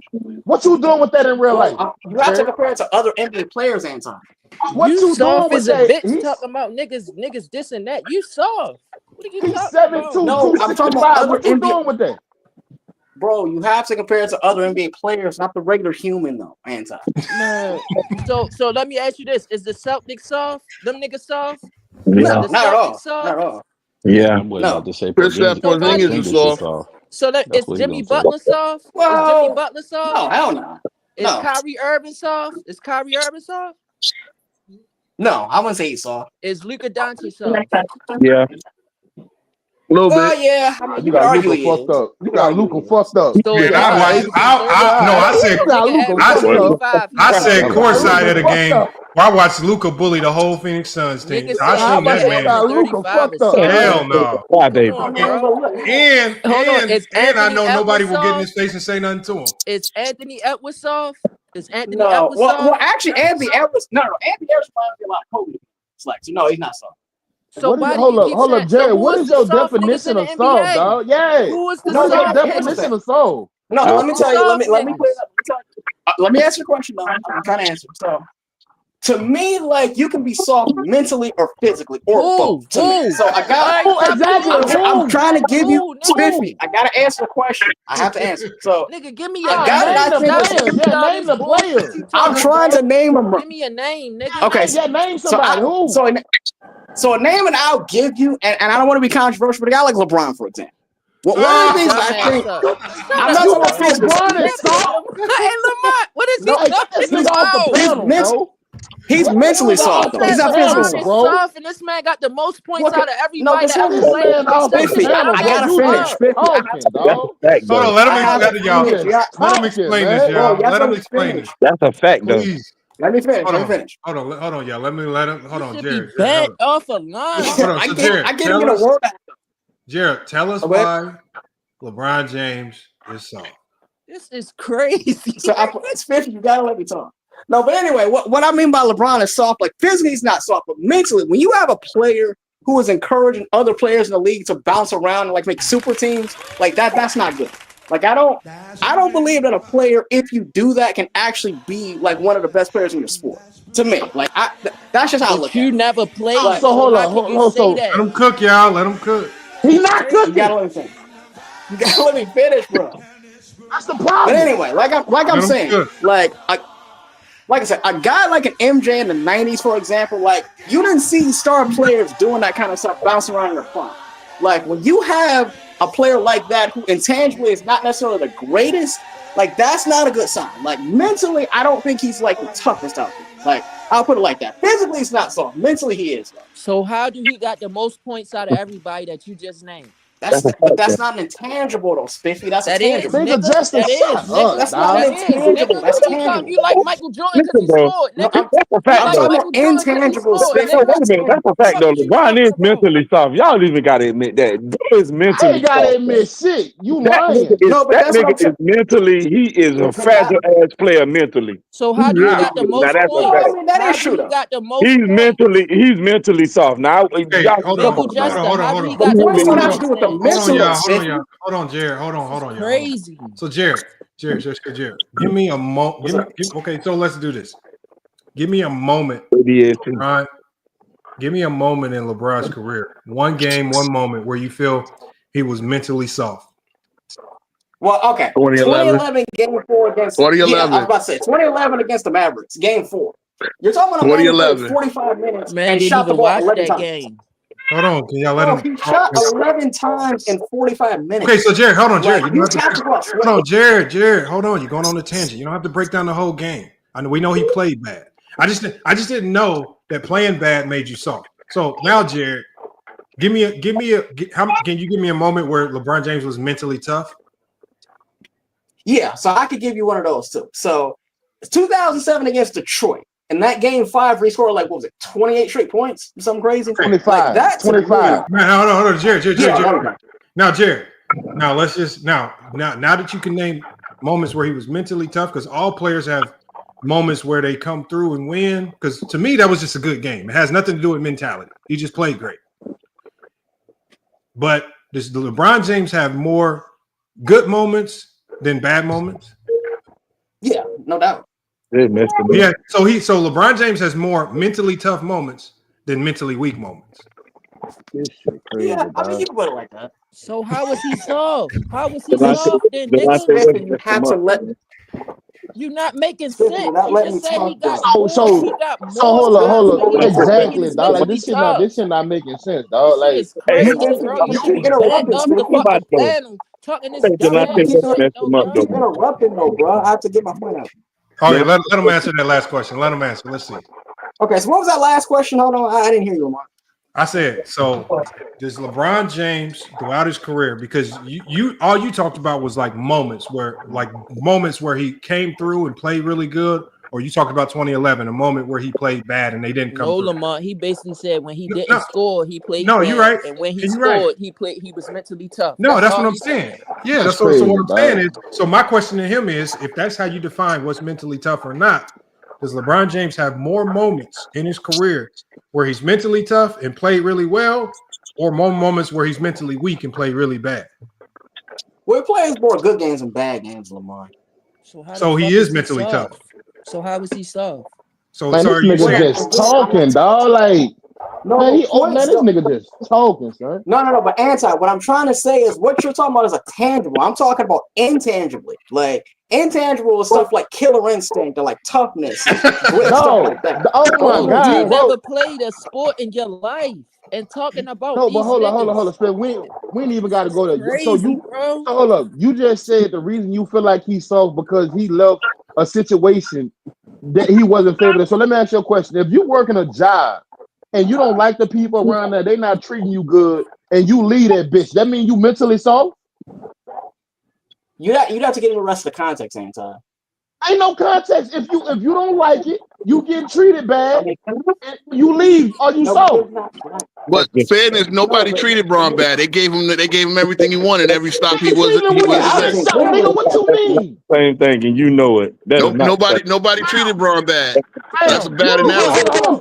You telling me that man spent? That's why LeBron left in the first place. They said it was not spending money because dude had just spent like almost $100 million on building the facility and all that. They said that man was not trying to spend no money to bring star players to Cleveland. That's a fact. You talking about Dan Gilbert? In the second Cleveland stint, they gave J.R. Smith they gave Tristan Thompson $50 million. You talking about when he went back? Yes, because he went back with the notion. No. The first they did spend money. They did. Dan Gilbert did spend money. The reason they couldn't get the marquee starter he wanted. That's why he went to Miami. Yeah, so nobody treated LeBron bad anywhere. Damn. So they went and got that man Antoine Jameson in an overweight fucking Shaq, dog. Are you serious right now? Okay. We're not saying like they get everything. I don't criticize LeBron for going to Miami. I would have did it myself. But nobody treated LeBron bad. So that's why I disagree. That's why I disagree. Cleveland was horrible, dog. They weren't horrible. They got to the conference finals every day. We won 6 games. How were they horrible? And the finals. Hold on, y'all. Got to the finals in 07. Everybody yelling and talking. I just want to ask one question, y'all. One question. Because somebody said something about somebody said, I think it was King Rowe. You said Cleveland Cavaliers were spending money, right? And that's the one thing in NBA. Teams spend money, right? And they were spending money. But I don't know if they were spending money wisely. So I want you to tell me. Like you go back to the 2007-8 season. They were spending a lot of money. What star players? We're talking about bona fide players that can help you win a championship. What players were they paying? When you think back on that 07 team. That's for King Rowe. Okay, the 07-08 team. Now, if you're talking about a team that was LeBron's first MVP year, right? No. Okay. Who were they paying? They were paying. LeBron MVP until 09. Larry Hughes is still on the team. They were paying some guys. No, but we're talking about the guys. We're talking about the 08, 07 Cavs. They were paying some big money out to guys. But I'm gonna tell you. You want me? I'll just tell you because I don't think you remember. Yeah, because I would have to look at the roster. Okay, I'm gonna tell you. They were paying Wally Zerbiak $20 million. You feel like Wally Zerbiak was an all-star level player? Wally Zerbiak. We all know that Wally Zerbiak got that contract from No. Look, bro. I'm just telling you who they were paying. I got you. Okay. Wally Zerbiak came. When did he come to the Cavs? Remember that was None of that matters, bro. Hold on. Was Wally Zerbiak an all-star caliber player? Because $20 million back in 07. Of course he wasn't, but he signed that when he had a good year. I know, but these are the players that they were paying. Okay, they were paying Ildrunas Ilgauskas $17 million. $17 million. And so was he an all-star caliber player where he made an all-star 2 years, one with LeBron? We all know this is Julius Ilgauskas. Bro. He was not an all-star. Jared, hold on. In 07-08, was Ildrunas Ilgauskas a viable option if you're looking to win a championship? Hell no. Yeah. No. Yes. What? Why did he go to Miami with LeBron? Okay, hold on. The niggas that got the voice on the panel talking. Hold on, y'all. Hold on, y'all. Roll. When he went to Miami, he was on. When he went to Miami, he was on a minimum deal, not 20 million, not 17 million. But you got to understand, Hold on. We're talking about the money that they were paying. Because one of the reasons, like when your team gets tied into a whole bunch of bad contracts, essentially becomes almost impossible to you really get better. So let's talk about this because not only were they paying Ildrunas Ilgauskas, but in that 07-08 season, they were also paying Ben Wallace $23 million. Was in 07-08, was Ben Wallace a $23 million player that can help win he was not. NBA championship? He was not. No, but hold on. You just said Ilgauskas was. Oh, Gauskas is. No. I said said that. Lagauskas was LeBron's Nah, boy. Mingle said that dumbass Okay, shit. okay. Hold on. We're gonna go to the next. We're gonna go to the next highest paid player. Was a good player. Hold on. Here's the next highest paid player, who is making $10 million. Can Eric Snow at $10 million help you win an NBA championship? No. So okay, so because here's the thing. My argument was the Cavs never treated LeBron bad. Your argument was they were spending their money back. So I don't disagree. If you put that, no. See, what y'all did was put words in my mouth. I said the Cavs never treated LeBron bad. Y'all bringing into the argument that they were spending their money unwisely. Now we all know that these were veteran guys brought in to help LeBron win, but they were being role players played like stars. Right? Can I ask you a but King question? Bro, but wasn't LeBron asking for the Cavs to bring in another star player? Of course. So since they're capped out, they were never going to be able to get that star via. Hold on, King Bro. King Bro, when they refused to trade J.J. Hickson to acquire Amari Stoudemire, was that an elite, good front office move? Was that really on the table? Yes, was that really? Was Phoenix going to give them Amari Stoudemire? Yes. They were going to. Phoenix was going to get. Well, I don't remember that. Honestly, I don't remember that. But they eventually got. What's his name? Jameson. Because they eventually got Jameson that year. Hey Lamont, let me ask him something real quick. Go ahead. Hey, bro, do you know how many free agents was available the year that LeBron left the Cavs? Do you know how many free agents was available? Yeah, the summer of 2010. I know. I'm a Knicks fan. We got Amari. So it was what? Amari, Wade, Bosh. We all know who was available. Listen to me. Go ahead. To me. Okay, so if all them free agents was available, right? Why would I stay if my team is not going after no free agents? Why would I stay? Well, I never criticized them. Listen to me. Do you know this the most free agents superstars that was available in NBA history? Do you know that? Yeah. Of course, I know the summer of 2010. We all remember that. Okay, so why do y'all criticize this man LeBron about him staying or leaving? I literally told you I don't criticize LeBron for going to Miami. I would have done it myself.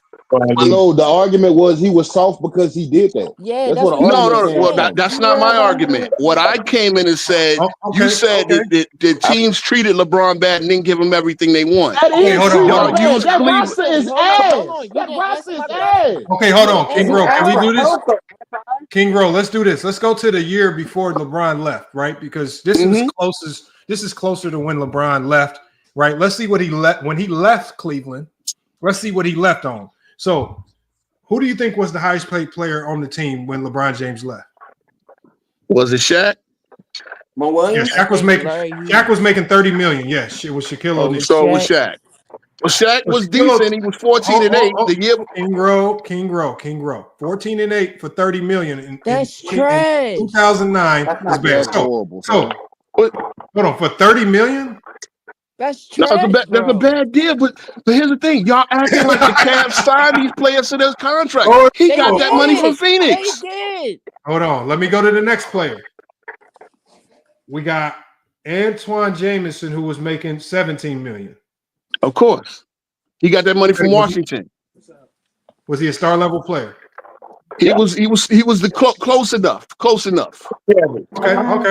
Okay.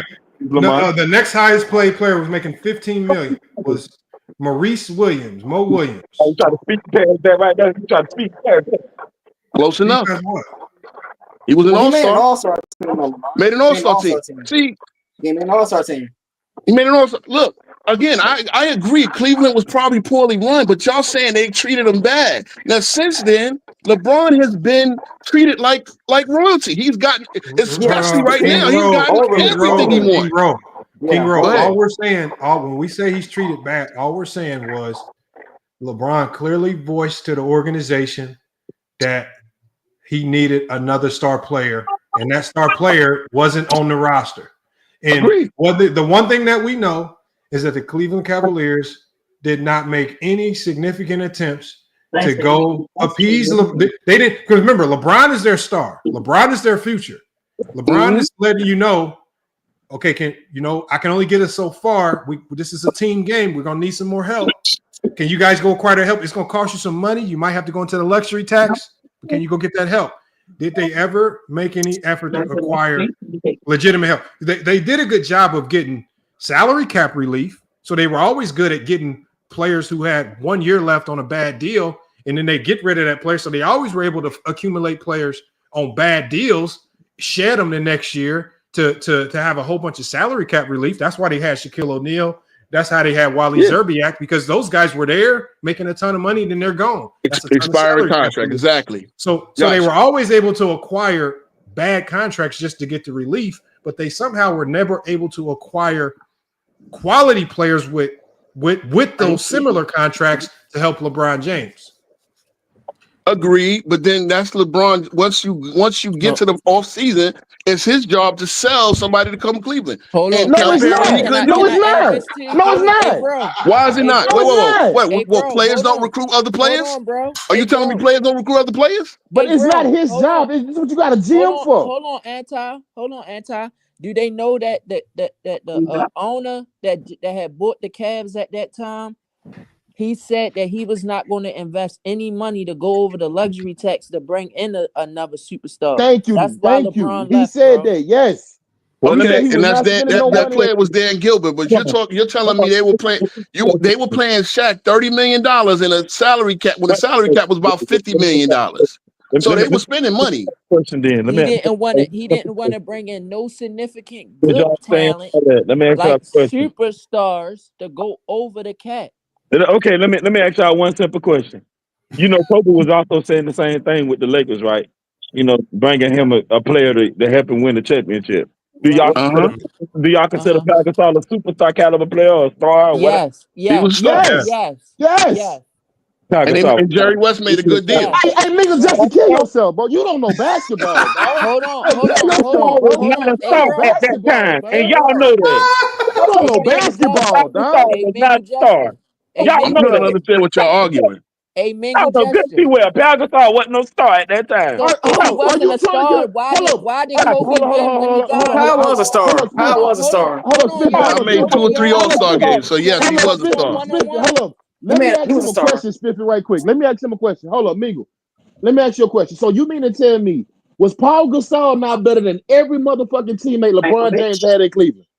Yes. Well, no, because yes. I'm gonna tell you like this. Him and Antoine Jameson was right there together. Hell no! I disagree. Really? Bro, y'all. Antoine Jameson got the Wizards to the playoffs with Gilbert Arenas. Around the same level of Gasol. Jameson really was. Jameson and Gilbert Arenas would get to the playoffs every year. Hold on, y'all. Let me playoffs with Golden State. Let me tell y'all. Hold on. Mingo, let me try to help you out. So I asked ChatGPT. I'm gonna ask him the question. I said, hold on, because it's not biased. So I said, was Pau Gasol a star when the Lakers traded for him? Correct. This is the answer. It says, yes, Pau Gasol was widely regarded as a star in terms of talent when the Los Angeles Lakers traded for him in 2008. However, the perception of his status varied depending on the lens through which his career was viewed at the time. Right. So basically it's saying if you are using awards in All-Star games to say he was a star, okay, you're probably not going. But if you just looked at his talent, they basically saying his talent was star level talent, and he was early in his career. He just didn't have the awards and accolades. Can I add this in there too, Lamont? Can I add this too, Lamont? But you also got to understand one more thing. The Lakers had a record before they win the trade for Pau Gasol. Okay, yeah, but were they going to win a championship with Kwame Brown? I know they were going to win the championship. I don't know all that. No. If they would have kept with Kwame Brown that next year, if they would have stuck it out with Kwame Brown, and let's say Kwame Brown just gets a little bit better, did they win a championship with Kwame Brown? Hell no. Can I add something? I Can I just ask don't. something? Remember to throw into that Gasol trade? Hold on, bro. Do you Marc Gasol. know? Hold on, bro. Do you know that Pau Exactly. What Gasol? if Marc Gasol turned into what he is? Could Kobe have won? We don't. We never know. So Hold one like on, that bro. was a robbery. Hold on, bro. Do you know that Yeah, Pau but you need Gasol? patience there. He would have to develop. Do you know that Pau Gasol made first team All NBA that year? That same year when he played a full year with Kobe Bryant, he made first team All NBA. What first team That's All what happens when you NBA go play? to a winning team. Listen, hold on, bro. Let Spiffy finish. You niggas just said Antoine Jameson was this and that, was up there with Pau Gasol. Was he ever first team All NBA? I don't know. Was he? With LeBron. Third team, I think. It was third team. With LeBron. I don't know. Was he? Oh, no, not He only LeBron. played No. 1 year with LeBron. Yeah, he did only play 1 year with LeBron. That's He right. played half the season with LeBron. His first year with Kobe was first team All NBA. Well, because they were a winning team. That's what happens. But see, Oh, nigga, No, it was Pau also him. played well, though, It's too. him. Pau played well. The team don't got nothing to do with him being first team All NBA, nigga. What are you talking about? No, Yes, I mean, it winning actually does. It actually does. When No, you winning play does for play a a winning factor, though. team, you're likely to Yeah, get that more does play a first team factor, NBA votes. Yeah. Like, you You're rarely make first team All NBA. you're gonna get to the first team on a good team, championship caliber team, rather than a mediocre team. Bro. Your talent makes you first NBA. Fuck the winning. The No, talent. you're being naive here. What? You're being naive How here. do you make first team if you don't win? Bro. Name the first team. Name the last person that made a first All NBA team on a non-playoff team. Go ahead, give me. There's a lot of guys that put up numbers on bad teams that won't get first team All NBA. The last one I can think of was maybe Anthony Davis, possibly. That I can think of. I'm gonna look it right here. Look at Antoine Jameson in 2008. The year 2008, 21 and 10, 21 and 10, 1 assist, 47. You know, that was that probably was his best year. So 2 years before coming to LeBron, actually the year before, he went 22 and 9. Yeah, but my thing is, you keep judging these players off what they did 2 and 3 years prior. Right. Judge them based off what they did when they was there with him. Okay, well, he was there for half a year. Okay, let's look at what Antoine did. What wasn't that same player? He was 20 and 9. Nah, I mean, he was 16 and 8. Nah, my bad. 16 and 8, but he was 20 and 9 with Washington. No. So- But with Washington, he was younger and not as injured. No, I'm talking about the 2 years same later- season. But the same season he was traded, he played 41 games for Washington, and at the time of the trade, he was going 21 and 9. Okay, so we go the same season. So what happens? What happens when you join a better team? See, we've seen a lot of guys. Your role is going to diminish. We know this. We've seen a lot of guys put up hellified numbers on trash teams, like Bradley Beal. Now, when he gets to a situation where he has to actually play real basketball, The numbers are going to go down. We know this. We're not numbers. doing that. We're not His doing numbers that. not as his numbers is not as good, but we're not his whole doing that. game. Hold on one Y'all second. Y'all said His whole LeBron game made doesn't people even look as good. So let me concede something.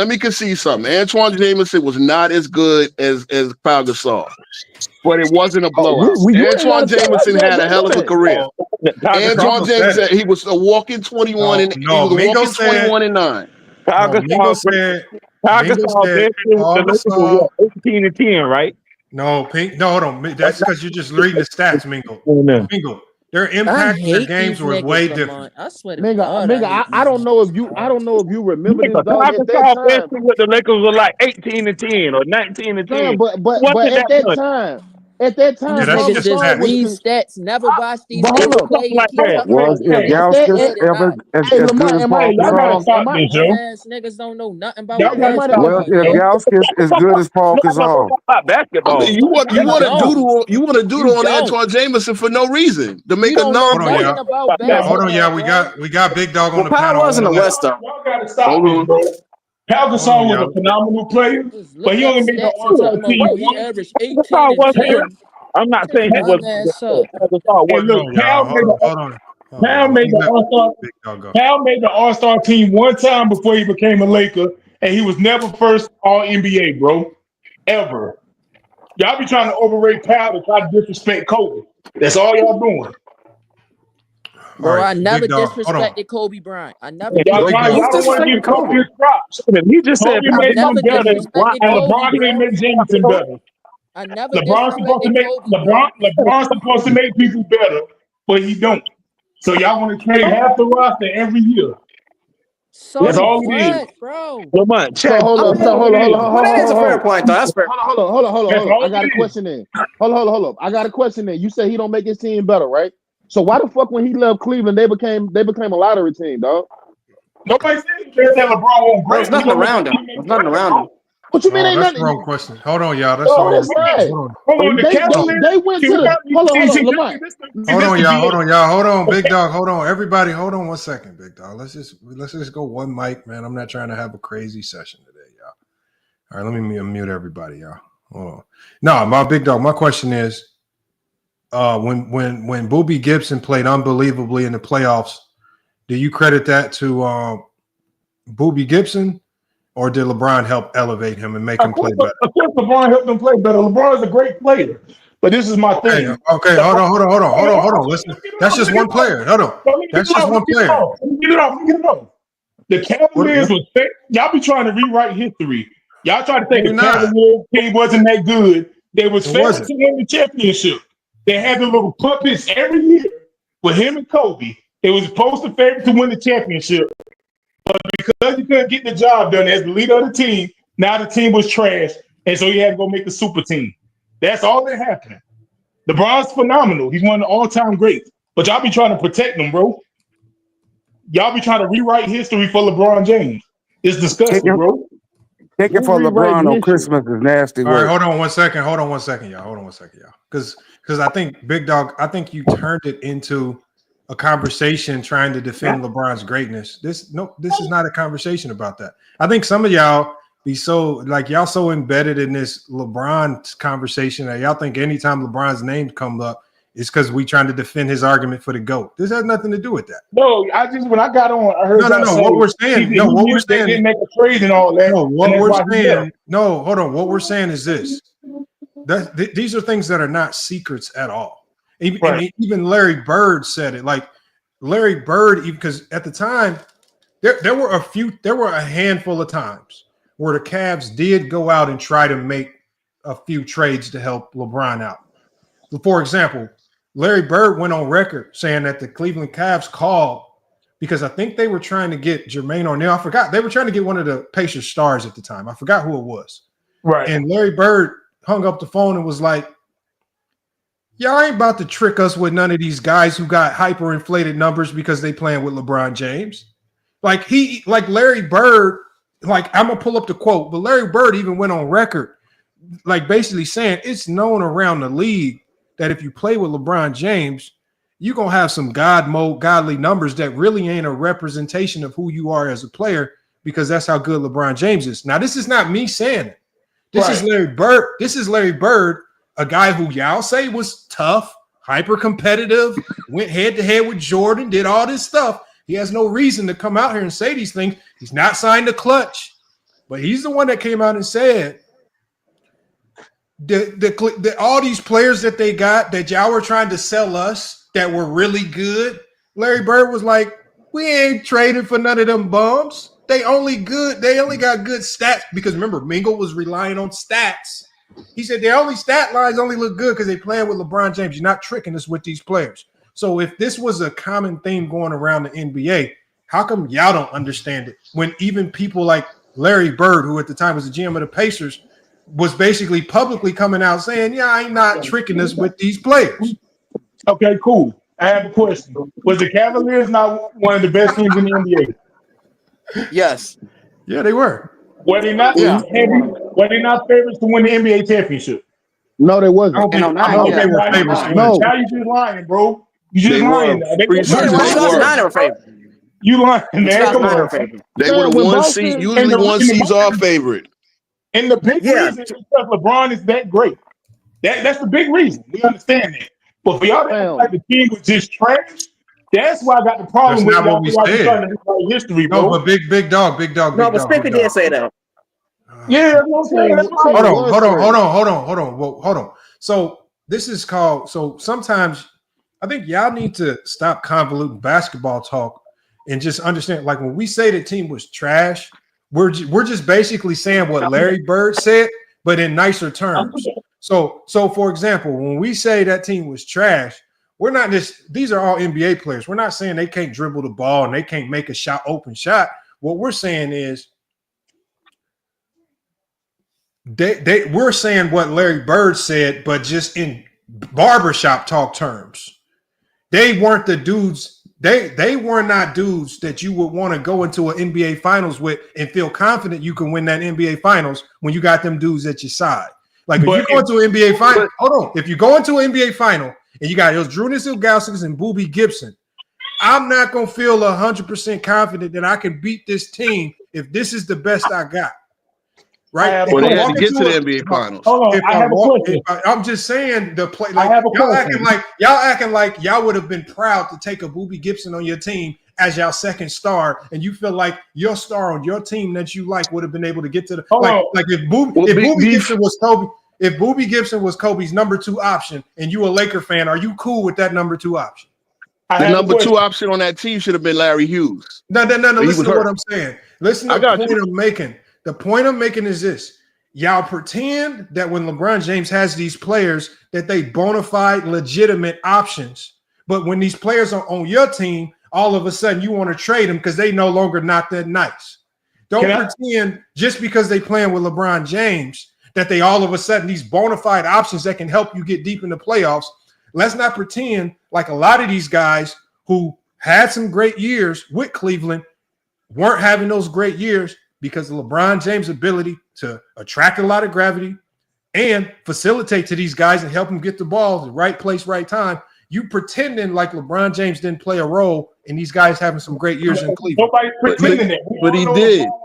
They played well off LeBron. I have a question. He did, and it didn't work. So what are we saying? What are we saying that's not true? No, let's not go to. Hold on, y'all. Let's not go to Miami yet. We're still talking about. Okay, let's go to 2007 then. Let's go to hold on. Oh, George, everybody's talking. I have to put you on the backstage. This is no, not you, big dog, because I'm talking to you. Okay. I'm saying, let's just talk about the first stint in Cleveland because his first stint in Cleveland. Mm-hmm. Like this is the time when people criticize him for leaving. He left because the Cleveland Cavaliers, from an organizational standpoint, for years. We're not talking about 1 year, 2 or 3 years. We're talking about 7 years. For 7 years, displayed to LeBron James that they were not going to make any effort to bring in star quality help. When I say star quality help, I'm talking about star quality help like the Lakers went and got star quality Paul Gasol.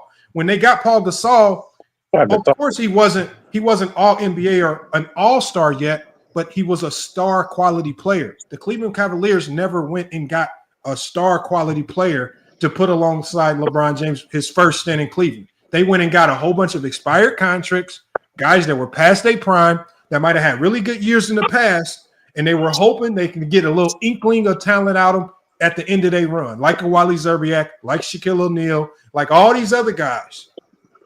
And you just can't win with that formula. And y'all want us to vilify LeBron James because he left a situation where the front office clearly was not invested in building a winning team around him. What is he supposed to do? What are you supposed to do as a player when your organization isn't invested in building a winner around you? What are you supposed to do? Stay on the team and so forth.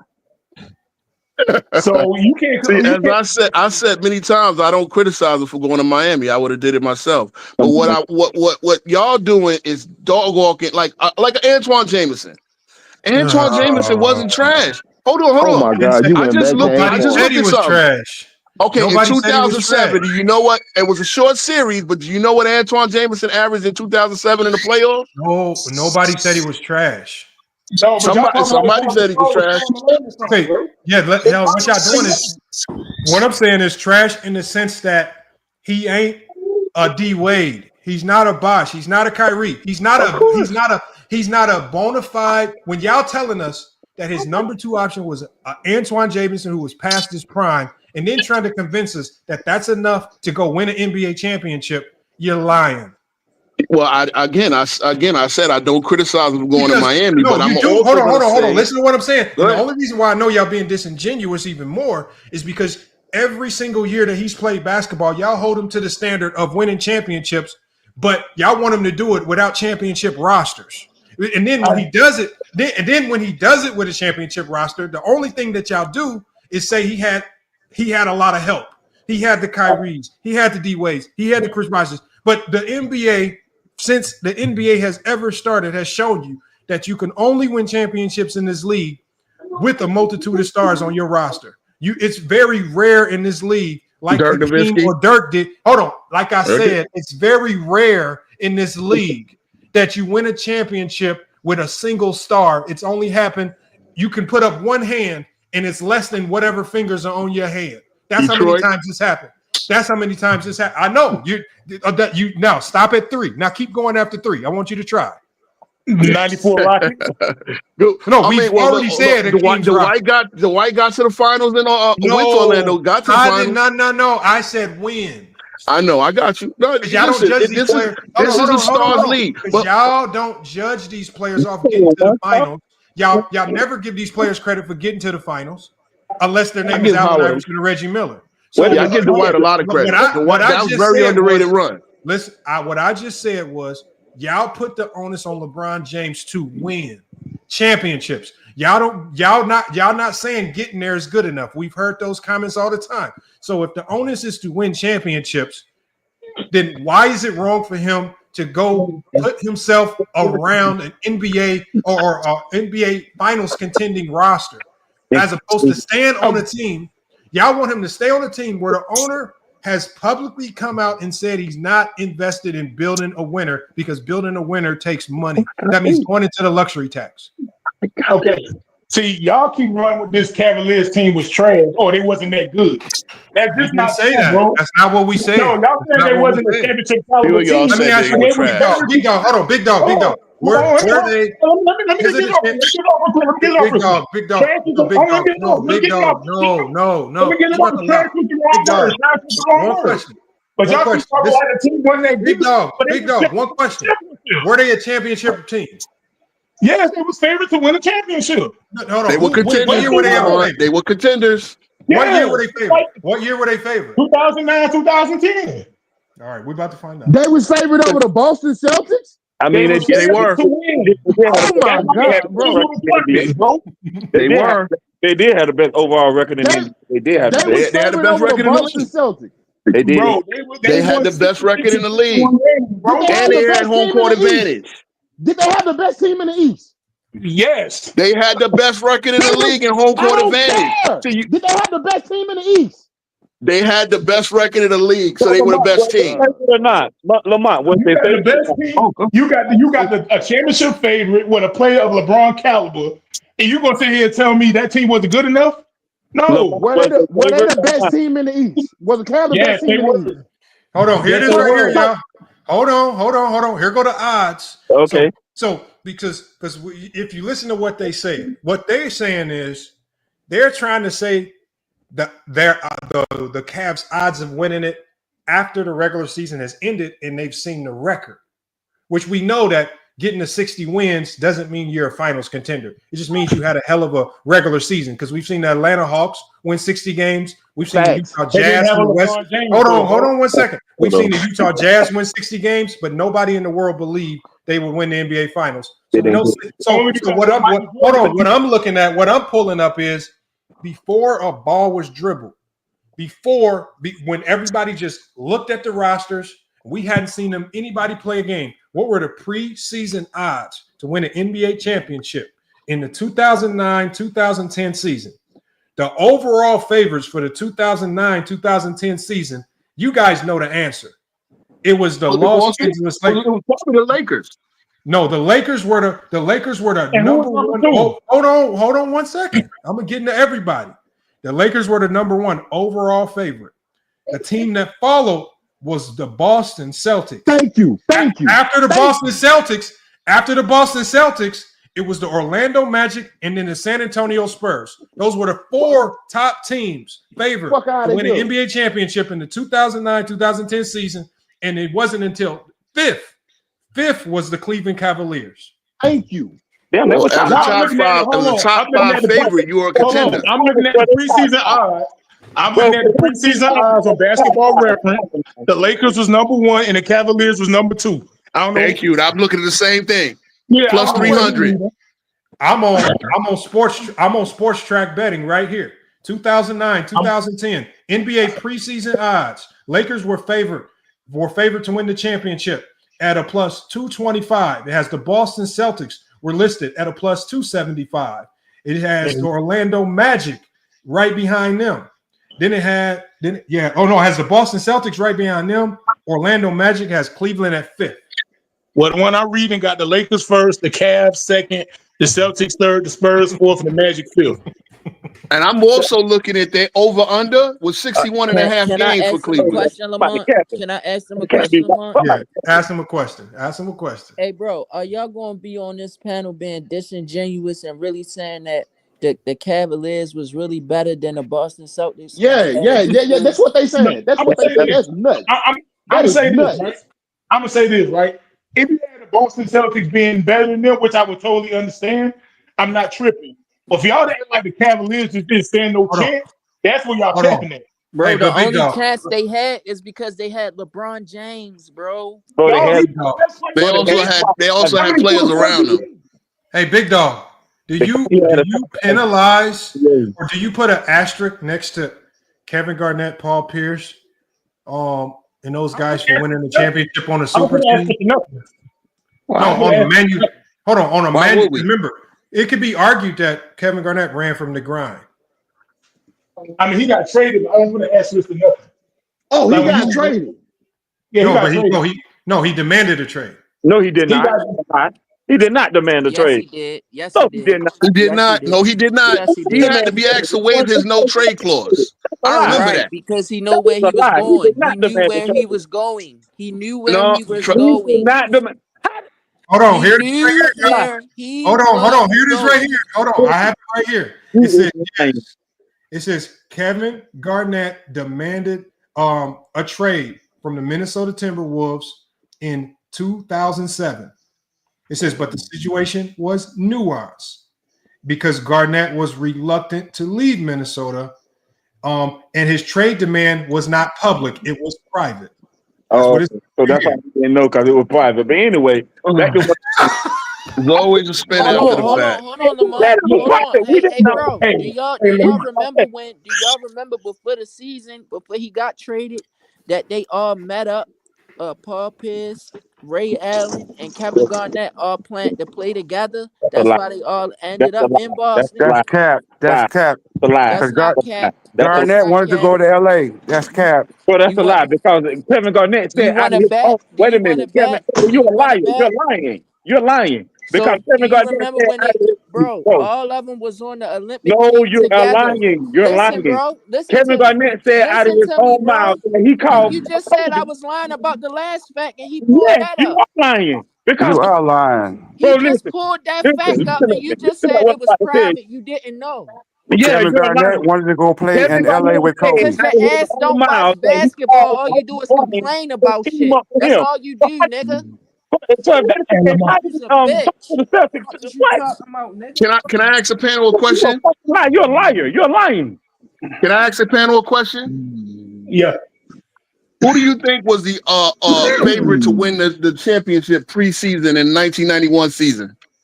Where is we going at? Why I'm gonna show you. I'm gonna tell you why. Who was the favorite in '91 before the season to win a championship? Take a guess. Y'all talk about '90s basketball. Let's talk about it. Who was the favorite in '91? Ain't nobody said nothing about no '90s basketball. You niggas always you ain't been on this panel long enough. I would assume. Okay, I'll answer the question. It's the Detroit Pistons. Who won the championship in 1991? The Bulls. Okay, then. You know what the Bulls were favorite when they came in? No. They came in Who at the 4th. fuck cares, bro? Oh, I know, but we had to go back to 2009 to say that they weren't better. So the thing is, just because a team was favorite don't mean you couldn't beat them. You said the Cavs was favorite, so you lied. All that shit y'all saying. LeBron got the most points in the NBA. And all you Okay, we niggas know run that. around and suck dick. Okay. Hold on. You niggas suck And LeBron. You niggas hey, suck Jesus man, Christ, let's Jordan. kick off the relax, You bro. niggas, 14-year-old, man. You Let's let tweaking, the bro. 14-year-old bro, go. you niggas suck Bro, Kobe dick. You niggas suck Michael Jordan dick. And That's how you LeBron is feel? better than both of them niggas, and they was dominant scorers, nigga. He got more points than both of them, Hey, nigga. so you Got know what he him. like doing. You So, eating ass y'all niggas. know what he like doing because he keeps saying it. hey, Jesus Ro. Christ. Hey, Ro, Yeah, let go me ahead, ask you one Mo. question. My only question to you is, what was the main reason? What was the main issue that the 91 Pistons had that stifled them that year? You talking about injuries? That odds can't project. Injuries? Yeah, injuries to who specifically? What players? Was There Isaiah? multiple Isaiah players. had a little something. I A can't even little. remember. He had Hold a on. hip injury. You said a little. He had the hip injury. Okay. Yeah, he retired after that. No. What happened to the Celtics in 2009? What do you mean? Kevin Didn't the Garnett. Celtics get injured in 2009? Kevin Garnett Oh, guy. that would have looked. Oh, that would have looked bad for your boy Kobe. Yeah, the So, twin. hold on, whoa. So did the Lakers in 2008 with Bynum No, and, but and what I'm saying, Ariza. So don't start that. all I'm saying is we're not. Again, we'll just take it back to the original premise. No, I don't think anyone here is like now that we've seen, especially now that we've seen these teams with Cleveland unfold, and I think for some of these teams to have 60 wins, that LeBron got to 60 wins, I think that in and of itself is a hell of an accomplishment. Him getting to the finals as quickly as he did is a hell of an accomplishment. And then, for example, that first time he got to the finals in 2007, I don't think anybody with confidence could say that roster was a championship or finals contending roster, right? I got something to say about the finals. It wasn't, but the competition was pretty trash too. No, hold on. Listen, all I'm saying is, Oh my God, This is crazy, yo. I hate these niggas. all I'm saying is, there's been, especially during that first year in Cleveland, the majority of teams that LeBron James had that first stint in Cleveland were not rosters that we could say with confidence could get to an NBA final. I would say this: the last 2 years, yes. I give you the years before that. But no, y'all keep trying to act like out of the 7 years, his first 7 years, right? How many years did he have a team that you could that you were 100% confident in saying, yeah, that team right there, the way they're playing, can win an NBA championship? The last two. That's a trick question. It's a trick question. I will say, giving LeBron credit, they overachieved, and because they overachieved, LeBron got 2 MVPs out the deal. In 2007, they overachieved. What you mean he got them? He didn't earn That's them? a trick question, Lamont. No, I said they overachieved, and LeBron got 2 MVPs out of the deal. So I'm giving LeBron credit for overachieving with a roster that's not exactly star-laden. Also, remember, those teams were built on a lot of good defense. So they did have good defense. And again, they were not all bums. A couple of guys made the All-Star team, Bro, probably because they won so many games. Up, bro. When we say bums, bro, we talking about championship level, bro. We know they okay, so players, again, championship level. Then we go to the examples of Dirk winning without another All-Star himself. Okay, so it can't. But that's bro, rare. The point is, hold on. The point is, it can't be done. Hold on, bro. Why do you niggas always want this man to do some amazing shit that's rarely done? Because y'all call him the Because GOAT. y'all think he amazing. That's because why. y'all call him Y'all the think he GOAT. amazing. Y'all talk shit about Jordan, but wait. Ooh. Jordan won a championship with What I Scottie can Pippen say averaging is- 14 hold on, points bro. a game. That's Hold why. on, Hold on. When did we bro. say Jordan? When we talk shit about Jordan? What are you talking When about? did I ever talk shit about Jordan? You just Y'all call him the GOAT. So you No, just I was asked talking why about do y'all want him to do some amazing stuff? Dick Oh. eaters. I said Hold on. y'all Who called him the dick GOAT? Who called him the What GOAT? you talking what you be talking about? Lame Who ass. called LeBron Your the whole GOAT? channel call him the You's GOAT, a Lamar. broke Come on, bro. bum. Shut your All You know the what I'm saying? Go time. James Kingdom. All Your the boy Johnny time. calls him the Ro. GOAT. Oh, see, Ro. See, this is what you're doing, Ro. What you doing, Okay, bro, on the is- panel called him a GOAT. Who Hold on the on, panel Ro. today called him a GOAT? Ro, All you're right, taking all your right. Okay, so your grievances. Hold on, Ro. You can't Go take ahead. your grievances This with Go big James man, Kingdom. just trying to pay some damn body. Hold on 1 second, Mingle Jester. Who Your is he going grievances off with on? Go James Kingdom needs to be taken up with Go James Kingdom. But nobody All in right, this I got you. conversation said he was the GOAT. Lamont, Okay, all right. Here's the thing. your Y'all channel asked me is a why. He asked me a LeBron question. James channel. Let me Then say, why you Okay, hear? you asked me a Then hold question. on. Why do George, y'all why you expect with him to him? do some Why you with amazing him? stuff? hey, let Cause me he say wanna this, y'all. argue. He heard niggas cooking and he wanna come up in here and argue and dick ride Man, Kobe who's and the Oh, this is Jordan. kid, Bro, man? LeBron stop James. Who Why is that, stop him? man? Dick mentioning ride fallacies, Kobe bro. Who and is that little Jordan. You boy, asked me a man? Dick ride question. niggas that we ain't gonna see play ever That little again. boy still read Marvel comic books, man. What is you doing? Who? Hey, look, Bro, let I me turn my say this, camera bro. on, bro. Hey, Lamar, If he that great, Grown ass wait. man, If he's dog. that great, he could win a championship without another His mind star. ain't. who? Like who? Like Kobe? Mm. Like when Like Dirk. when Kobe Like because Dirk. no, we're holding it to the high. Kobe has a higher standard than Dirk. So when Kobe threatened the organization, demanded a trade if they didn't make moves to bring in another star. So you're telling, so you want like it's just like Spiffy said. Y'all want LeBron James to do things that have rarely ever happened in NBA history just to get a little appreciation from y'all. Like I told y'all, Nah, it is what it is. winning without stars in the NBA is rare. And then what we've seen is y'all pick and choose. Y'all you and then you pick and choose when to give credit when players either when they win with stars. So when they win with a whole bunch of stars, right? You pick and choose when to give the credit. And then I don't see y'all giving Dirk or Hakeem any extra credit in y'all rankings. Y'all I don't do. put Dirk or you. So you He put was Dirk in my your top top 10. 10.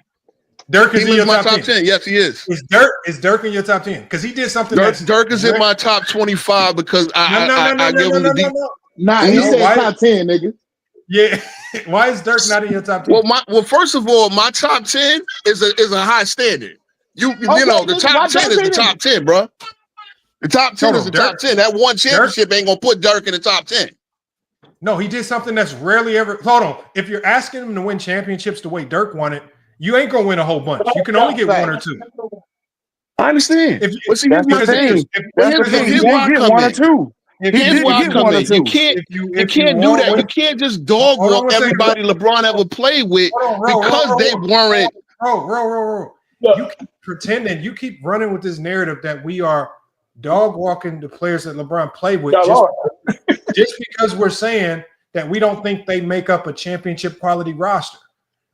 When you guys just admitted that the majority of teams that LeBron James had his first stint in Cleveland were not considered championship quality rosters. When you start a season with Boobie Gibson and Popeye Jones and Arjunas Ilgauskas and Antoine Jameson, no one walks around saying, yeah, that's a championship. That team can win a championship. They just happen to be really, really good.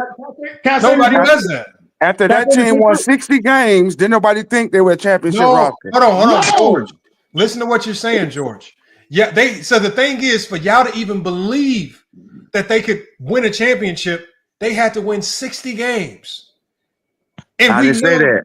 I said that after is they won large. 60 games. No, I know. You just said Did that. people start thinking that they were a championship team? George, of course, anytime a team wins 60 games, their ability to win a championship goes up because they won a lot of games. But it still doesn't mean they have winning games and being a championship quality roster are two different things. You running around counting how many wins they got does not make you a champion. Let me ask you a question. Who did the Spurs beat? Hold on. Yeah, y'all can't Who both did the ask questions Spurs at the beat? same time. Hold on. What I'm saying is this, George. The Spurs had what we call championship acumen. They had been to a ton of finals. They had a ton of finals experience. They had a coach that been to the NBA finals. They were consistently competing to win championships all throughout Tim Duncan's tenure. So when the Spurs have a solid team, they are considered, especially at that time, they would always be considered a finals contending roster, no matter how many games they won, right? Okay. Same with Kobe and those guys. I ask So you one question. What you're doing, George, is hold on, George. You're trying to ignore what you're doing is you're ignoring the roster. You're going to the record books. How many games did they win? Oh, they won 55. They won 60 games. They have to be a finals contender. So you're trying to wait till after the fact to determine if they were a finals contender based on how many games they won. See, and that's the wrong way to look at it. That's the wrong way to look at it. Can I ask you one question? Can I ask you one question? Go ahead. Can I ask you one question? Who did the Spurs beat to make it to the finals? I don't remember that year. That's what I'm saying. So if that second place team would have made who it did to they face beat? the Cavs, Well, who do you did think they the beat? Cavs? I'm asking you. I don't remember either. Oh, why are you bringing it up?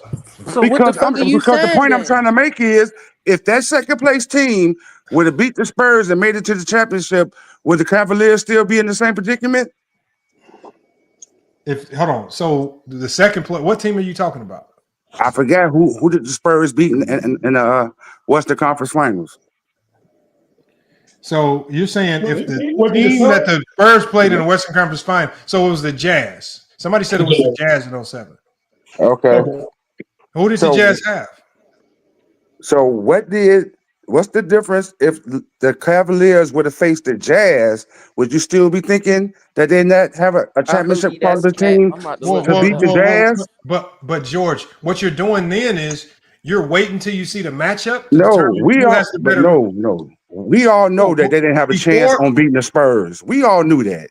Anybody who watched basketball knew that they didn't have a chance on beating a quality But I thought team you just said they as won the 60 Spurs. games. I thought you said they won 60 games. Doesn't that make Not them in better? I'm saying if they would have faced the Jazz instead of the Spurs, I would don't you have the know. same feeling? I gotta see Well, it's the same thing you do. Everybody don't know. I don't know. All I know, because what we're talking about here is the rosters that Cleveland had in LeBron's first stint. I'm not going to be one of the people that's delusional and pretending as if Dan Gilbert was out there really trying to put together a championship quality roster. When all Dan Gilbert was doing was taking a whole bunch of expiring contracts and older washed up players, throwing them around LeBron James, hoping that LeBron James could pull off a miracle. He was not out there trying to build a winner. Like he was not trying to get young talent that they could build up. He was not trying to get quality players for the long term that you could surround LeBron James with. All he did was get on a year by year and a year out basis. He would get old, washed up players past their prime, and try to throw them in that roster and hope he can get some gold out of it because he was out there collecting checks. It wasn't until LeBron's second stint in Cleveland where he had learned his lesson, because LeBron James will leave on your ass if you don't get right. and he started bringing in the players that LeBron James wanted. And what did it ultimately result in? It resulted in trips to the finals, and it resulted in a championship, which is all LeBron James wanted from the jump. Like an opportunity to compete in finals consistently by putting winning players around me, and it led to success. Let me ask a question real quick. Now, we all agree 2007, nobody was saying the Cavaliers was going to win the championship, right? We all agree. Now, when you actually watch the finals games, see, this is where y'all get on my nerves, blaming every season, right? We watched who is the one of the main players on the Cavaliers who didn't play well in that series? He was playing against the San Antonio Spurs. Hold on, big dog. Let me get this off. We're not surprised they lost. We're not surprised. Listen, we're not surprised they lost, right? We're not surprised they lost. But my thing is that y'all keep blaming everybody else, and LeBron don't get no blame. That's not. Hold on, big dog. Who said that? Hold on, big dog. Big dog. This is where this is where I think you need to go back to the drawing board with the way you see basketball. Right.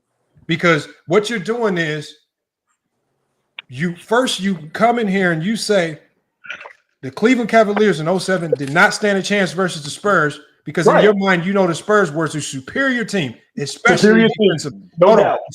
Especially defensively. And then you try to act surprised when not only the superior team. I'm not acting surprised. Hold on 1 second. But then when not only the superior team, but one of the best defensive teams in the league is able to create problems for LeBron James, who, in all honesty, doesn't have much talent around him on that roster. Then you try to act surprised that this great defensive team. Hold on. Because when we went to the film, all the narratives that because we actually played that game. That's not what I'm doing, though, Lamont. Because, hold on 1 second. Because you just said it. Let you him literally just said it. What you just said was you said LeBron James played bad. And I'm assuming you're only saying he played bad because he didn't score the amount of points that you wanted him to score. Because you guys don't care about any other aspect of the game other than scoring. No, he played bad because he had 6 turnovers a game. That's what He shot 35% from the field. And Okay, so you're playing. So essentially, he played bad because y'all didn't like his offense. Y'all, first of all, y'all saying he played bad because a great defense forced turnovers and because a great defense forced him in a low percentage. Hey, just like I said, Kobe played bad. It sounds like you just need to be given a little bit more credit to the Spurs for how good that team was. Right. No, listen what I'm saying. I'm not even knocking LeBron for losing that series. But what I'm saying is, no, I'm not. Listen what I'm saying, bro. We all know the Spurs are supposed to win. We know that. We get it. But what I'm saying is whenever they lose, y'all act like LeBron is always the one balling, and y'all say the teammates just ain't worth a damn. What I'm saying is, we did not say that. We said, bro, you came in here and jumped it's up the okay, handle, bro. You jumped It's up the okay, top bro. rope going crazy. It's okay, All bro. we said, bro. So same thing with Listen to me, 2009, bro. 2010. I heard The you, bro. Cavaliers Listen had a to me, squad, bro. bro. LeBron just didn't win the championship, and that's okay. You can't. Hold on. 2009, 2010. What was the starting lineup? Let me go ahead. Give me a second. Braun, Jameson, Shaq. Braun, Jameson, Shaq. You know, all they and the do is backcourt was Mo Williams and Anthony Parker. They don't watch the games. Who was the All starting they lineup? do is mix shit up. Jack was 40. Mo Williams, Jameson, Shaq. Games they talking about. No, and this is my thing, right? Y'all talking about Anton Jameson. Before Anton Jameson got there, he was 21-9, bro. Man? He was 21-9. Braun and Jameson, Shaq, Mo Williams, and it was either Anthony Parker or who was the shooting guard? Oh, you're laughing. See, this is what I'm saying. You're laughing, but Anthony Parker was a good role player. Why does everybody have to be an all-star for LeBron James to win it? Hold on, big dog. This nigga said Anthony Parker was a good role player. Listen to what I'm saying, big dog. Big dog. I'm laughing because first of all, we've already gotten to a player like Anthony Parker, and we still in the starting lineup.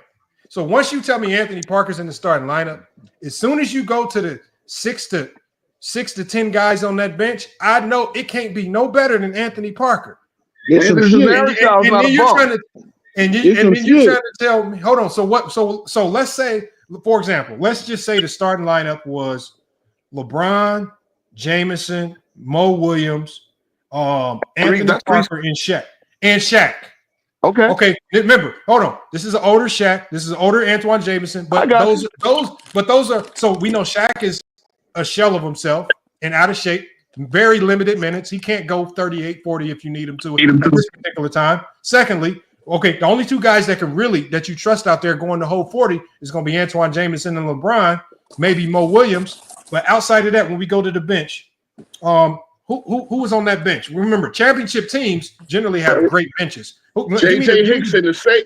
JJ Hicks and the same JJ Hicks, and y'all wanted Phoenix to take Amari for. Okay, give me. Okay, JJ Hickson, the great JJ Hickson. Who else? Yeah, y'all said Phoenix should have gave y'all. I know. The great JJ Hickson. Who else? Anderson Varejao. You can tell me he's a bum. The great Anderson Varejao. Okay, one of the best rebounders I've ever seen. My wife is Brazilian. We love it. Anderson Varejao could ball. When Jones on there? Delonte West, aka stepdad.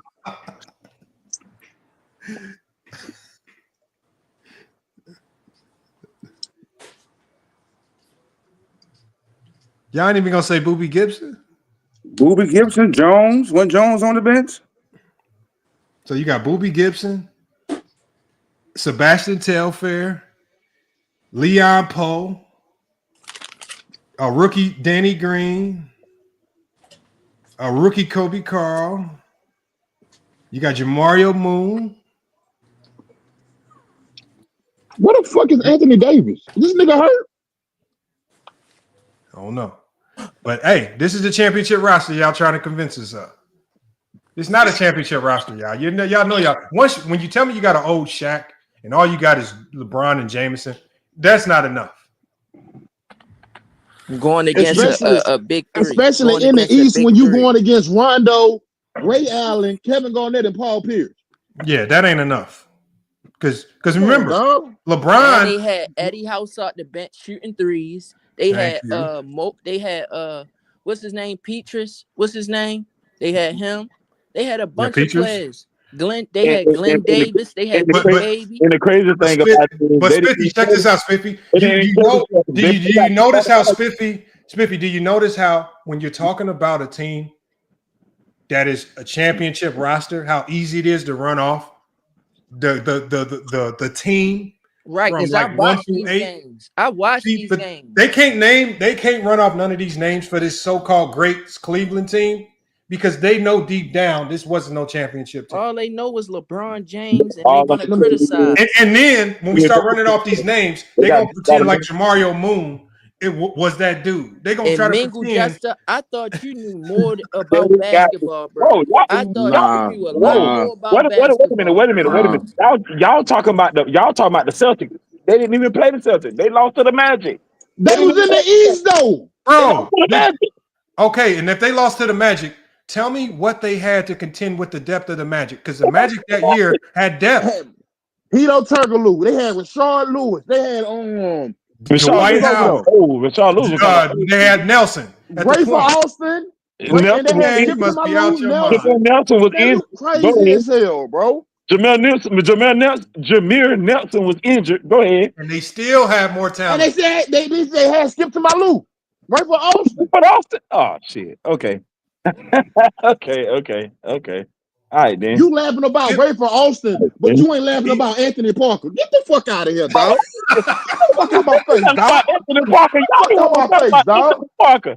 Get the fuck out of here, bro. He got you on that one, Mingo, though. He got you on that one. Mention Anthony Parker. How he got me? I didn't even say that about no Anthony Parker. Y'all niggas. If any nigga sitting up here thinking, bro, them early Cavs team was championship contender, dog, you played yourself, dog. You don't know basketball. They did have a really good basketball. They did not have no really good team, man. They have a top 5 defense back then. I don't know about a championship contender team, but they had a top 5 defense back then. We all know defense won the championship. And who was anchoring that defense? I guess LeBron was. I guess exactly. Yes, he was. I guess he was. I don't really know. Oh man, the glaze is real. You look like a glaze. Shut up, nigga. That's a nasty word. Oh boy, y'all wild, man. So, all right, y'all, we about to shut this down. I got to watch some of these games, man. Y'all made me miss all these games. I think Anthony Davis hurt right now. This nigga ain't been back in the game since the beginning of it, bro. He probably is, man. I don't like these Christmas games. They ain't that good. What do y'all think about that lady ref? Yeah, that was BS what she did. She'll be all right. She'll be all right. She'll be all right. She like, y'all got to think about it like this. Sometimes when you go to work, I mean, think about it. We don't know what's going on. Her husband might have left her that morning. Fuck her mind. Lamont, you shutting it down, Lamont? Yeah, I'm about to shut it down. But all I'm saying is, like, when you're dealing with human refs, you got to expect human problems to come, like mistakes. You got to like, the NBA can fix this overnight by just going all reffing is done by AI. But one of the elements to the game is the human error from the refs. That the judgment calls. You know that the ebbs and flows of the game, it affects the refs too. The crowd, the ups and downs of the crowd, that affects the refs too. And that's just part of the game that you got to factor in. So I don't look at reffing. I don't look at refs like they're supposed to be perfect. You just got to incorporate that into your game plan, that you know refs ain't going to be perfect. And you got to hope that things go your way, and you got to have gamesmanship to get some of them calls in your favor. That's part of the game. Oh, yeah, Lamont, did you talk about the Travis Hunter situation, dog? Did y'all talk about that? I talked about it a little bit. I just think it ain't really nothing to talk about, really. It's like it's a lot to talk about. Fuck you talking about? I know that all these videos and stuff are coming out and getting leaked out. My thing is just right here. I know she might have a nasty little past on her, in which I get it. I get that. But at the end of the day, I'm not going to act like so when you're on a college campus, especially a college campus. We understand. Trust me, bro. I've been on college, dog. Females cut up. They cut up. No, it's not that they cutting up. What I'm saying is there's very little a girl can do on a college campus without every dude who's in the know knowing about it. So a lot of this stuff that's probably getting leaked out is probably stuff that Travis has already caught wind of, and he's already made his bed with it. And he's probably already settled the dust on some of this stuff. But Lamont, this but hold up, Lamont. You think he knew? You think he knew that she was in the club with that low ass skirt on, freaking niggas, spending nights over niggas' houses, and they've been together 5 years. But hold on. Let me say something. No, here's the flip side. Do we know at that time? Like, there's a lot of stuff going on. Did they have a partial breakup? What was going on during that? Lamont, hold up. I think Trav got. Hold up, Smith, hold up. Go ahead. I think they got their timeline mixed up, bro. I don't think they've been together 5 years. I don't think because when he was in Jackson State, I knew nothing about this shit, dog. No, she was with him in Jackson. No, she was not. Yes, she was. Was she on campus with Trav? Because he was in all his videos. I don't remember no female being in none of Trav videos when he was in Jackson State, bro. She was there, and then when Deion got the Colorado job, he transferred to Colorado. I know that. First thing you see was her moving with him. She came right with him. Like she remember, as Travis blew up, her role and her visibility started to blow up as well. Because when he started to get more money, she kind of glowed up too. Because really, back in the Jackson State days, she was just like a 6, a 5 or 6. She was average. She was just average. She's still average. We ain't gonna lie. But me and you both know the money can make things glow up a little bit. And the money is just she's still average though. Like, she ain't nothing to just, you know what I'm saying, wow, but she's still average. It's not, but I think with Travis, I think he green. I'm 1,000% positive. There's no way a college football player of his popularity is green. That motherfucker was right out in the streets doing everything. Nah, he green, dog. Lamont, I'm not gonna lie. Ain't no way. Lamont, I'm not gonna lie. I won't be surprised if she took I won't be surprised if she took that nigga virginity, dog. Hold on, bro. Hell no. You gonna say that nigga green? Hold on, bro. Hold on. You gonna say they was both doing shit? What you mean they both been doing shit? She the one that's caught on camera more. Why is he always on camera and he not? But he said, bro, green. Yeah, I think he green. I think Travis Hunter green as shit, dog. You see the shit he be wearing in the videos and all that, how he be dancing and shit and that, man, that dude green, dog. Hold on. Did y'all see when he won the Heisman and Deion Sanders had to push her? Had to tell her, like, get your ass up. Yeah, like, she not genuinely happy for this man. She just danced because she know he about to get the bag and she trying to use him to get the bag, bro. Yeah, but she was like there. him. But she was there before the bag talk even came. Nah, bro, that nigga that nigga know he was gonna be something out of high school, bro. They knew who that nigga was gonna be one of the ones. Out of high school, he was gonna be one of the ones. That's not true.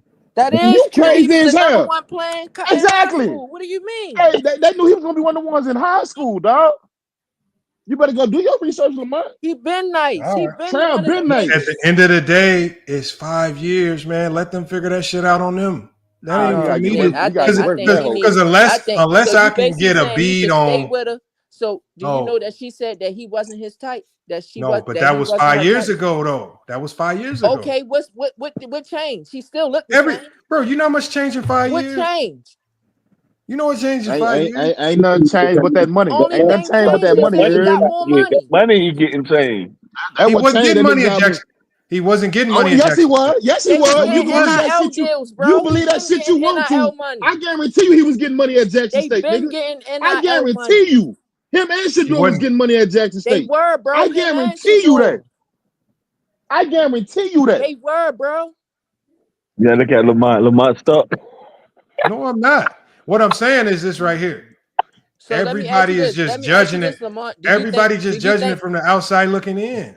Bro, so you don't care that your girl running around in the club without you shaking her ass on other niggas? You don't care about that type of stuff. No, all I'm saying is, I'm not saying I don't care. But what I'm saying is, if she did do that, ain't no Travis already knew. Hold on, what I'm saying is Travis already knew that. How do he know that she's standing? Hold on. Hey, check this out. If she was in the club doing all that stuff, right, and everybody at the club know Travis Hunter, everybody at the club, no, that's Travis Hunter girl. You don't think not one person went back and said, "Damn, Travis, your girl out here in the streets doing X, Y, and Bro, Z." niggas want to fuck That's your why I bitch. say Nigga, that nigga listen to green, me, dog. bro. That's why I say that nigga Niggas want to green, fuck dog. your bitch. Nigga not going to tell you, bro, your bitch in here. Nigga want to fuck your No, bitch. They had one no. up on you, bro. Hold That's a on. You fact. telling me? Hold on. You telling me out of an entire club? That's fact. You acting fact. like nobody came back and told him this was happening. No, nigga want to have one I up can believe on that. you. I can believe that. I can believe that, Lamar. Hold on. You telling me? Yeah, some Hold on. girls There are did. no. Some This is girls how I know did. y'all ain't. This is how I know y'all never been on a college campus because you got to think about it like this. You tell me, Hold bro. on. Check this out. Check this out. Hold on 1 second. First of all, y'all looking at it just from the dudes. Well, I'm It's looking at hella- it from me and Hold on, hold on, me Spiffy. being with a female. Spiffy. What I'm saying is this right here. Out of all the females that might have wanted him, because remember, he's not a normal student. He's a football player and he's a star football player. If she do anything out of pocket, any female on that campus that might want him is reporting back to him like a drill sergeant. But And they he gonna ain't trying report to with hear that shit because hold he green. on. What I'm saying is this: anything that might have happened in the past, for me to pretend like he's just finding all this stuff out now, and he on a college campus where there are no secrets, everything comes to light. Everybody talks. All this You do stuff. got a point All on these. that. You got a point on And that. what I'm saying is I'm talking, and then on top of the fact he's a football player. What that got Everybody to is do with her when you spending the night football over niggas' players. houses? Football players on campus are gods. They What know do that got to everything. do with her spending the night over niggas' houses? Because well, all I'm saying is if it happened and he already cleared that up and they got past it, I'm not about to rehash and rejudge it. What if he don't know? Bro, for him not to know, that's 1,000% impossible. Your girl because not going to come out and tell you she spent the Shador night at no nigga house. would have pulled up on him.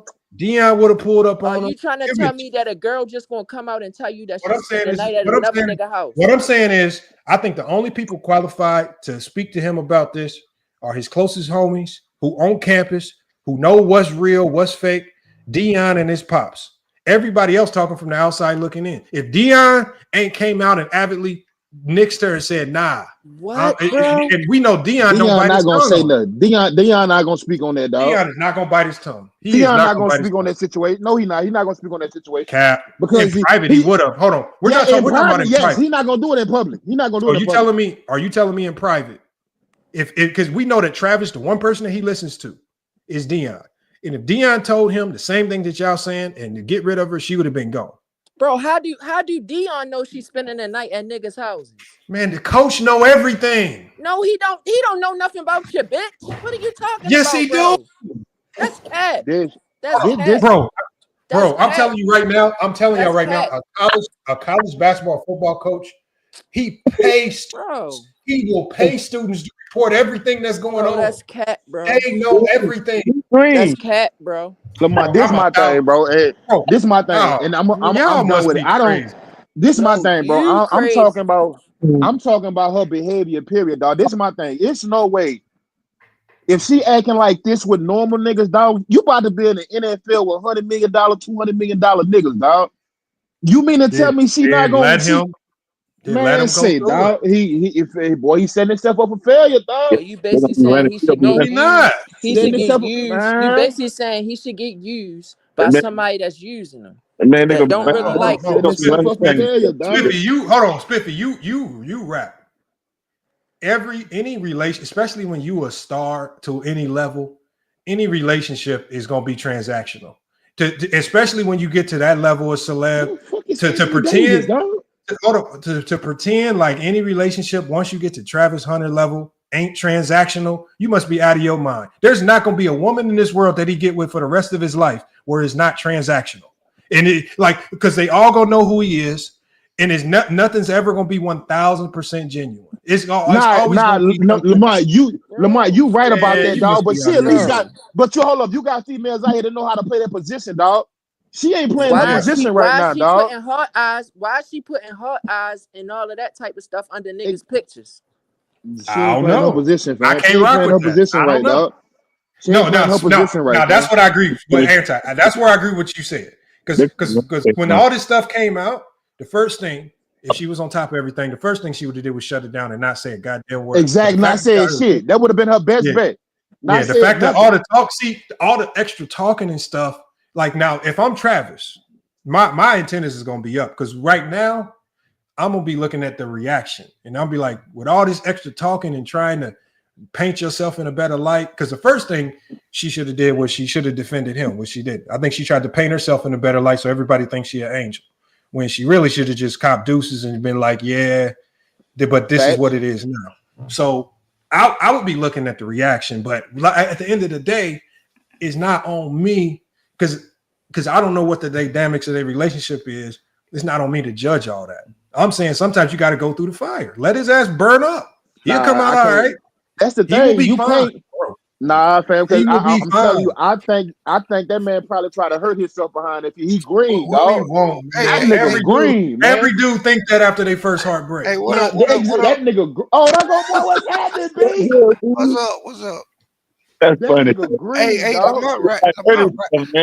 Lamont right. Uh-oh. Bees don't never agree with me. He's probably blind. What he right about, B? Hold on, Bees. What you think about it, Bees? What he right about is there ain't nothing Travis Hunter, his son, or any of those other stars do on Colorado that Dion don't know about. Promise. We not saying that. We not saying that. We talking about her. No, what I'm saying is, if she was out in the streets, Dion would be the first to know. But I don't think she was doing this at Colorado though, dog. It don't matter. I mean, she was doing it at Jackson. Hey, she been doing it the whole time. Look, man, this woman came out publicly and said he not my type. Right. What that mean? That she don't really like him. That's crazy, dog. She said that shit, dog. Hold on. But we know she lying though, because she hard eyes Anthony Edwards, and they both from gangly looking dudes. No. That means this is Anthony Edwards, bro. Like we ain't gonna cap. Anthony Edwards don't look shit like no Travis Hunter, bro. Hey, stop capping, dog. Stop capping. That look but they gangly. Bro, they gangly looking, man. They both gangly looking. She not picking these dudes for their looks. Thank you, bro. Thank you, Aunt. She Thank you, bro. This is a transaction. Thank you, bro. That's all this is for him. For her. She's her. trying to get a For bag her. out his ass. He just stupid. Thank you. He green. Green. I told nigga green, bro. And so it don't matter what you tell him. He in love with this girl. Yeah. I think that chick took his virginity, dog. And like real talk. And so he got to go through this. Thank you. You can't stop it. Because tell me one nigga at this point wouldn't have dropped her already. Thanks. You right about that. Well, yeah, but I ain't gonna lie. I think if you like a month in. Once you get he has deleted his Instagram. So it's getting to him. The moment this started coming up and she go on and start talking like she talking, she finished. The best thing she could have did was just stayed off Shut the fuck up. and not said another word. And that's how you know he a punk. But yeah, Bees, niggas, that's niggas what. posting Bees, that's how you reacted. That's how you react when you like 29, 30, and you've been through the fire. What are you talking about, Lamont? If I'm 21 years old and my bitch is spending the night at another nigga house in his clothes, that's crazy, dog. That's crazy. Done, bro. Have you ever been through the fire? What are you talking about? I think every nigga on this panel fuck with females that cheated, dog. If that's what you ask, right? And I'm leaving her ass. I'm leaving. No. Hold on. Have you ever been through the fire, stuck around longer when you probably should? No, not on no girl that cheated on me. Fuck no. I ain't gonna lie. Another nigga put his dick in you love. Hey, you gone. That's your bitch now. Connection is over. That's your bitch. Hey, your bitch now. But that's your bitch now. Over. But this happens everywhere. You see Earl Thomas, don't you? His wife finessed him out of $3 million. Yeah, and his ex-wife and her boyfriend just stole $3 million from him. That's he crazy, let her come back in the house, though. That's crazy. These niggas. Hold on, what about what's going on with Devin Haney? I heard something was going on with Devin Haney. Young Thug was wiping his girl was going to go see Young Thug up at the jail, but they was not together. Devin Haney and that girl wasn't together. They got together after that video. Do Thug got a baby with that chick? No. All right. No. Oh, so I think the DA might be throwing this stuff out to just create mud and create drama for everybody, since everybody got off. They some hoes, boy. Hey, Yeah, Anton, like I who told you about like this case. I told you that case was gonna go into the garbage can. I told you that was fake state RICO stuff. But bro, you talking about? You said they Hey, were gonna get off right away. I know that shit wouldn't what happen. did Thug get though? That nigga he green. got He he copped got out for 15 probation. years. He got 15 years on probation. If he do anything That's wrong, he crazy, gotta do dog. 20. He gotta do 20 years in jail. So all That's he That got was nigga crazy. belonged to probation. the state. He belonged to the state. That's what's going on with No, his bro. ass. Probation is easy as hell. He ain't worth No, it. no, Hell it Not no. ain't. for Not for a him. nigga like Thug, it Hell ain't. Not for no, him. Lamont. Not for a Not nigga for like him. Thug, it ain't. Hell no, Not for Lamont. Hell him. no. Nigga green, bro. Hell no, Lamont. That man got 15 years. If he get to Lamar, the I don't think you 14 year, understand if what he get the probation is, 14 dog. years in one day, hold on, listen to me. If he get the 14 years and 360 And days, he fuck up, he going and right he to prison. fucked up right there, he gotta do Bro, 20 years in No, ain't jail. no no, bro. Bro, judge in the world gonna he let you get that lucky. far and give you the whole thing. There ain't no way. He Shit, Bro, he alright. no, lucky. he He already lucky signed that it. He already they signed let him it. move to LA. He already He lucky signed on it. that.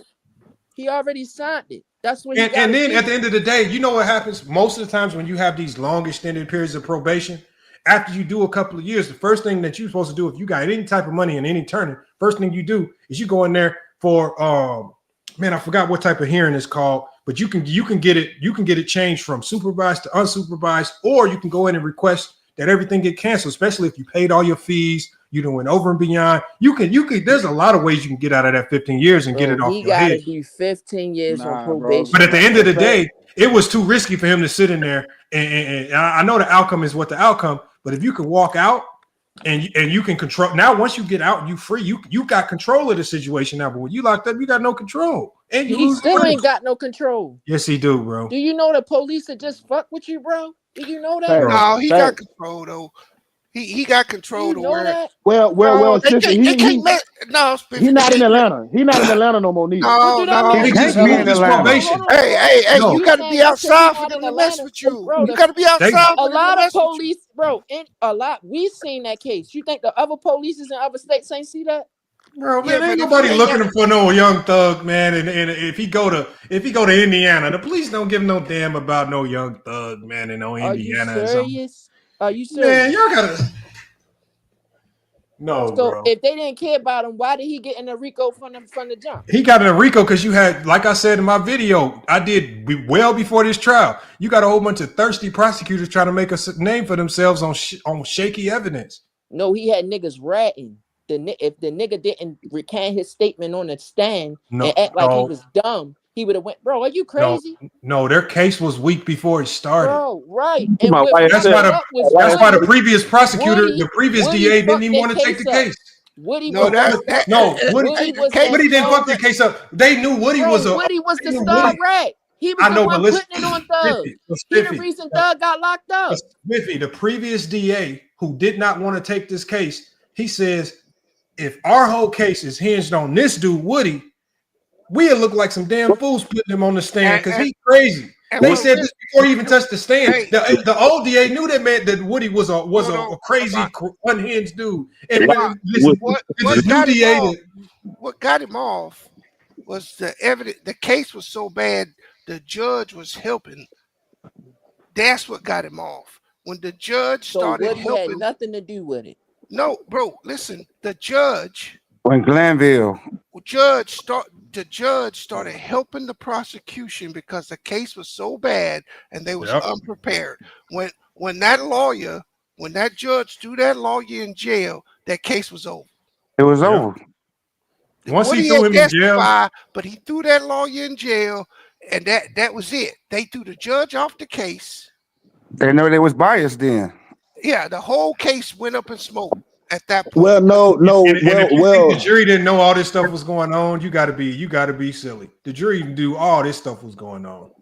Ain't no way they did. Y'all niggas watch too much TV, bro. This shit is What do you crazy, mean too bro. much TV? You think, Bro, you bro? trying to tell me a nigga ratting don't mean nothing?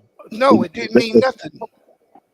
Because Okay. I tell you what, I tell you Okay. right So now. if he'd have went, Because if he'd have went through, if he'd have went because through and said that he seen, that if he'd rat have was a went through, criminal. The Hold rat was a on, criminal himself. hold on. we This is what would all have happened. rats be criminals. What are you talking about? Spiffy. If that Fuck.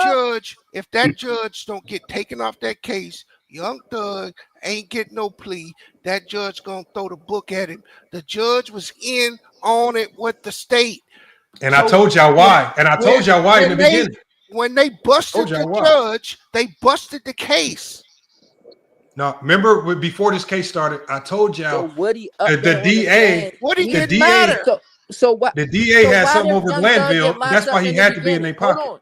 Why did Young Thug get locked He up got in the locked up beginning? because they brought this case. They were going to win this case. This case was going to be won whether Woody testified or not. The judge was in That's cat, on bro. the deal. That's Bro, cat, you don't know bro. what you're talking I about, know bro. exactly what I'm talking No, about. you don't. Whenever you You ever trying to seen tell me a nigga that's that Oh, star Lord. witness? He was that star witness. It don't matter. The It judge matters was a the lot. damn He's star a witness. so all them videos that they was bringing out of him and Hey, y'all remember what Thug said when it was over? He said, I'm so glad. He told the new judge, I'm so glad you took over this case. He said, you saved my life. Yeah, because he was cooked. He was cooked at Glanville State. Cooked because of the judge. When they outed the judge, that's when he got off. So Woody had nothing to do with helping him get out. Hell no. No. He Hell did, no. bro. He's the star witness. What are y'all did talking not, about, bro? He wouldn't have got off if that judge wouldn't have got busted. Bro, once Woody went up there acting like, bro, because Young Glanville Thug got wouldn't have locked threw up out because- Glanville hold on, wouldn't have bro. threw out that detective Young from the Thug case. got locked up because Remember when Woody detective went kicked off the implicated case? him in a murder. Woody implicated him in that murder. Yeah, with that Nut. was that. He That's how they implicated got him in there. that murder, basically saying that before the shots went off, Young Thug rolled past that barbershop. After the shots went off, he said they met up at a McDonald's in the parking lot. They all flew to Miami. When he got on the stand, he didn't say none of that.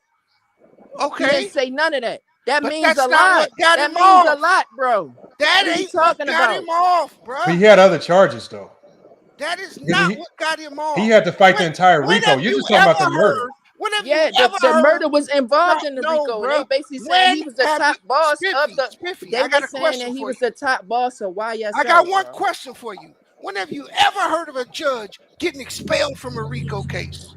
Bro, this is a state RICO, Bro, number one. It This don't is a matter. state RICO. When It have you matters a ever lot. heard? It matters a lot, Bro, bro. answer my It question. matters a lot, bro, because Dirk in Are the you in gonna a, in a answer my RICO. question? Dirk is in a RICO right now. Bro, Dirk is when not gonna have you- listen to me. The He in a feds federal got a RICO, way though. more better conviction rate than the goddamn state, my nigga. Bro, we not talking about federal, bro. I asked you a simple question. You just said a RICO. This was Yeah, a state RICO. It's A state RICO, bro. State. It don't State, matter. nigga. When have you State, ever seen a nigga. judge get removed from one of these cases, nigga? Because he was being biased. No, Okay. because he wasn't being biased. He was in on it. Being committing biased. crimes, That's what I'm nigga. saying, nigga. Then if the judge is committing crimes in a case, Yeah, How- they how pulled does that Woody. They not- pulled Woody in the back room and was trying to get him to stand on what he said in them videos, nigga. That's why he got thrown off. What are you talking about? That's not what they did in the back room. That is what they did. What are you talking about? No, the back room was just getting them to testify. It wasn't about the actual testimony. exactly, he wasn't even going to testify at all. I know. But remember, the old DA, Spiffy, all I'm saying is this right here. The old DA, this case has been something that even the old DA before Fannie Willis could have brought up. But the old DA said, he looked at all the evidence and he said, this case, if the best we got is that our star witness is going to be Woody. He says, we're going to look like some damn fools putting him up there because a good defense attorney going why to did they destroy go up his there ass. and put him Hold up on, there? hold on. Why Listen did to what they I'm put saying, him up Spiffy. there? Let me finish, Spiffy, because that's all they had, one. And so this is what that's happened. not why they put it That's up there, not Lamar. all they had. They had Hold multiple on, witnesses. Spiffy, They had multiple hold on, snitches. Spiffy, hold on, What are you hold on. talking about? I'm only talking about the star witness because Woody was the star witness.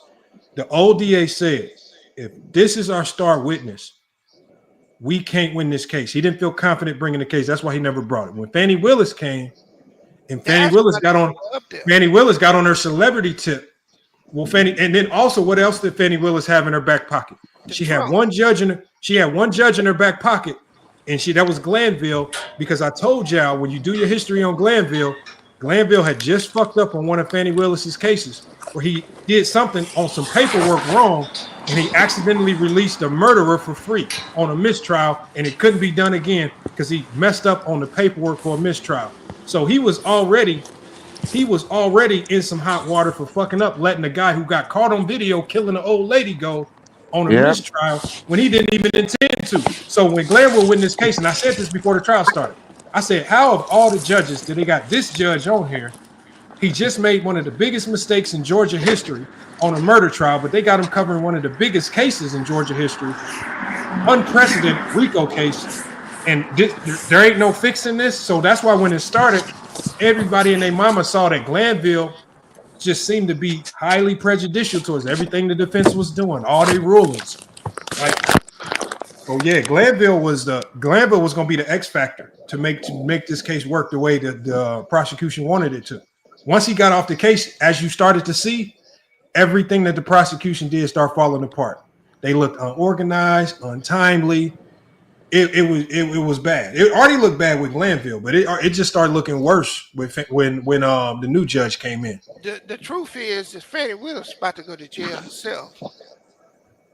I believe that too. Yeah, that's a lot of money. She $10 million missing. She about to get cooked. And they don't play with money. The money will get you in jail quick. $10 million missing. Yeah, Fannie done. She gonna cash app it. Yeah. So who shit? Remember she said. Remember, did y'all see the hearing when she was trying to explain the money, and she's sitting there talking about all these thousands of dollars. She's like, "Yeah, I just keep it all in cash." And I'm sitting there like, "Man, you in Atlanta, Georgia? Ain't no way you just sitting here holding it." She's like, "Yeah, my mama told me I always keep cash on you." Hey, you know what? I'm like, man, she owed the IRS $8,000, right? And she told them she didn't have it. And then she went in that case. She went in that trial and testified that she got $15,000 in the house. Yep, in the crib, in the shoebox. Did y'all know that she was intimate with Nut, the one that got killed? Yep. that's what they said. Is that true? I think Woody kind of exposed it on the stand, didn't he? No, that's no. He talked about the detective. He talked about the detective messing around with somebody. That's facts that she was intimate with him. You about the lawyer dude? No, Nut is the one that Young Thug and them killed. Oh yeah. Why I fin Lucci man? Why I fin You think that's why she going after him so hard? Yeah, that's why she went after him. But that whole case, bro, they didn't have no real evidence. That whole case was just dumb, dog. Like, listen to me, bro. Most of the time, they really don't have evidence. They need a nigga to tell on you. Yeah, but for her, I say this. She used this case and the Trump case. She was trying to spring her career. She was trying to spring into a governorship or supreme. She was trying to get something bigger than what she got. But that's my question, though. I'm not denying that. I'm not denying that. But for y'all to say that Woody had nothing to do with helping him get off, that's crazy, bro. Okay, but this is my question, though. The world, okay, Young Thug and all them going through. Hell, why is saying Lucy ain't went through a case yet? He done been in jail for about 4 years, 5 years. I'm about to say he on a murder charge. That's different. So they in the RICO too. They was in the RICO. Oh, for real? Yeah, I thought he was on a murder charge. First of all, they were beefing. They were beefing. YSL and YFN was beefing. That she brought both sides in. She locked both sides up. Hold on. I thought YFN Lucci's case was over. No, he's still in jail. But he in jail on a murder rap, right?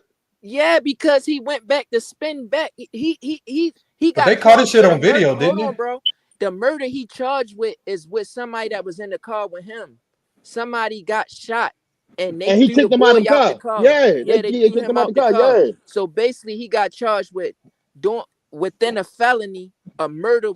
When we go out to commit a felony, a murder happened. If anything happened and we in the car together and somebody died, they can charge us with the murder. Y'all all get everybody with it. Okay, I get that. Hey, come up here and put it on them, HM3. Okay, I get that. No, this case that Young Thug case was barbed. Once I read the hey, bro, indictment, I ain't wonder saying why. the case wasn't Hey, bullshit. here's The my case question. was definitely bullshit. Why them niggas vote her back in, bro? Woody was funny though. He said he hearing out of town to speak on Atlanta shit. Look, I don't even think y'all know what the hell y'all got going on. Y'all had craziest witnesses up, man. Y'all got it. But Lamont, I'm not gonna lie though. That shit there was supposed to do as far for all them gangs and shit in Atlanta. You heard what Lil Baby did with 4PF, right? That nigga said ain't no more. Nigga dismantled that shit. Well, you have to now. He dismantled that shit because even old boy in Florida just dismantled his group.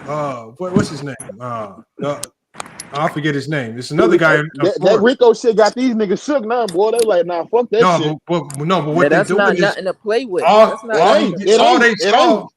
all they saw was that they willing to abuse the RICO Act if they want to come after a celebrity. Anybody. Anybody.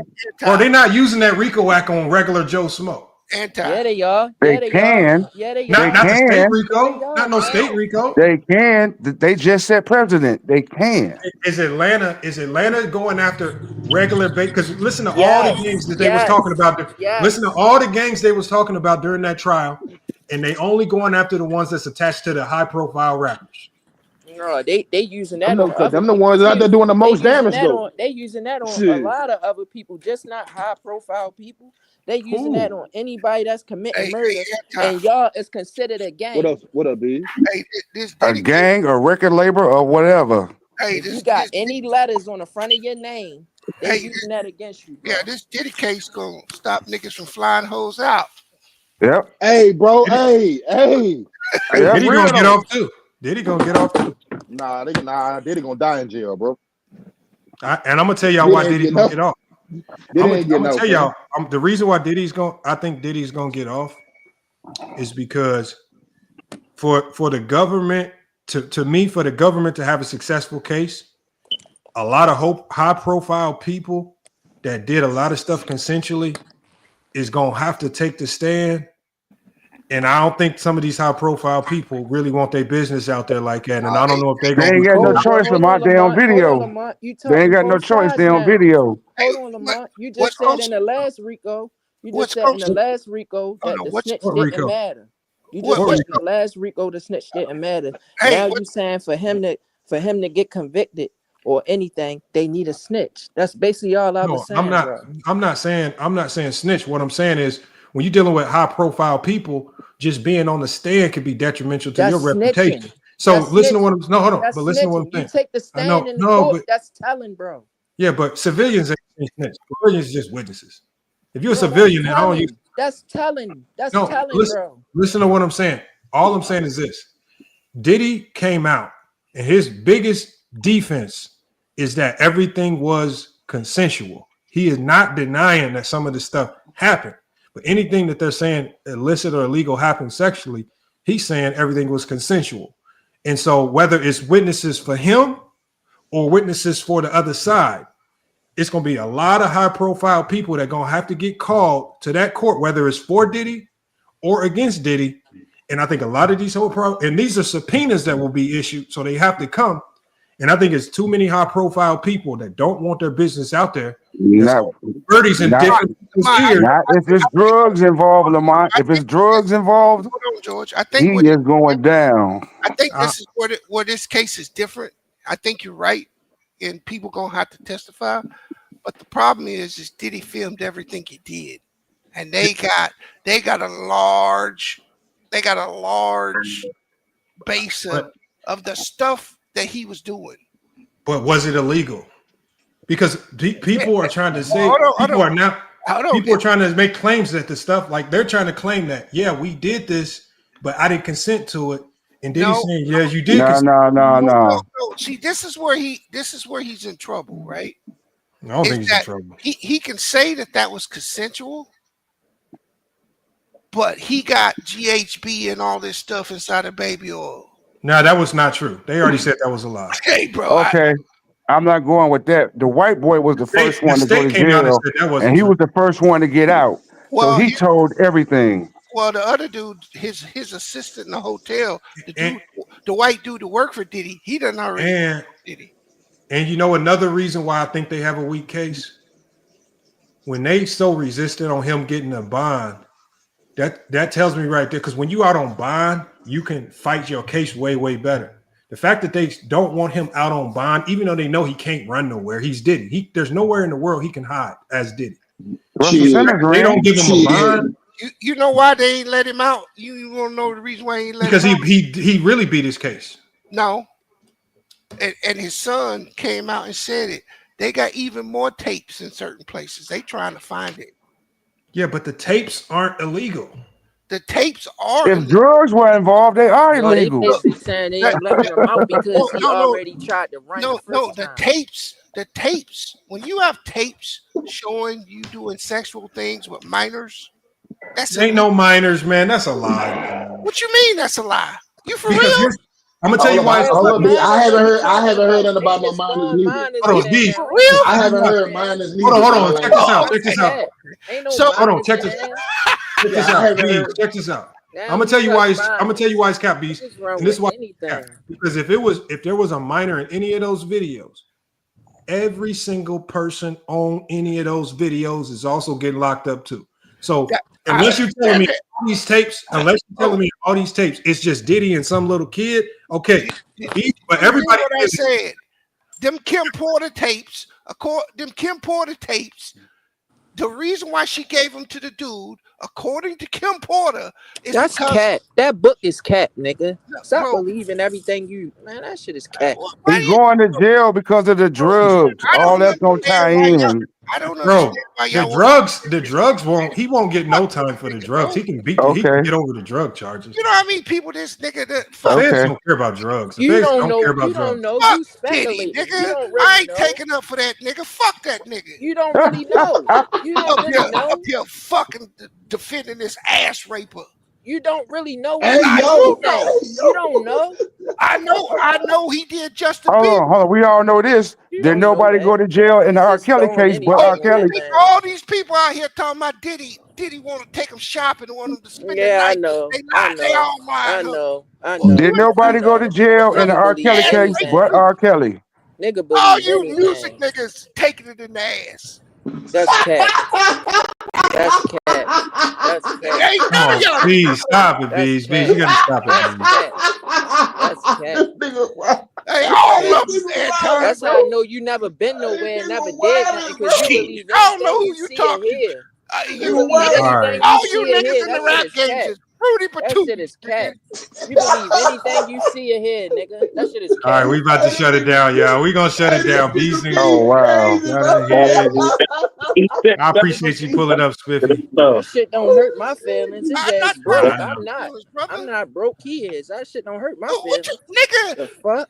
I don't know why what you talking about? Nigga, you ain't got shit I got, nigga. Shut up. I know. What is wrong with you, nigga? I know.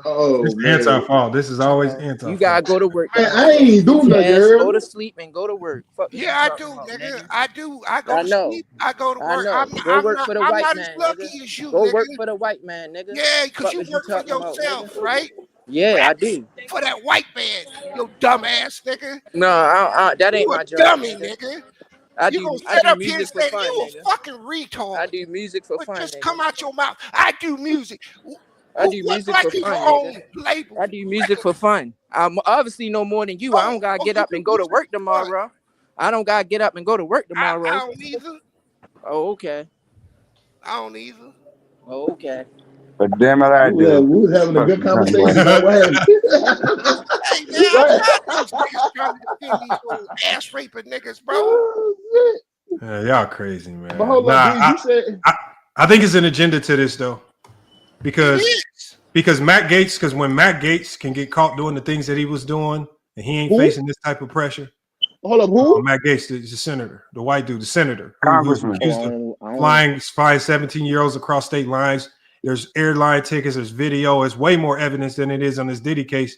But yet this man is able to still go represent the U.S. and Congress and the Senate and all this stuff. His friend went to jail, but he didn't. You know what? Now, all I'm saying is, I feel like with a lot of these cases, it's a lot of picking and choosing going on.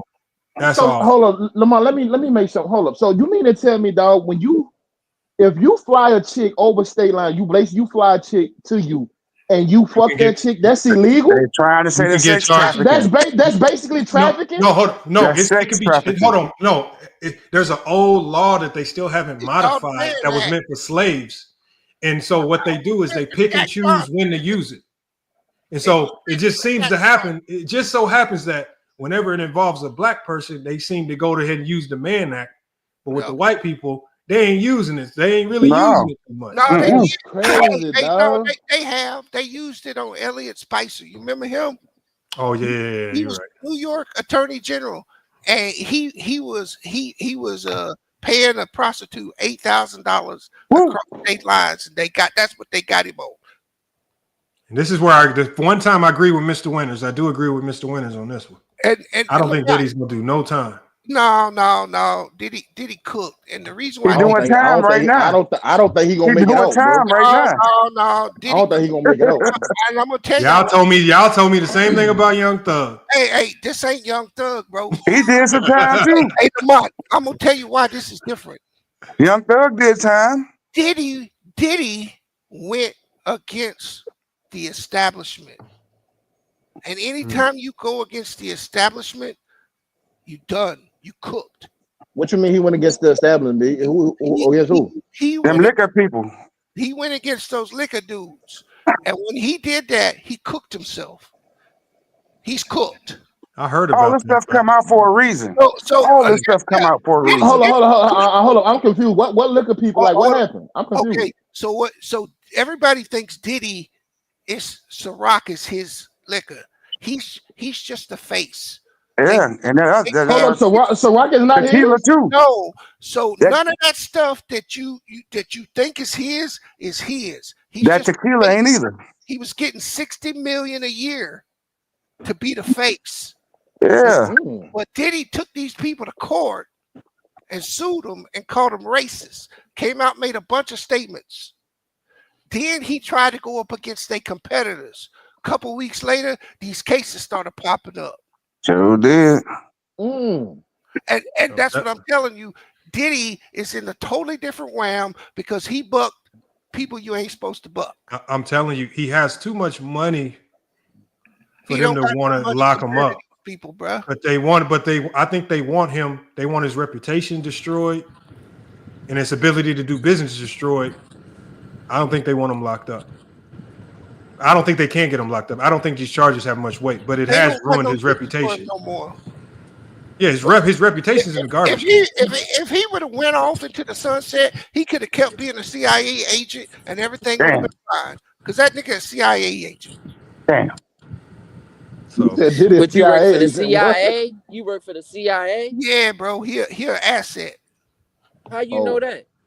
Bro, one, it ain't no niggas in America with no B behind their name that ain't plugged.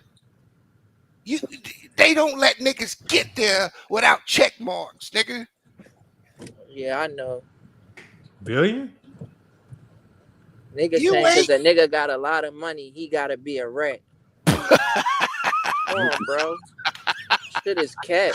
Oh, this nigga. Bro, do you think this system is fair, bro? What I'm saying is, you can make money, bro. Just because you can't fathom it, don't mean that it ain't real, bro. I don't know. I agree with Spiffy on that one. You make that kind of money without ain't nobody making that type of money. That type of money. You're not going to get on that. That's because you never really been get around money, nigga. That type of money ain't no tax to it. All right, hey y'all, we going. I gotta shut this one down, y'all. We going on. I'm hollering. Shut it down. I gotta shut it down. I gotta shut it down, y'all. I gotta shut it down. I'm hollering, sir. This nigga got me hot. You pay your bill. I don't believe what you saying. Hey, y'all missed this shit. I missed this shit, Lamont. I missed this shit, bro. You don't know anything, bro. And then take off. Hey, make sure we give Pay your bet, nigga. Hey, hold on. I've been paid it. If you on my dick, go ask him. I've been paid it. Oh. Dumbass nigga. Get up my dick. You weigh about Get up my 110 dick. pounds. Ain't nobody worried about your little ass. Oh, all right. So I paid it. Go ask him. Y'all Dumbass nigga. All on my dick. This nigga disappeared for 2 years because he lost the bet. No, I've been around. I just been working. I work for myself. Something that you don't know about. Listen, so when I get somewhere, when I get up somewhere and I get a couple dollars, you gonna say I work for the CIA too, dumbass nigga. You know what? What you talking about? You ain't got that kind of, but chill. I ain't even got to worry about what you talking about. Got that. I know. Because the little money you talking about ain't money, nigga. I know. Yeah, I know. you ain't got the type of money that we talk. I know. Hey, Mingo, that's how you know this nigga don't got no money. You talking about I don't got nothing. He ain't even talking about real money, bro. right? Yeah, we talking about that LeBron nothing, money, bro. that Oprah Winfrey money, that Michael Jordan money. I never said I had Hey, that y'all, type of I'm about money. to catch the end of I this said Laker if game. I got that type of money. Hey, niggas can say that about me. Make sure That's y'all what I give y'all said. last. Dumbass Make sure y'all nigga. give a shout out. All these niggas come to the internet and they millionaires. Hold on 1 second. Right. Make sure y'all give a shout I out. never said I was a millionaire, but I don't work for Hold on. somebody. Hey, y'all, I can I say one thing? Well, Can I say maybe one you thing? talking Broke ass good, nigga. Go work for the you white talking man. No, you You will can't, never Lamont. touch $1 Shut your million. damn mouth. You will never touch $1 million in your life. You Fuck is you dumb as talking hell, about, nigga. nigga? You All dumb right, as y'all. hell. Look, make I sure. I know you stupid. You don't I even know. you I'm don't know stupid, you but talking I'm to, stupid, nigga. but I don't work for the white man. You do. I'm stupid though. All right, y'all. What you All right, talking y'all. about, Hey, nigga? make sure. Hey, Spiffy, Hey, you heard LB passed what? away, right? You said say it again. You heard LB passed. The one that used to be on Ticket. Yeah. For real, how he passed? Yeah. I don't know, man. I just wanted to make sure we give us our condolences if y'all When he if passed, y'all he passed recently. Yeah, I heard it was recent. I just heard the news today. Hey, thank you, Renegade. Because that's true right there, bro. So what'd he say? He said, ain't nobody with $1 billion not an asset, nigga, because that's how it works. That's true. I don't know about that. Okay. Yeah, I don't care about all that, bro. What you saying though, Lamont? Hey, Spiffy, with your little job, your business that you running, did you have to buy any permits or anything like that? Wait a minute. Of course, bro. Of course. He paying I'm not a rent. dumbass. So He paying rent. who you pay that to? What He you paying mean? rent. For myself. Pay them permits to, What nigga. you with Man, mad? just go to bed, bro. Just go to bed, Man, bro. come Go to on, bed, bro. You just talking to be talking. I don't hate Ticket TV. I don't know where y'all get this from. But yeah, like, look, y'all, we're gonna shut it down. I appreciate y'all pulling up. We got prime time. I saw you pull up late, but we're about to shut this one down. We'll be back live again probably tomorrow. So my apologies. I know we didn't shut it down. We got the root of the conversation taken care of. Salute to Wait a minute. You coming back tomorrow? Yeah, I'm gonna be live tomorrow. All right. Yeah, be live tomorrow. We're gonna cook, man. Damn, everybody dropped quick. Damn, that was quick. All right, y'all. Look, man, FYF Sports. Salute to Spiffy, y'all. Make sure y'all go check him out on IG. Spiffy Lil Kenny. Music out. He got his shop out in Baltimore. Make sure y'all pull up over there, man. Look like he got a legit. I know they was cracking jokes up here and whatnot. So now Spiffy got a legitimate bona fide business, and his music kind of fire. He just got signed by a major record label, man. So make sure y'all go check out Spiffy Lil Kenny. He had a new album just dropped. Good music. You can find it on YouTube, IG, Apple Music, all the places where you can find music. All you do is just look up his name, man. Y'all know how to find it. I'll put the link to his recent album on my community tab so I can go check him out. But yeah, we're gonna check out the end of these games, man. Hope y'all had a great Christmas, man. Appreciate all y'all, man. We're going into this new year. Like I said, man, we're gonna be doing a lot of different things for FYF Sports, man. What I want to change is I know we had a panel today, but the goal is to kind of get away from the large panels because as y'all can see, the large panels kind of turn into helter skelter.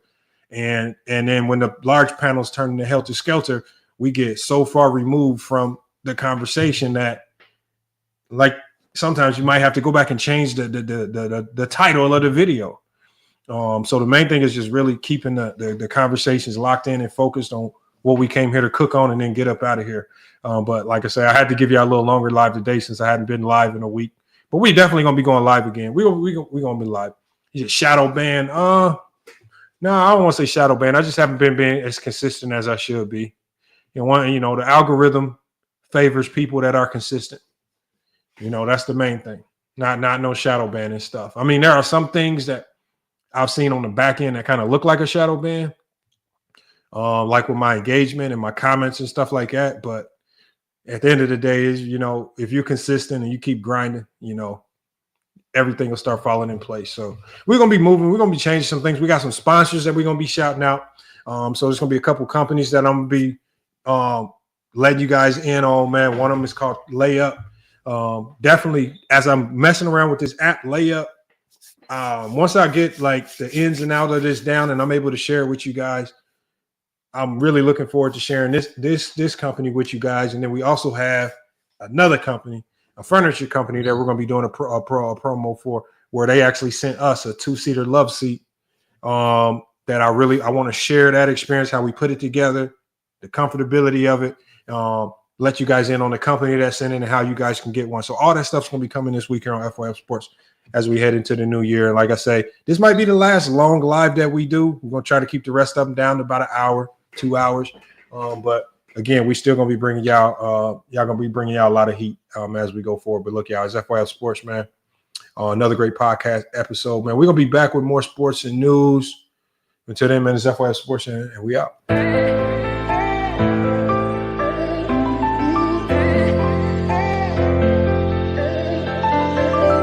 Yeah, we done came from the bottom, mad that we up, but I don't hear him talking. Started with knowledge inside of my noggin. We took a dream and then we started blogging. Put my city on the map now. I'ma say how it is and now I'm back down. On the road to 100K, we finna act out. We gon' show them that we not just in the background. We the main event, we the main show. We the one that people always gonna pay for. FYF, we the best, no debate though. Number one sports channel, every angle. I'ma show them all how we ride. Best sports talk show, we not like them guys. We playing it safe while they feather the lines. We pushing the narrative all the time. Like who to go in the game is not MJ. Kobe Bryant top 10, not what we say. I keep my Elijah one is very overrated. Keep it real if it ain't fact, we don't say it. Now it's stable, we won't be ignored. Missing the lake, I'm missing the draws again, a hell of pain. I got a lot to deal with and my mind is kinda slipping away. What's on the line? I made up my mind, some shit I'll just taste it great. Whatever it is, whatever it was, it's never gonna be the same. How do I explain what's been going on with me? You say that I changed, but you didn't know the old me. I think that I saved you, tell me who gon' save me. I'm way too fucked up in this club, I'm ashamed, baby. You say that I changed, but you ain't really know me. When I'm around my dogs, girl, they just can't control me.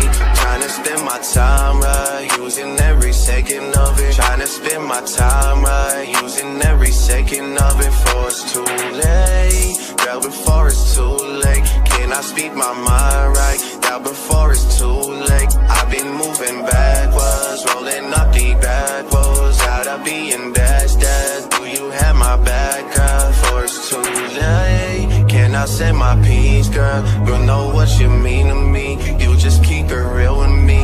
I've been moving backwards, rolling up the backwards. Every time I'm backstab, missing the lake, I'm missing the draws again, a hell of pain.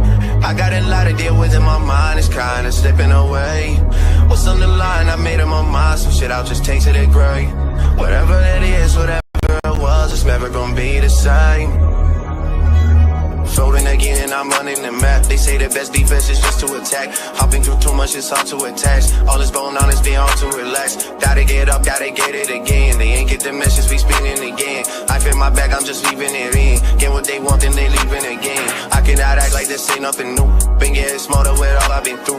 Nowadays, I'm more rewarding than truth. Tired of keeping it G just to lose. Let it all out when I step in the booth. We're there for some months, now it's time to recruit. Met the investments, it's time to recoup. It's time to recoup, but how do I explain what's been going on with me? You say that I changed, but you didn't know the old me. I think that I saved you, tell me who gon' save me. I'm way too too fucked up in this club. I'm ashamed, baby. You say that I changed, but you ain't really know me.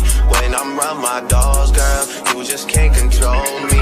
Trying to spend my time right, using every second of it. Trying to spend my time right, using every second of it. Before it's too late, girl, before it's too late. Can I speak my mind right now before it's too late? I've been moving backwards, rolling up the bad boys. Every time I'm backstabbed,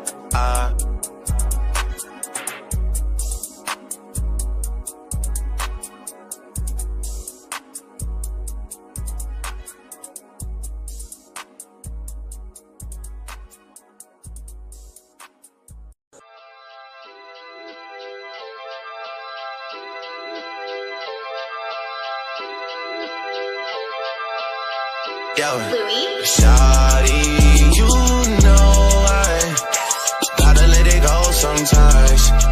Gotta clear my head sometimes. I gotta get away some shawty. You know I just need a little peace of mind.